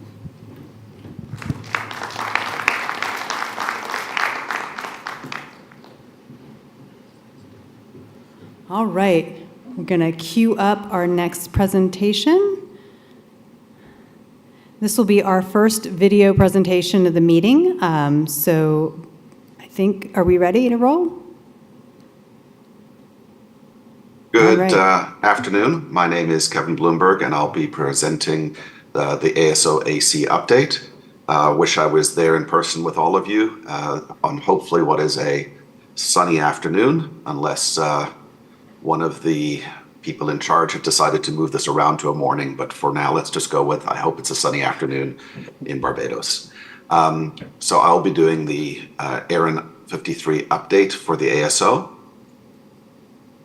And we'll start off with just sort of a brief introduction of the ASO AC, who we are, what we're comprised of, etc. The ASO AC are 15 members. There are 3 from each region. 2 are elected, 1 is appointed by the respective RIR board. I am the appointed position for ARIN as an example. The terms are different for each RIR, but in the ARIN region, it is a 3-year term. The other 2 members in the ARIN region are Nick Nugent and Chris Casada. We have a couple of tasks as the ASO AC. The first is we make assignment advice to the ICANN board. We work on global policy. By work, I mean we oversee it. We don't actually make changes to the global policy. That's done when it is within an individual RIR's region, but we help shepherd global policy through all of the different things. We appoint 2 members to the ICANN board, and we appoint 1 person to the ICANN NomCom. We meet monthly by telephone, Zoom, in this case, in the 2024 time frame, and we have a face-to-face meeting at least once a year. So, currently, who the members of the council are. Unfortunately, Afrinic has not had an AGM where they could elect or appoint members in a while. So currently those seats sit vacant. The current chair of the ASO AC is Herve Clement, and Ricardo Patera and Nicole Chan are the vice chairs. And there's sort of the breakdown by each of the regions and our terms. So, global policy development. The ASO AC is, as I had mentioned earlier, there to help shepherd through global policy. And we'll talk about global policy very quickly for a minute. Global policy are specifically policies that are there for the IP address, or IP address is the wrong term, for number resources, so that could be IPv4, IPv6, or autonomous systems, between IANA/PTI and the RIRs, and vice versa. That is it. It is not policies, as an example, between regions. It is specifically for the assignment and allocation of number resources from IANA PTI to the RIRs. The last global policy that was worked on by the ASO AC allowed for, as an example, IPv4 addresses that were smaller than a /8 to be allocated in a fair manner. When a policy is worked on, it can come in from a number of different ways. It can come in from an individual member within a community submitting a proposal. It could come in from the ASO AC itself. It could come in from the ICANN board. It can come in from a number of different ways. It's our role and responsibility to make sure that it is then submitted into all of the regions. In order to do that, we have what are called the PPFT team, Policy Proposal Facilitator Team. Each region has a member of the ASO AC who is there to look for global policies and then be able to make sure that it is updated to the ASO AC, and we're then providing that information to the other regions as required. So here are the members, and for 2024, for the ARIN region, Nick is the one who is responsible for that. ASO AC transparency. All of our meetings are open. You are free to join in on a teleconference. You're free to check out our mailing lists and see the archives of those. We try to keep as much possible open. We do have a closed list when it comes to things like our board appointments, where individual personal information is discussed, etc. Those would be a closed list. But otherwise, when it comes to the work that we do, our archives are open, our mailing lists are open, and our conferences and in person are open. Got links there for the archives of the mailing lists, etc. Definitely, sign up or take a look there. The calendar is there as well. Our meetings are a little early for Eastern Time Canada or the US, very early for West Coast USA as an example, but they are consistent. The meetings are posted well in advance on the website. So next is the current appointments that we have. We've got the Seat 9 board, which is Alan Barrett, Seat 10, which is Christian Kaufman, and the ASO representative to the ICANN NomCom, Ron De Silva. Every 3 years is an ICANN board seat. So we are basically running board appointments every 2 out of 3 years. We're currently finalizing Seat 9, and we'll go through that in a little bit. Next, our work plan, what we've been working on. So this is actually completed a little earlier in the year, and we talked about it at the last ARIN meeting in October. But the ASO AC did a fairly significant review of our operational procedures. The procedures are available again on our website. And the main goal was to clean up some of the things that we learned during our COVID times, where some of the numbers, some of the quorum requirements, etc., were difficult. And as well, some of the requirements in terms of the number of regions or the number of participants from the ASO AC, those were all clarified in our procedures. So we updated the meetings, the global policy development, the voting. We simplified the voting massively. I believe there were 23 different ways within our procedures that votes were handled depending on what it was. And we simplified those significantly for everybody. Next, we're going to talk about the ICP2 work. So in October of 2023, the NRO EC sent a letter to the chair of the ASO AC asking for our assistance in 2 tasks. The first was to review an ICP2 implementation procedures document, and the second was to work on a review strengthening of the ICP2 document itself. And we'll talk about ICP2 in a minute, but those were the 2 requests.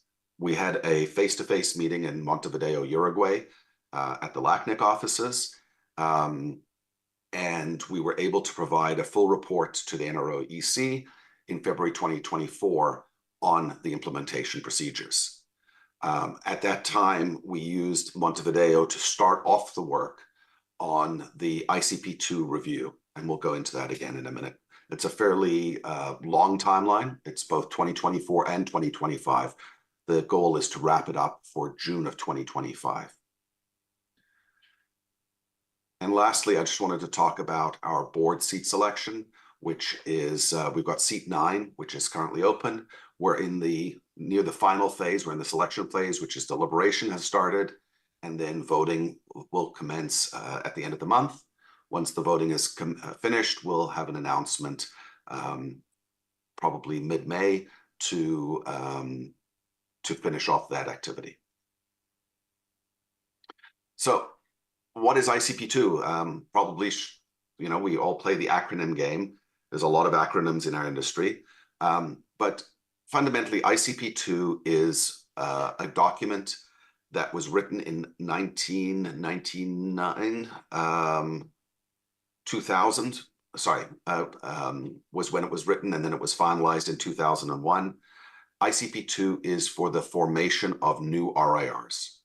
That was what the document was there for, and it was what LACNIC and AFRINIC then used to become full RIRs.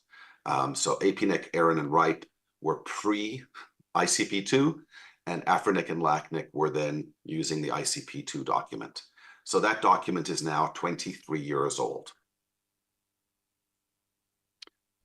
So what the ASO AC is working on is to identify what work needed to be done. That was the very first thing. And we came up with and we approved a timeline. And it's going to be done for the community to explain it. It's going to be done in 2 phases.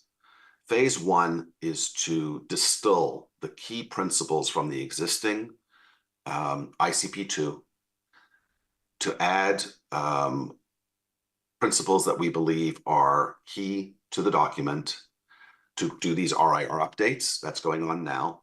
We're going to be adding a public page with the timelines, more than just here, but with timelines, and with the working documents, historical documents, relevant documents to the ASO website.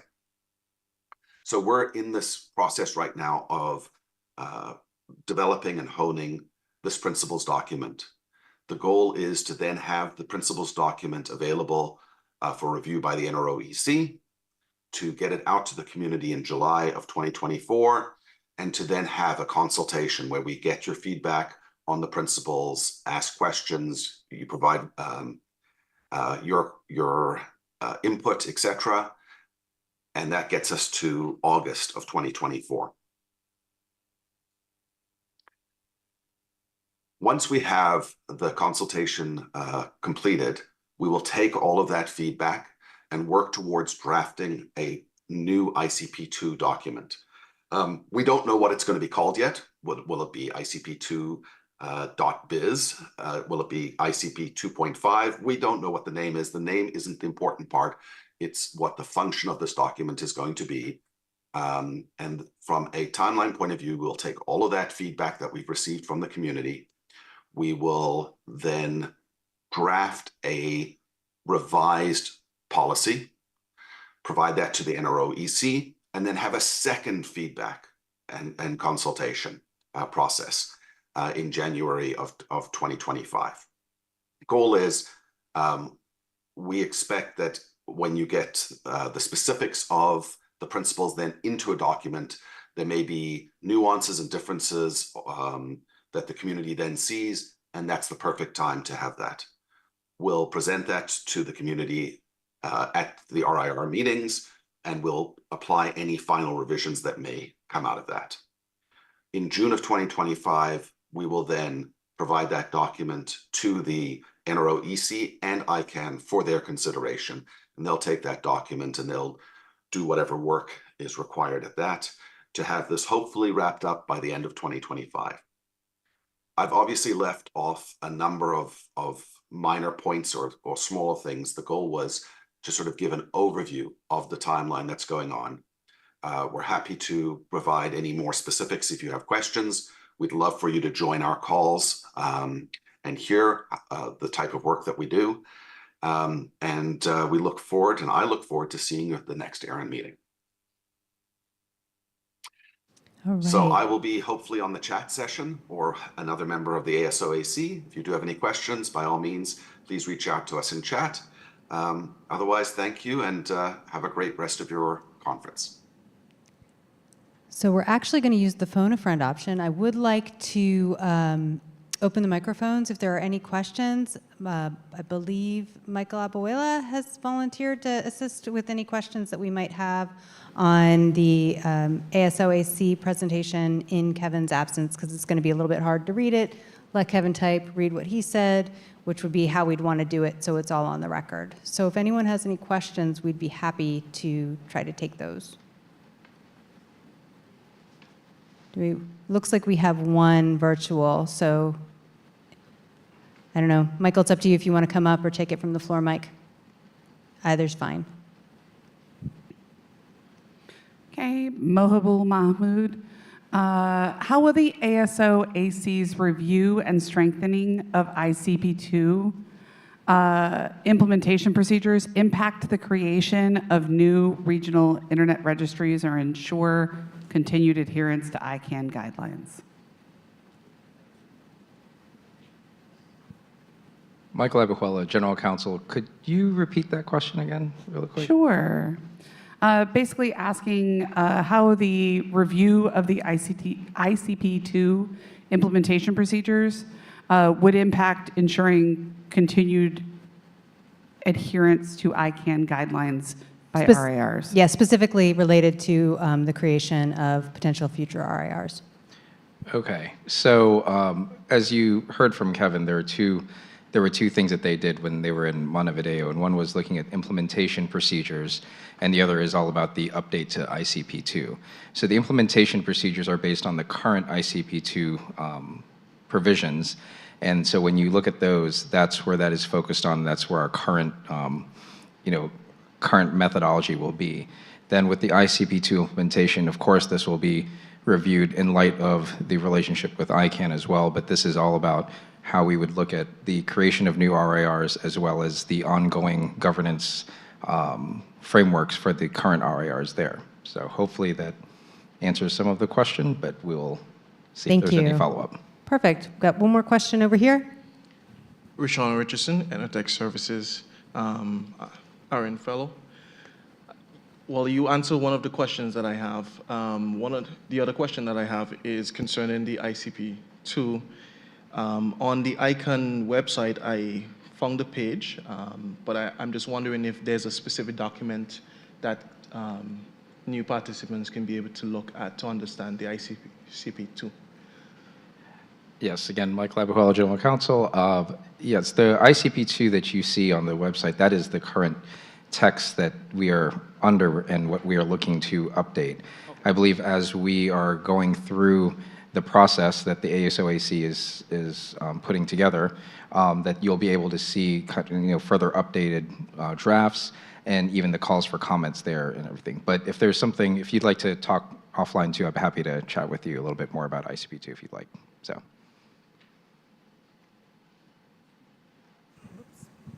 You're not off the hook yet, Michael.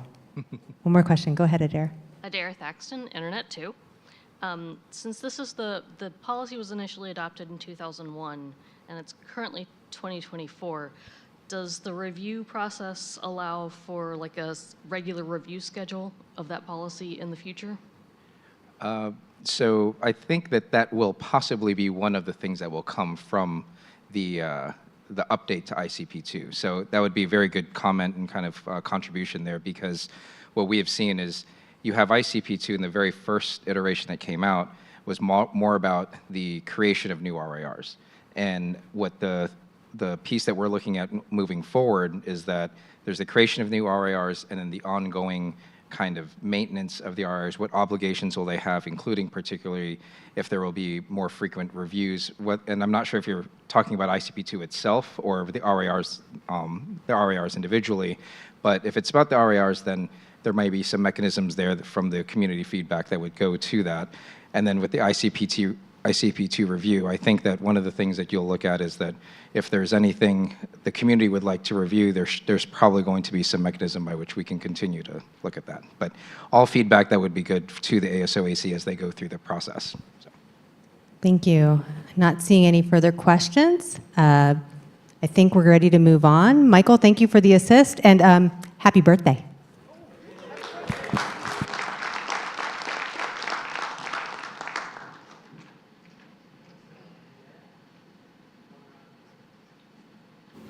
Do we have Mike? Yay, sorry, thanks. And see, I didn't make everybody sing. You were worried. I can understand the fear. All right, one last presentation before our open microphone. Got John Sweeting here to give the internet number status report. And we have the queues for 2023 one because we never received the 2024 slides. Yeah, that's fine. Okay. I saw that. Okay. Should we start out singing happy birthday to Michael? All right, let's do it. Happy birthday to you. Happy birthday to you. Happy birthday, dear Michael. Happy birthday to you. And many more. All right. Since this is the last presentation before John Curran comes up and kind of closes this out with an open mic and some closing remarks, we're going to try to get through this pretty quick. So this is the internet number status report. These statistics are collected, and the presentation is produced by Herman, who is the secretariat for the NRO. The statistics are sent in from each of the 5 RIRs quarterly, and then Herman massages those, puts them together, and adds them to the presentation. We're going into, we've changed some of the slides that we're going to present in there, and so I don't have the deck from Q1 because Herman is still massaging that, but I do have the deck for the Q4 of 2023. Okay, so this is just, we show this every time. It's all the IPv4 address distributed by IANA and who it was distributed by. So you can't look at that and say, well, that's not what it is today, because yeah, that's not what it is today. That's what was distributed by IANA historically. And with transfers and stuff, things are moving around. Okay, so total IPv4 addresses, this is much more interesting, managed by each RIR. As you can see, Afrinic 7.23/8s, APNIC, and ARIN is 99.08/8s, of which, well, less than half now, used to be half, but less than half of that is legacy space now. LACNIC, APNIC is 53.10, and RIPE is 49.94, and then LACNIC is 11.33/8s. So that's a lot of space. Okay, so available IPv4 space in each RIR in terms of /8, you can see 0 down there across ARIN, LACNIC, and RIPE, APNIC has 0.15 of a /8 left, big holdings, and AFRINIC has 0.07. For ARIN, so people say, well, how is ARIN still doing a wait list and these special reserves? So we don't count those special reserve NRPM 4.4 and 4.10 space as available because it's not available to everybody. It's got special use, so we don't count that as available. IPv4 space issued by RIRs per year in terms of /8s.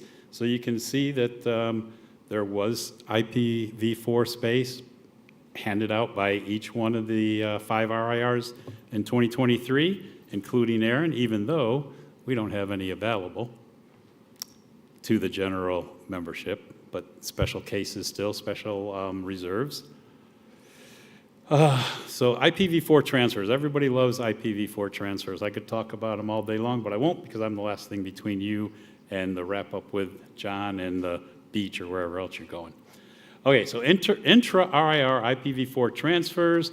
You see RIPE does a lot of transfers. I feel sorry for that RSD team. They do a lot of transfers. After that, it's ARIN, APNIC, LACNIC, and AFRINIC. That was by the number of transfers. This is by the, no, what was that? That was by the number of transfers, yeah, transfers per year.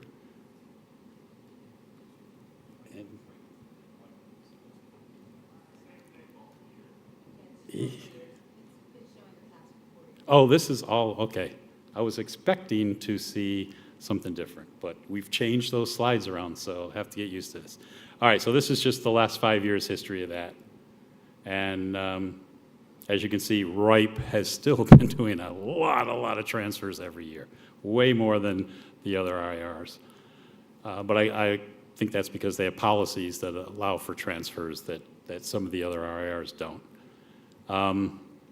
So the inter-RIR transfers is between, so the source is in one region and the recipient is in another region. So as you can see, AFRINIC does not participate in the inter-RIR transfer process. They do not have a policy in place that allows them to do that, so there's zeros all the way across.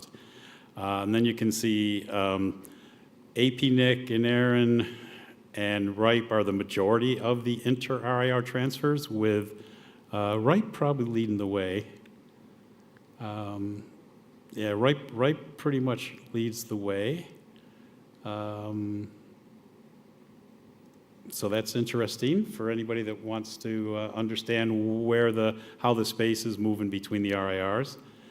IPv6, this is the IPv6 address space and how it's allocated from IANA, the global unicast /3, and then these are just up in the corner, the box up in the corner talks about stuff that was given out before they came up with the policy of when an RIR went to them, they got a /12. So since that time, since after 2006, ARIN and RIPE have both received a /11 of IPv6 space from IANA. LACNIC, AFRINIC, and APNIC are still on their first /12, which will probably change soon for one of those at least. IPv6 allocations issued by the RIR, so that's the prefixes allocated each year by IRR. Nothing too interesting there. RIPE does a lot. They did a lot in 2019 and 2021, but it's pretty much what you would expect. Total allocated space, since RIPE gave out more each year, they have given out more over the total of the years. And then you got ARIN and APNIC, and then LACNIC and AFRINIC. Again, pretty much what you would expect. IPv6 assignments. So prefixes each RIR per year. As you will see, there is no ARIN IPv6 assignments in 2022 or 2023. That's because they all changed to allocations. Now, we didn't go back and to that one question I had earlier. In our database, all our assignments were changed to allocations, but we didn't change the data that was, the historical data that was captured in these slides. So you can still see the assignments that ARIN did do 2019, 2020, and 2021. As we move along in the years, it'll just show no assignments done by ARIN. Total assigned IPv6 space. ARIN, you can see we're at 3 million there, but those are /48s. That shouldn't change unless we have another change to policies or the way we issue space out. LACNIC has given out a lot of /48s, and I believe they had a policy where they gave IPv6 to everybody. If you came into LACNIC and asked for IPv4, you got IPv6 with it. And that's why they have so much assigned IPv6 space. And it looks like, right, looks like you do most years in allocations. Percentage of members with IPv6 in each RIR. So, again, LACNIC has that 91.18% of V4 and V6, a small percentage of V6 only, and then RIPE sitting there. It looks like ARIN has, we're lagging behind there. We need to get on that, John. I know, it's me. Sorry.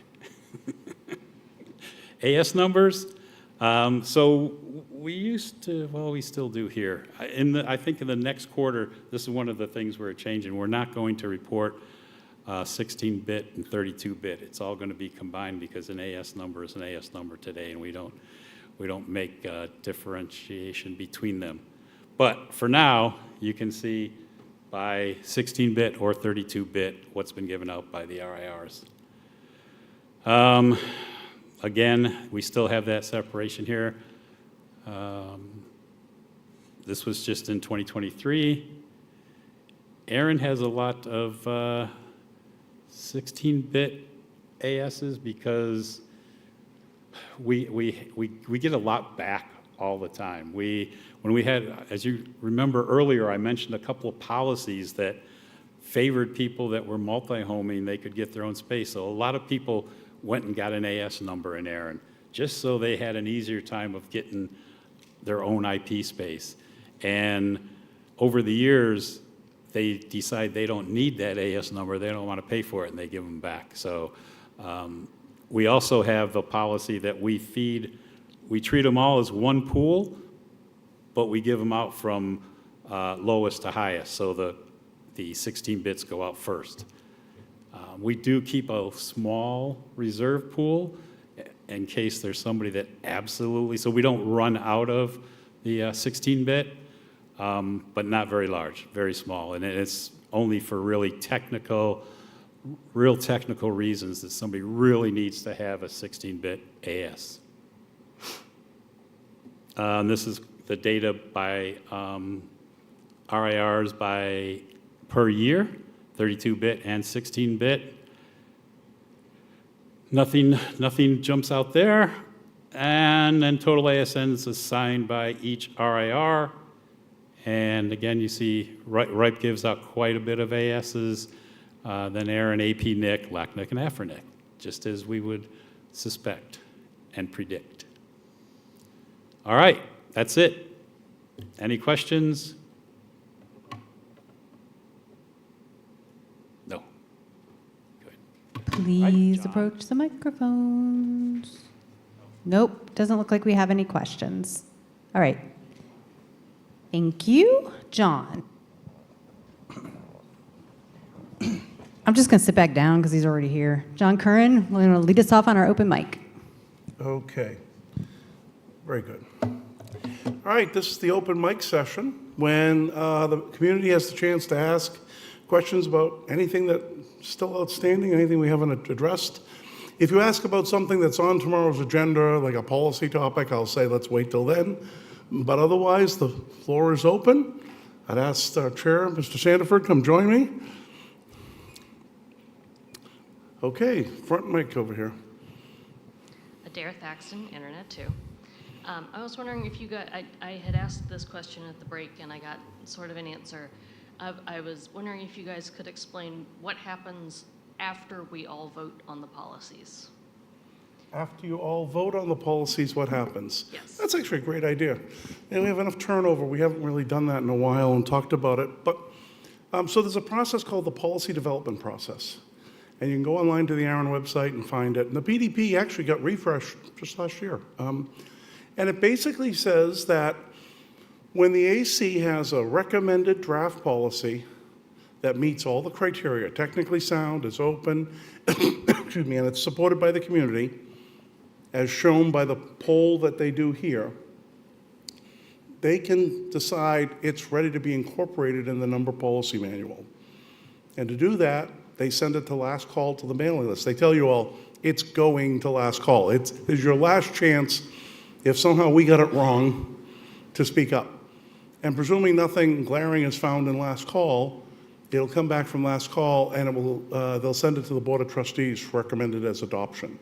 And the board will ratify that. The board looks 19 out of 20 times, we ratify what they send us. We may occasionally send it back and say, we're missing a detail here. Did this vote occur? Or can we see this right up? But generally, we simply ratify it, and then it's incorporated into the number resource policy. So it's pretty well structured. I think it's important to note as well, too, that the AC uses various different means to gauge consensus or community support for the policy, not just the show of hands. Right. That's true.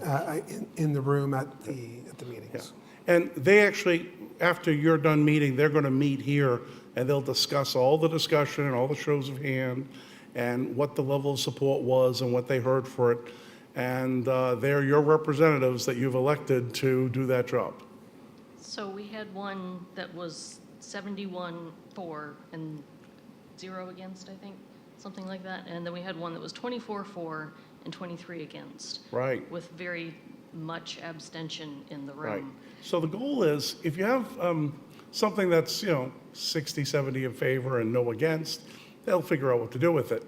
If you have something that's split down the middle, what you're looking for is, well, actually in that particular proposal, someone said, I'm not in favor of it. I would be in favor with changes, these changes, is to hear what were those changes? Are those changes that take it the wrong way, or would the other people in the room also support it? Revise it to try to get a bigger pool of support. So they'll increment, they'll come back to you with another update, or they may say, oh, the 15, 20 people who were against it were all against it because of this one thing. That's what we heard, and that's one that we've decided that we talked about. It's incompatible. You have to do A or B, and we think we have enough support. Now, 2020, that would be hard to send to the board. The board would ask a lot of questions. We don't generally get cases like that. In general, the AC doesn't take something and recommend it until it's pretty clear. And the AC recommendations to the board, while not always unanimous, a 15-member AC are very close there. We may have one or two that go away, but the board's generally getting things that are very well considered by the advisory council. Okay, thank you. Yep. Okay, microphones remain open, remote mics are open. Feel free to get your comments or questions in online as well. Yeah.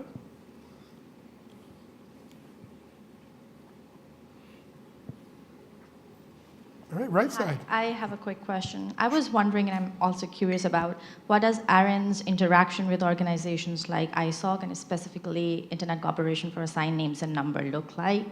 I know in one of the presentations it was briefly touched upon, but I would Sure. really appreciate if you could elaborate on that. If you could just state your name and your Yeah, I'm affiliation. so sorry. That's okay.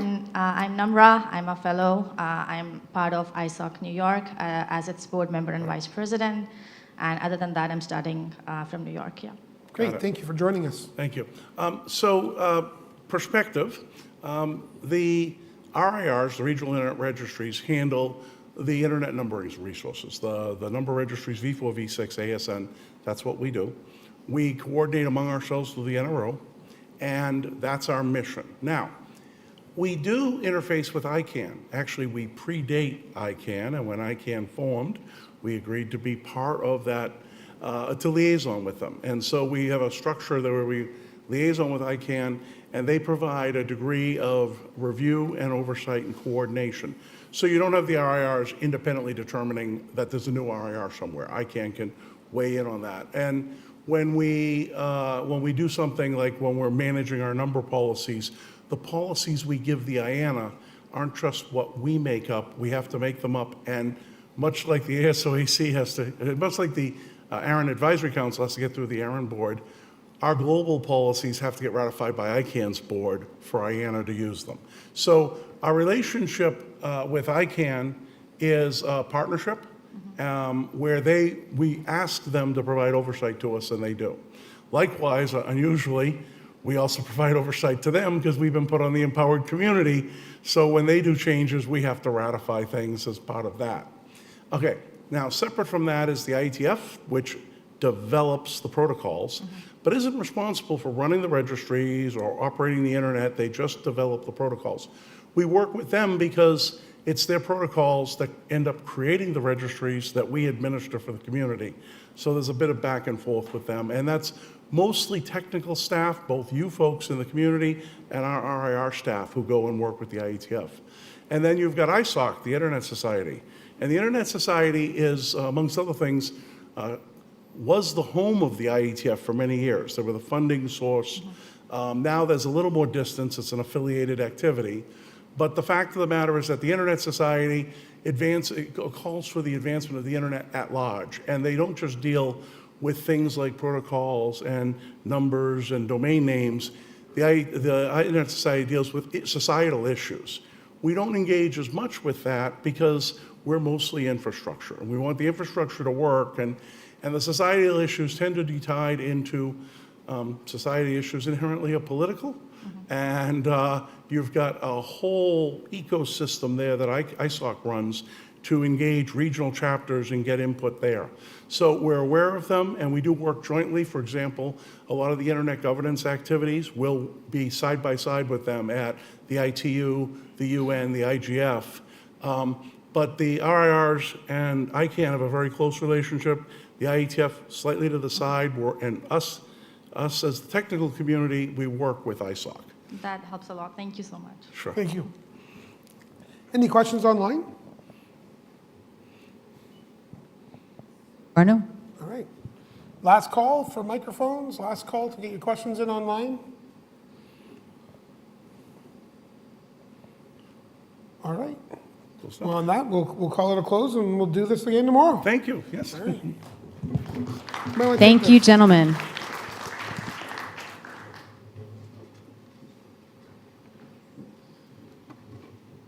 Okay, a few parting housekeeping details. Thank you, everyone, for joining us today.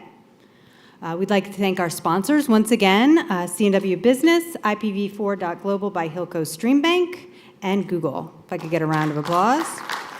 Thank you. All right, for folks who are here with us in Barbados, we will have our social this evening. It will begin at 7 p.m. It's over at the Boatyard.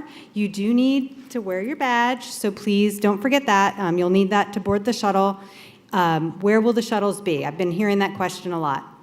So basically, if you walk out of this room and turn to the right and walk, if you walk far enough, you'll land in a parking lot. Don't fall off the curb.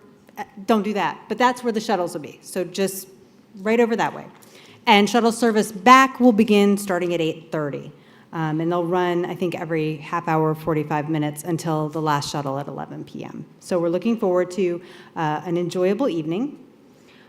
Reminding everyone that we are committed to supporting a productive and safe environment for all participants, and that does include the social this evening. So have fun, just not too much.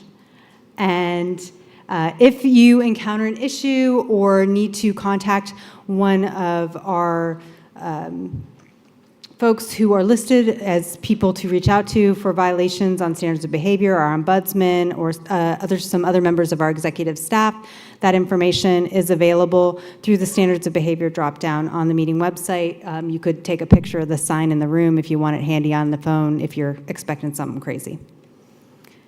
All right, and we look forward to seeing everyone back here tomorrow. Breakfast will be served at 8. The meeting will begin promptly at 9. And that's it. Thank you very much for a great first day. We're really happy to have everyone with us, and we will see you back here tomorrow.